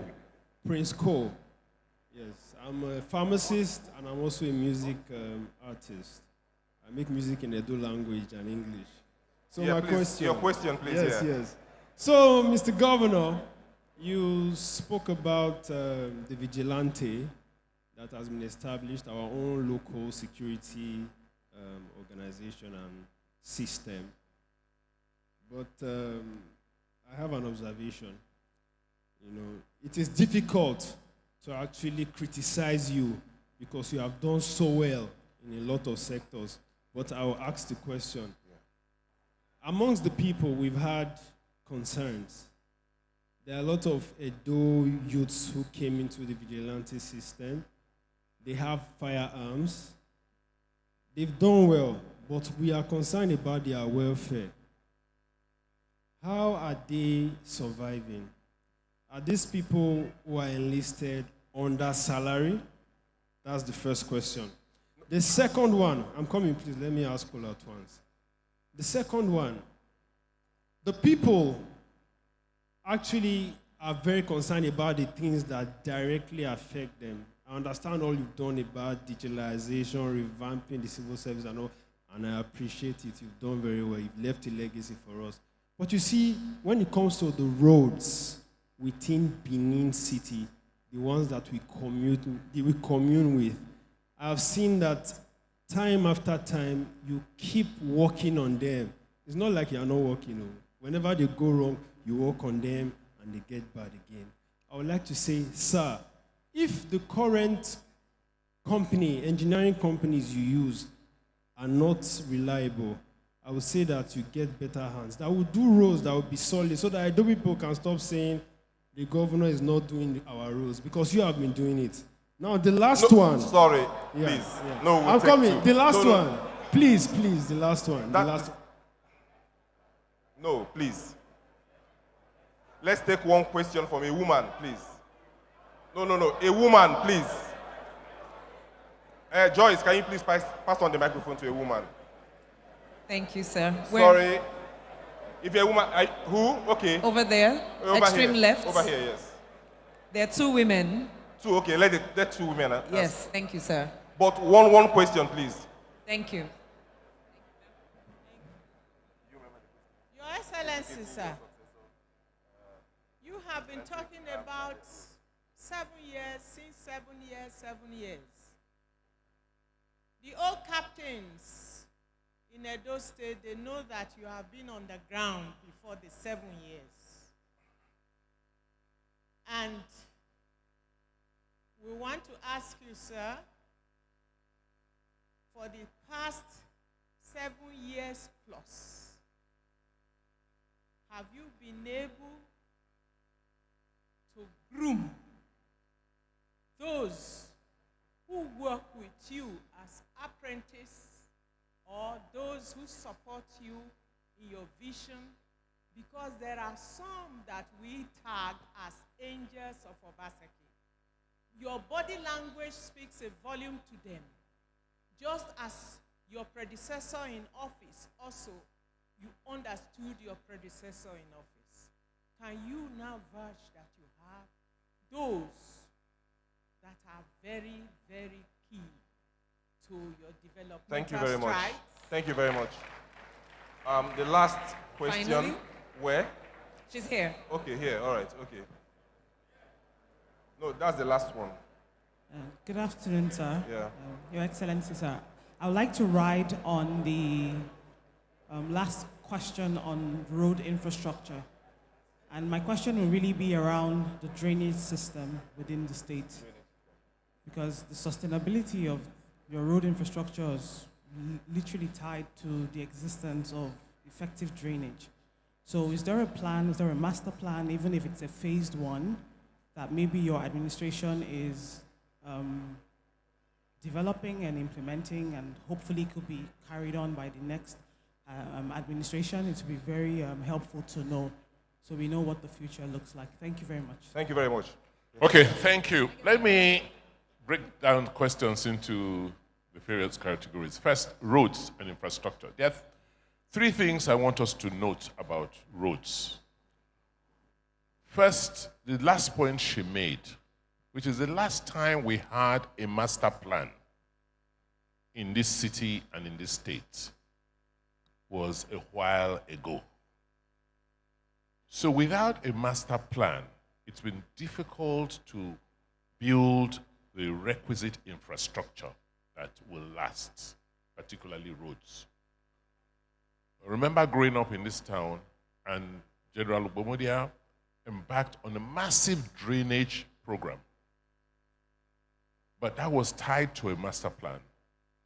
Governor Shomole also undertook a study that led to a drainage arrangement. So what we're doing now is working on a full 30-year master plan, an infrastructure master plan on how to build roads, on how to drain our cities, both at the urban level and also the regional level. The second is, which ties to master planning, is development control. Because you find out that even when you have drainages in many places or natural drainage paths, people go and build and block them, which now creates flooding issues. The third is people don't realize that in the last 7 years, we have built almost 1,500 kilometers of road, and most of them are still intact because they are all arterial roads. The roads that give us a problem are unfortunately, the federal roads. Don't forget that Benin City alone, you have almost 300 kilometers of federal road inside the city. When you get to Oluku Junction, from Oluku Junction to Yaro, it's a federal road. The only one that's a state is the one I built at Haikwe. From Akpakpava, Central Bank, to the bypass, Auchi bypass, Agbo bypass, they're all federal roads. You see how long they are. Sapele Road, from the beginning down, so all the main roads, arterial roads that take out traffic are outside the control of the state government. They've refused to hand them over. They've refused to allow it. It didn't start today. Under Governor Shomole, we had a big fight with federal government on Ugbo Road. So this is, so when it comes to, I'm not saying that it removes the fact that, okay, there's still more roads to be built, and we need to look at the issues with climate change, because it's still rain, we still had rainfall yesterday, right? Which gives you only about 4 months of dry season to even work on your roads. But those are challenges that can be overcome by the different technologies you use to build your roads. But so we have, because of our location, we have a real problem with the national road networks. And I think we must continue to push that those roads are handed over to the state. The issue of vigilantes, we're being careful that the state does not take over that structure. You find neighborhoods where the residents come together. They don't have, no house has its brigade. They pull together their, brigades and have one single security arrangement, right, for the neighborhood.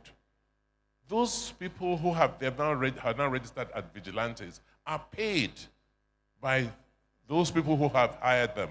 Our responsibility as state is to profile them, train them, ensure what type of arms they hold, and so that we can understand what is going on in whichever areas they are supposed to be provided security for.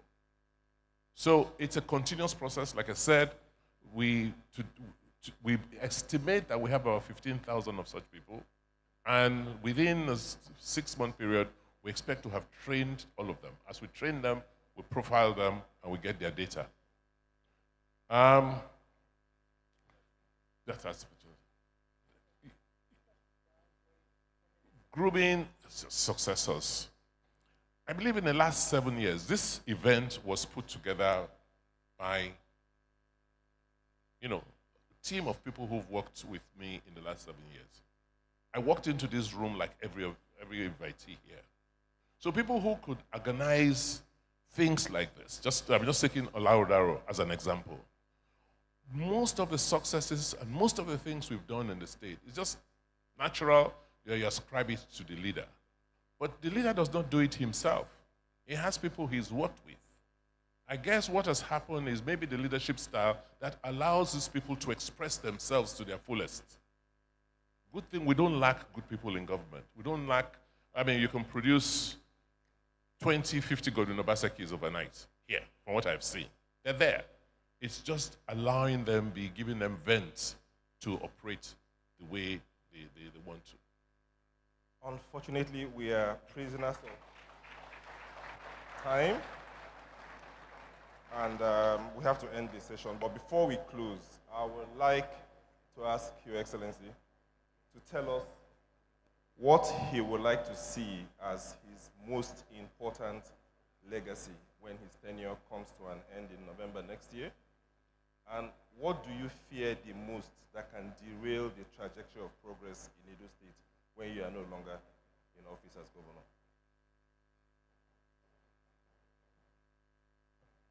Sorry, can you repeat the questions again? What will you like to see as your most important legacy when your tenure comes to an end in November next year? And what do you fear the most that can derail the trajectory of progress in Edo State when you are no longer in office? For me, government is about people. The reason why we're here is because of you. And that's why we have emphasized education and building the human capacity and creating an orderly society. I believe that we have made our modest contributions, particularly emphasizing foundational learning. And now we're emphasizing skills development. And I just pray that the system continues to be resilient so that we can continue to move in that direction. Because if we continue to produce or get very qualitatively, high quality,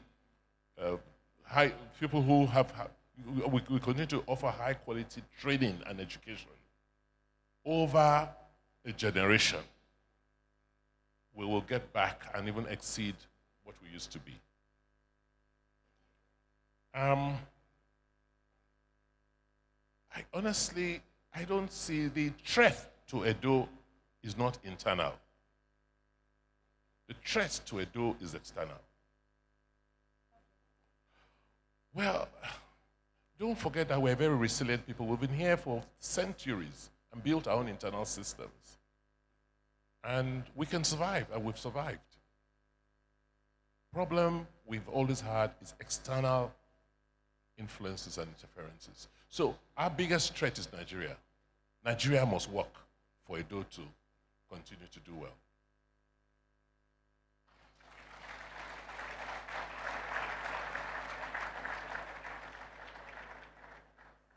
And we believe it's a fine place to live it. Your Excellencies, distinguished guests, ladies and gentlemen, we've come to the end of our engagement with the Governor of Edo State. But I believe that a challenge has now been thrown to us. He shared a dream with us and ran his race, giving an account of the last 7 years. If Edo State is going to make it as one of the top 3 states by GDP in Nigeria by the year 2050, I think it's in the hands of Edo people. It's in the hands of the citizens of Edo State and all of us who are affiliated with Edo State. Will we nurture the dream or will we let it die? On this note, I say, Uwe Adome, Waweseo. Ladies and gentlemen, can you please give a wonderful applause to this wonderful team? May I invite, as always, past governors of Edo to please join in the group photograph. Please, we're bothering you for too long, but today, let's maximize your usage. Thank you. Our forefathers and predecessors in office, they've done exceedingly very well in their own rights. And so, pictures don't lie. Pictures don't lie. Just to let you know that after this, we'll appreciate those on the board of Alaghodaro, and after which the comrade governor will make some remarks. The vote of thanks will be done, and the closing formalities will be observed. It's been a very wonderful time, and we'd like to thank you for your patience and your cooperation. And so, we'll, after the pictures, allow the excellencies to take their seats. And then, okay, the former governors alone. The former governors alone.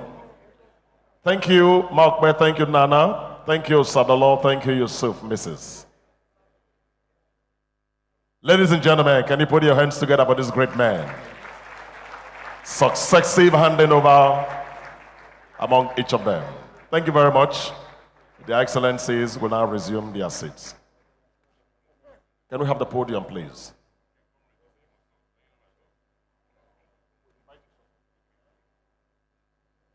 Can we have the podium before I invite comrade? Let's have the podium back to stage here, please.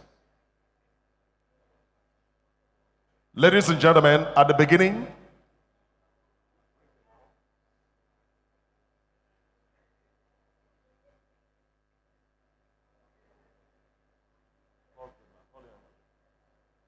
yes. Young men, please help us with the podium back here. Thank you. Cameraman, that would be very helpful. Thank you. Ladies and gentlemen, at the beginning of this summit, this document was given to you. The first ever speech by Mr. Governor in 2017. It was held on the 10th day of November 2017. And that was where the name came from. The theme of that was Alaghodaro, progress. And this document is available for everybody. All Mr. Governor promised, he has kept 100%. The document speaks for itself. Today, the West African Examination Council have released results for WAEC for 2023, and Edo came third. I'd like at this point to appreciate the team that has done this consecutively for 7 years, and after which the comrade governor will be coming on the stage. Dr. Alaghodaro, the chairman, Sterling Bank PLC, and co-founder, Bawo Alaghodaro. Can we give them applause, please? Please rise. Face your people, let them appreciate you. That's the chairman, and other members of the board include Osarodion Oge Esquire. Can you please applaud him?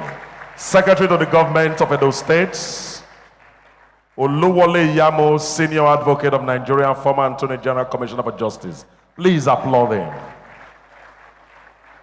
Mr. Emmanuel Ikazobo, former Chairman, EcoBank. Please applaud him. Great sons and daughters of Edo. Dr. Anthony Osaz Okungbawa Esquire, the Digital Head of Service, Edo State. Mrs. Sophia Izuma Onyekpa, Principal Partner, Islaw Solicitors. Please applaud. Mrs. Owen Omogiafo, President and Group CEO, Transcorp PLC. Please applaud. Ms. Osaya Lile, CEO, Aspire Coronation Trust Foundation. Please applaud. Mrs. Onoise Onagino, Chief Operating Officer, AfriVest. Please applaud. And of course, the life wire of the board, the secretary of the board, and it is a woman in whom we are pleased with. Ifueko Alufoha, aka Mama. God bless you. She's the executive secretary, Alaghodaro Economic Summit. Ladies and gentlemen, permit me to invite the comrade governor, His Excellency, distinguished Senator Adams Aliu Oshomole, who represents Edo North Senatorial District in the National Assembly. He's used to dancing before talking. Can you give him a round of applause?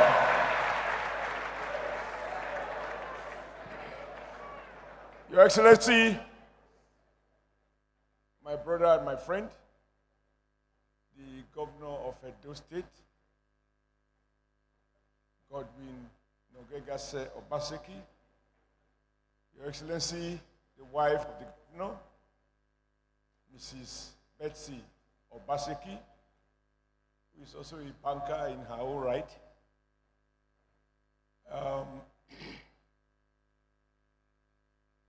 I don't know where to start, but I see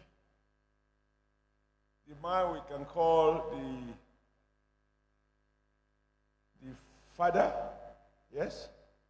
Because like the governor said, you gave us the name, the heartbeat of the nation. Chief John Odige Oyegu. I have succeeded him twice.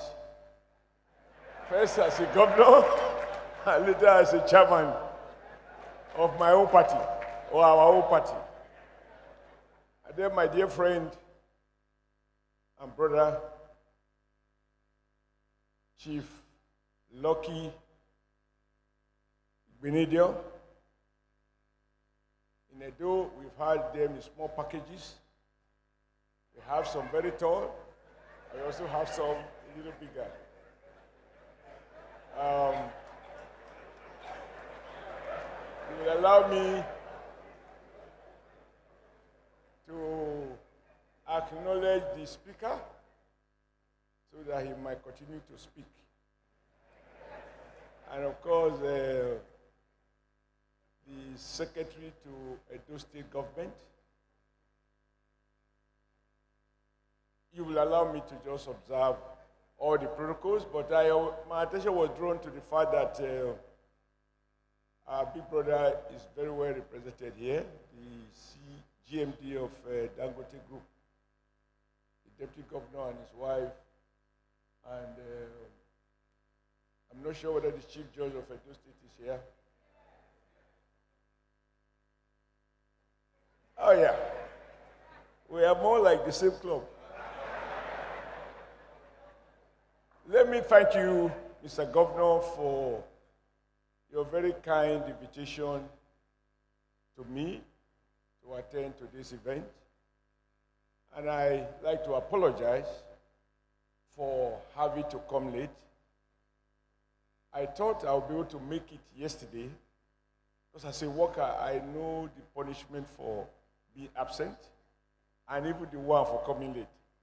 So I wanted to come yesterday, but I couldn't secure a seat, and we had some committee works in the Senate. I didn't want to be absent, so in the end, there was no opportunity. I didn't have the means to be able to make it here. But I was determined to be here.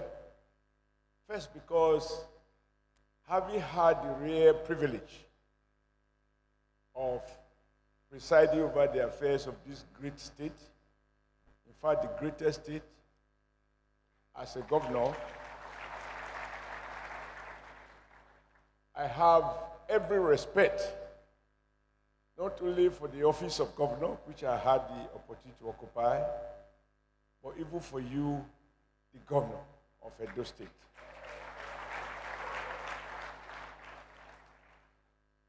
I also thought that for our people, not because I am special, but just because, in the course of your remark, you acknowledge the fact that I think even our sister-in-law, who seems to have mastered Edo language more than us, by the way she make her final greetings, which I believe we accept from our daughter-in-law. Yes. To have all the former governors who are alive, present, particularly civilian governors elected in this hall, I think it does make a couple of statements. That is to say, we definitely belong to different political parties. But the sum total of those parties are not equal to the state of Edo. Edo is much more than that. And what that means to me is that we can politic differently, but we must never have doubt about our shared commitment to be citizens of a state that should be the greatest in Nigeria.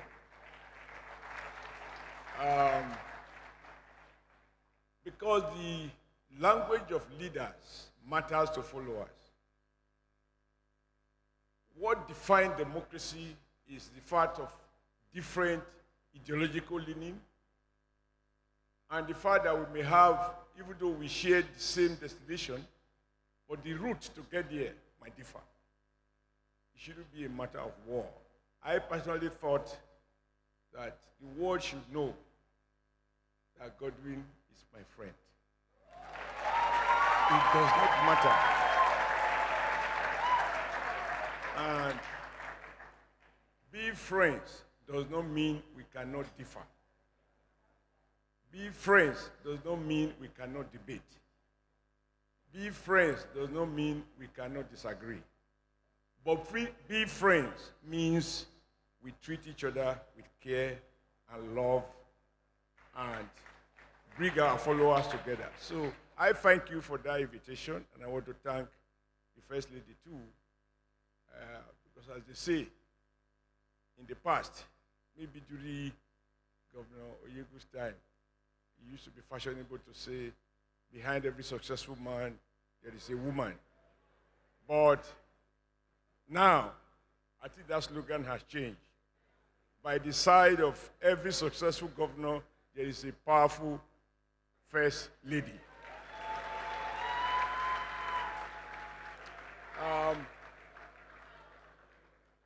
I listened very attentively, even as I came late. I did have the benefit of what my predecessors said before I came in. But I'm just happy that with all the challenges in Nigeria, I have always said that Nigeria is much more than those challenges. And you have just shared with us your stewardship and your vision.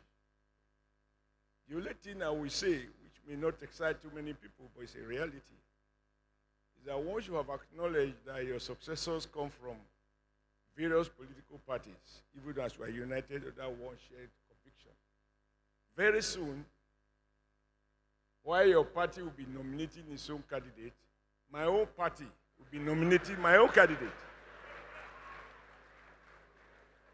And while you will emphasize the one you have worked with, we will find something to amplify, to justify our own.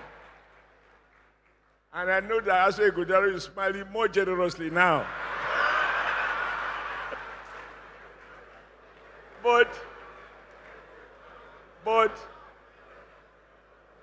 you know what excites me as Your Excellency introduced most of the members of the Alaghodaro is that I just find that not too many of them are really strangers to me. Beginning with your good self, Your Excellency, Alaghodaro, who was out in Lagos, he told me how he had invested time, which was later not rewarded. In terms of, when I say reward, don't misunderstand me, not Naira and Kobo. In terms of people try to implement, and I remember promising him that we would be different. And I will not say it more than that. He knows what I mean. And then you mention Ogi. And I said, who is Ogi now? He was my commissioner for works. If my memory, you know, as you age, memory can fade. And then someone else was introduced as head of service. And I'm like, I think that was a guy who, at grade level 14, God used me to promote him to a permanent secretary or a director. Because I saw a young man working in the Ministry of Justice who takes his brief so seriously as if it was private brief. At a time when, in our informal conversation, we were like, should we be inviting or hiring a senior advocate from outside? Or should we encourage the good ones in the Ministry of Justice? He was always winning cases for government. And they said, when you measure him, I'm like, okay. And then you mentioned the one that we have lost to Lagos. We lost him completely. And he came to defend me. And I said, yes, you've come to Edo to defend me, but you are hooked. And I changed his name to Omowale. And he has remained here. He's now a senior advocate. So I think that is the way the world is. But I just want people to know that even regardless of what people might say, what we must never do as leaders is not to give the impression as though different opinion translate to war. That is why I thank you for inviting me, and I thank you for standing up even to greet me as I came late, because when the governor is seated, nobody else is supposed to come in. They should have closed the gate. So I appreciate those courtesies, and I really want you to know I do appreciate. And for all our guests who have come, this is our state, and I'm very, very pleased to be here. All of the things you spoke to, I'm not entitled to review them, but one thing I will say, in those days, we both agree, but what the people need is not the tears of leaders joining them to lament. The responsibility of the leader is to address those material conditions that has created hardship for the people. When the leader joins in lamenting, then there is no tomorrow. I'm happy that together we have sustained those visions in the area of education and several other areas. And as you can see, Edo governors tend to be strong. When I see Chief Oyegu, I say, I pray that when I get to his age, I will still be as strong. And I just asked Lucky, you are still doing exercise? I say, yes. I say, you taught me that one. So let me thank each and every one of you. And once again, my brother and friend, Governor Obaseki, may God bless you. And thank you for your very kind invitation. Thank you very much.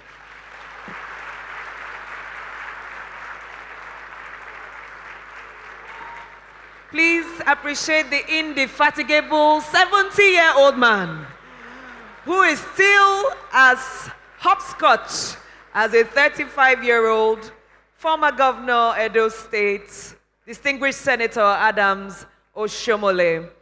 With his kind words of goodwill, encouragement, support, prayers, and best wishes, please applaud him once again. Thank you, sir. To offer the vote of thanks today and closing remarks, it's my privilege to welcome the man who we all know as the person who has his doors open almost 24 hours, if I dare say, for complaints, for questions, for insights. Please receive the Secretary to the Edo State Government, Mr. Osarodion Oge, Esquire. The gentleman. Welcome, sir.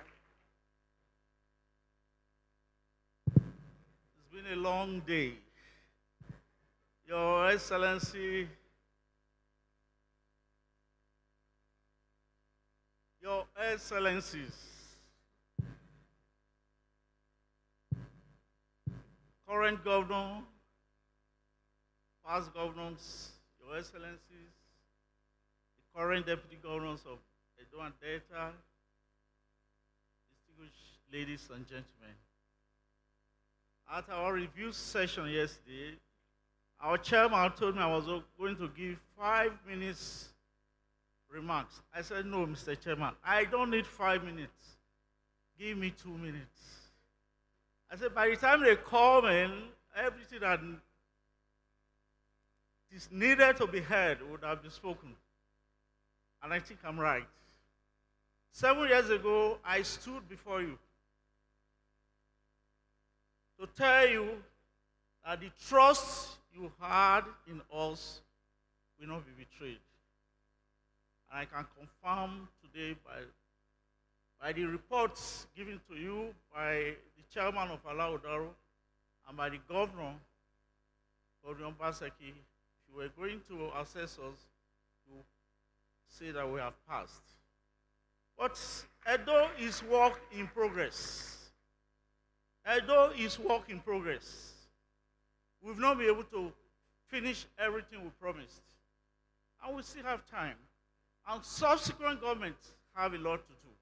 Like I tell people, we came to Edo. Edo was a jungle. Yes. But our predecessors,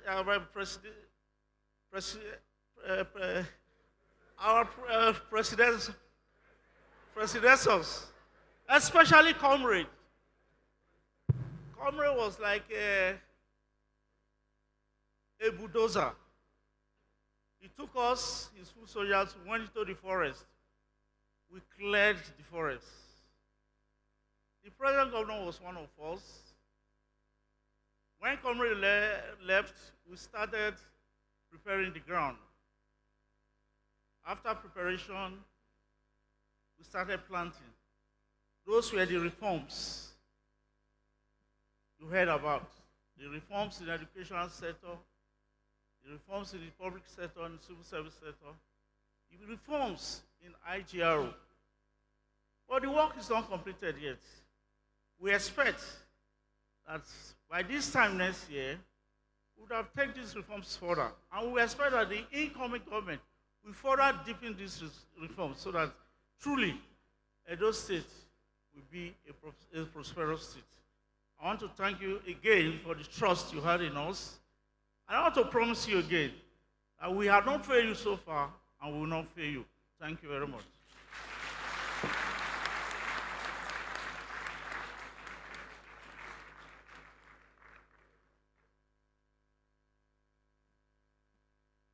Ladies and gentlemen, can we please applaud Sarodioge Esquire one more time? A man of few words, but loaded with action.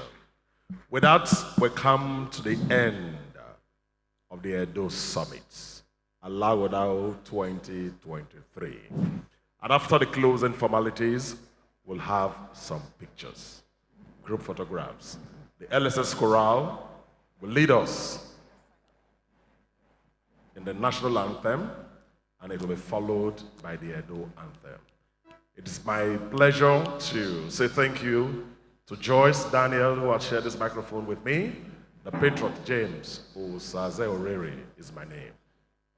It is my pleasure to have served today. See you again next year. Ladies and gentlemen, Your Excellencies, my Lord, very distinguished guests, shall we please rise for the national anthem? And when you hear beautiful Edo in the Edo anthem, bettered by our First Lady, Her Excellency Betsy Obaseki, your right hand goes first. The national anthem will be led by the LSS Chorale.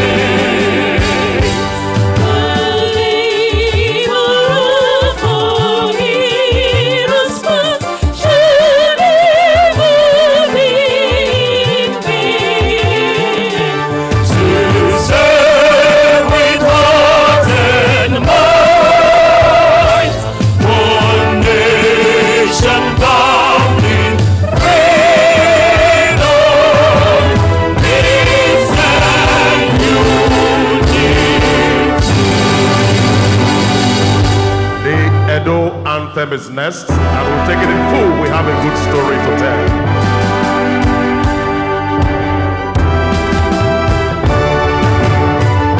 Just one stanza.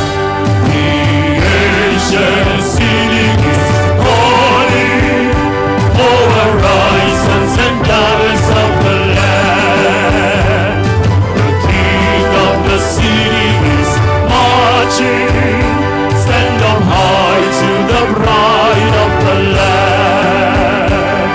The founding fathers have labored, and the time to serve is now.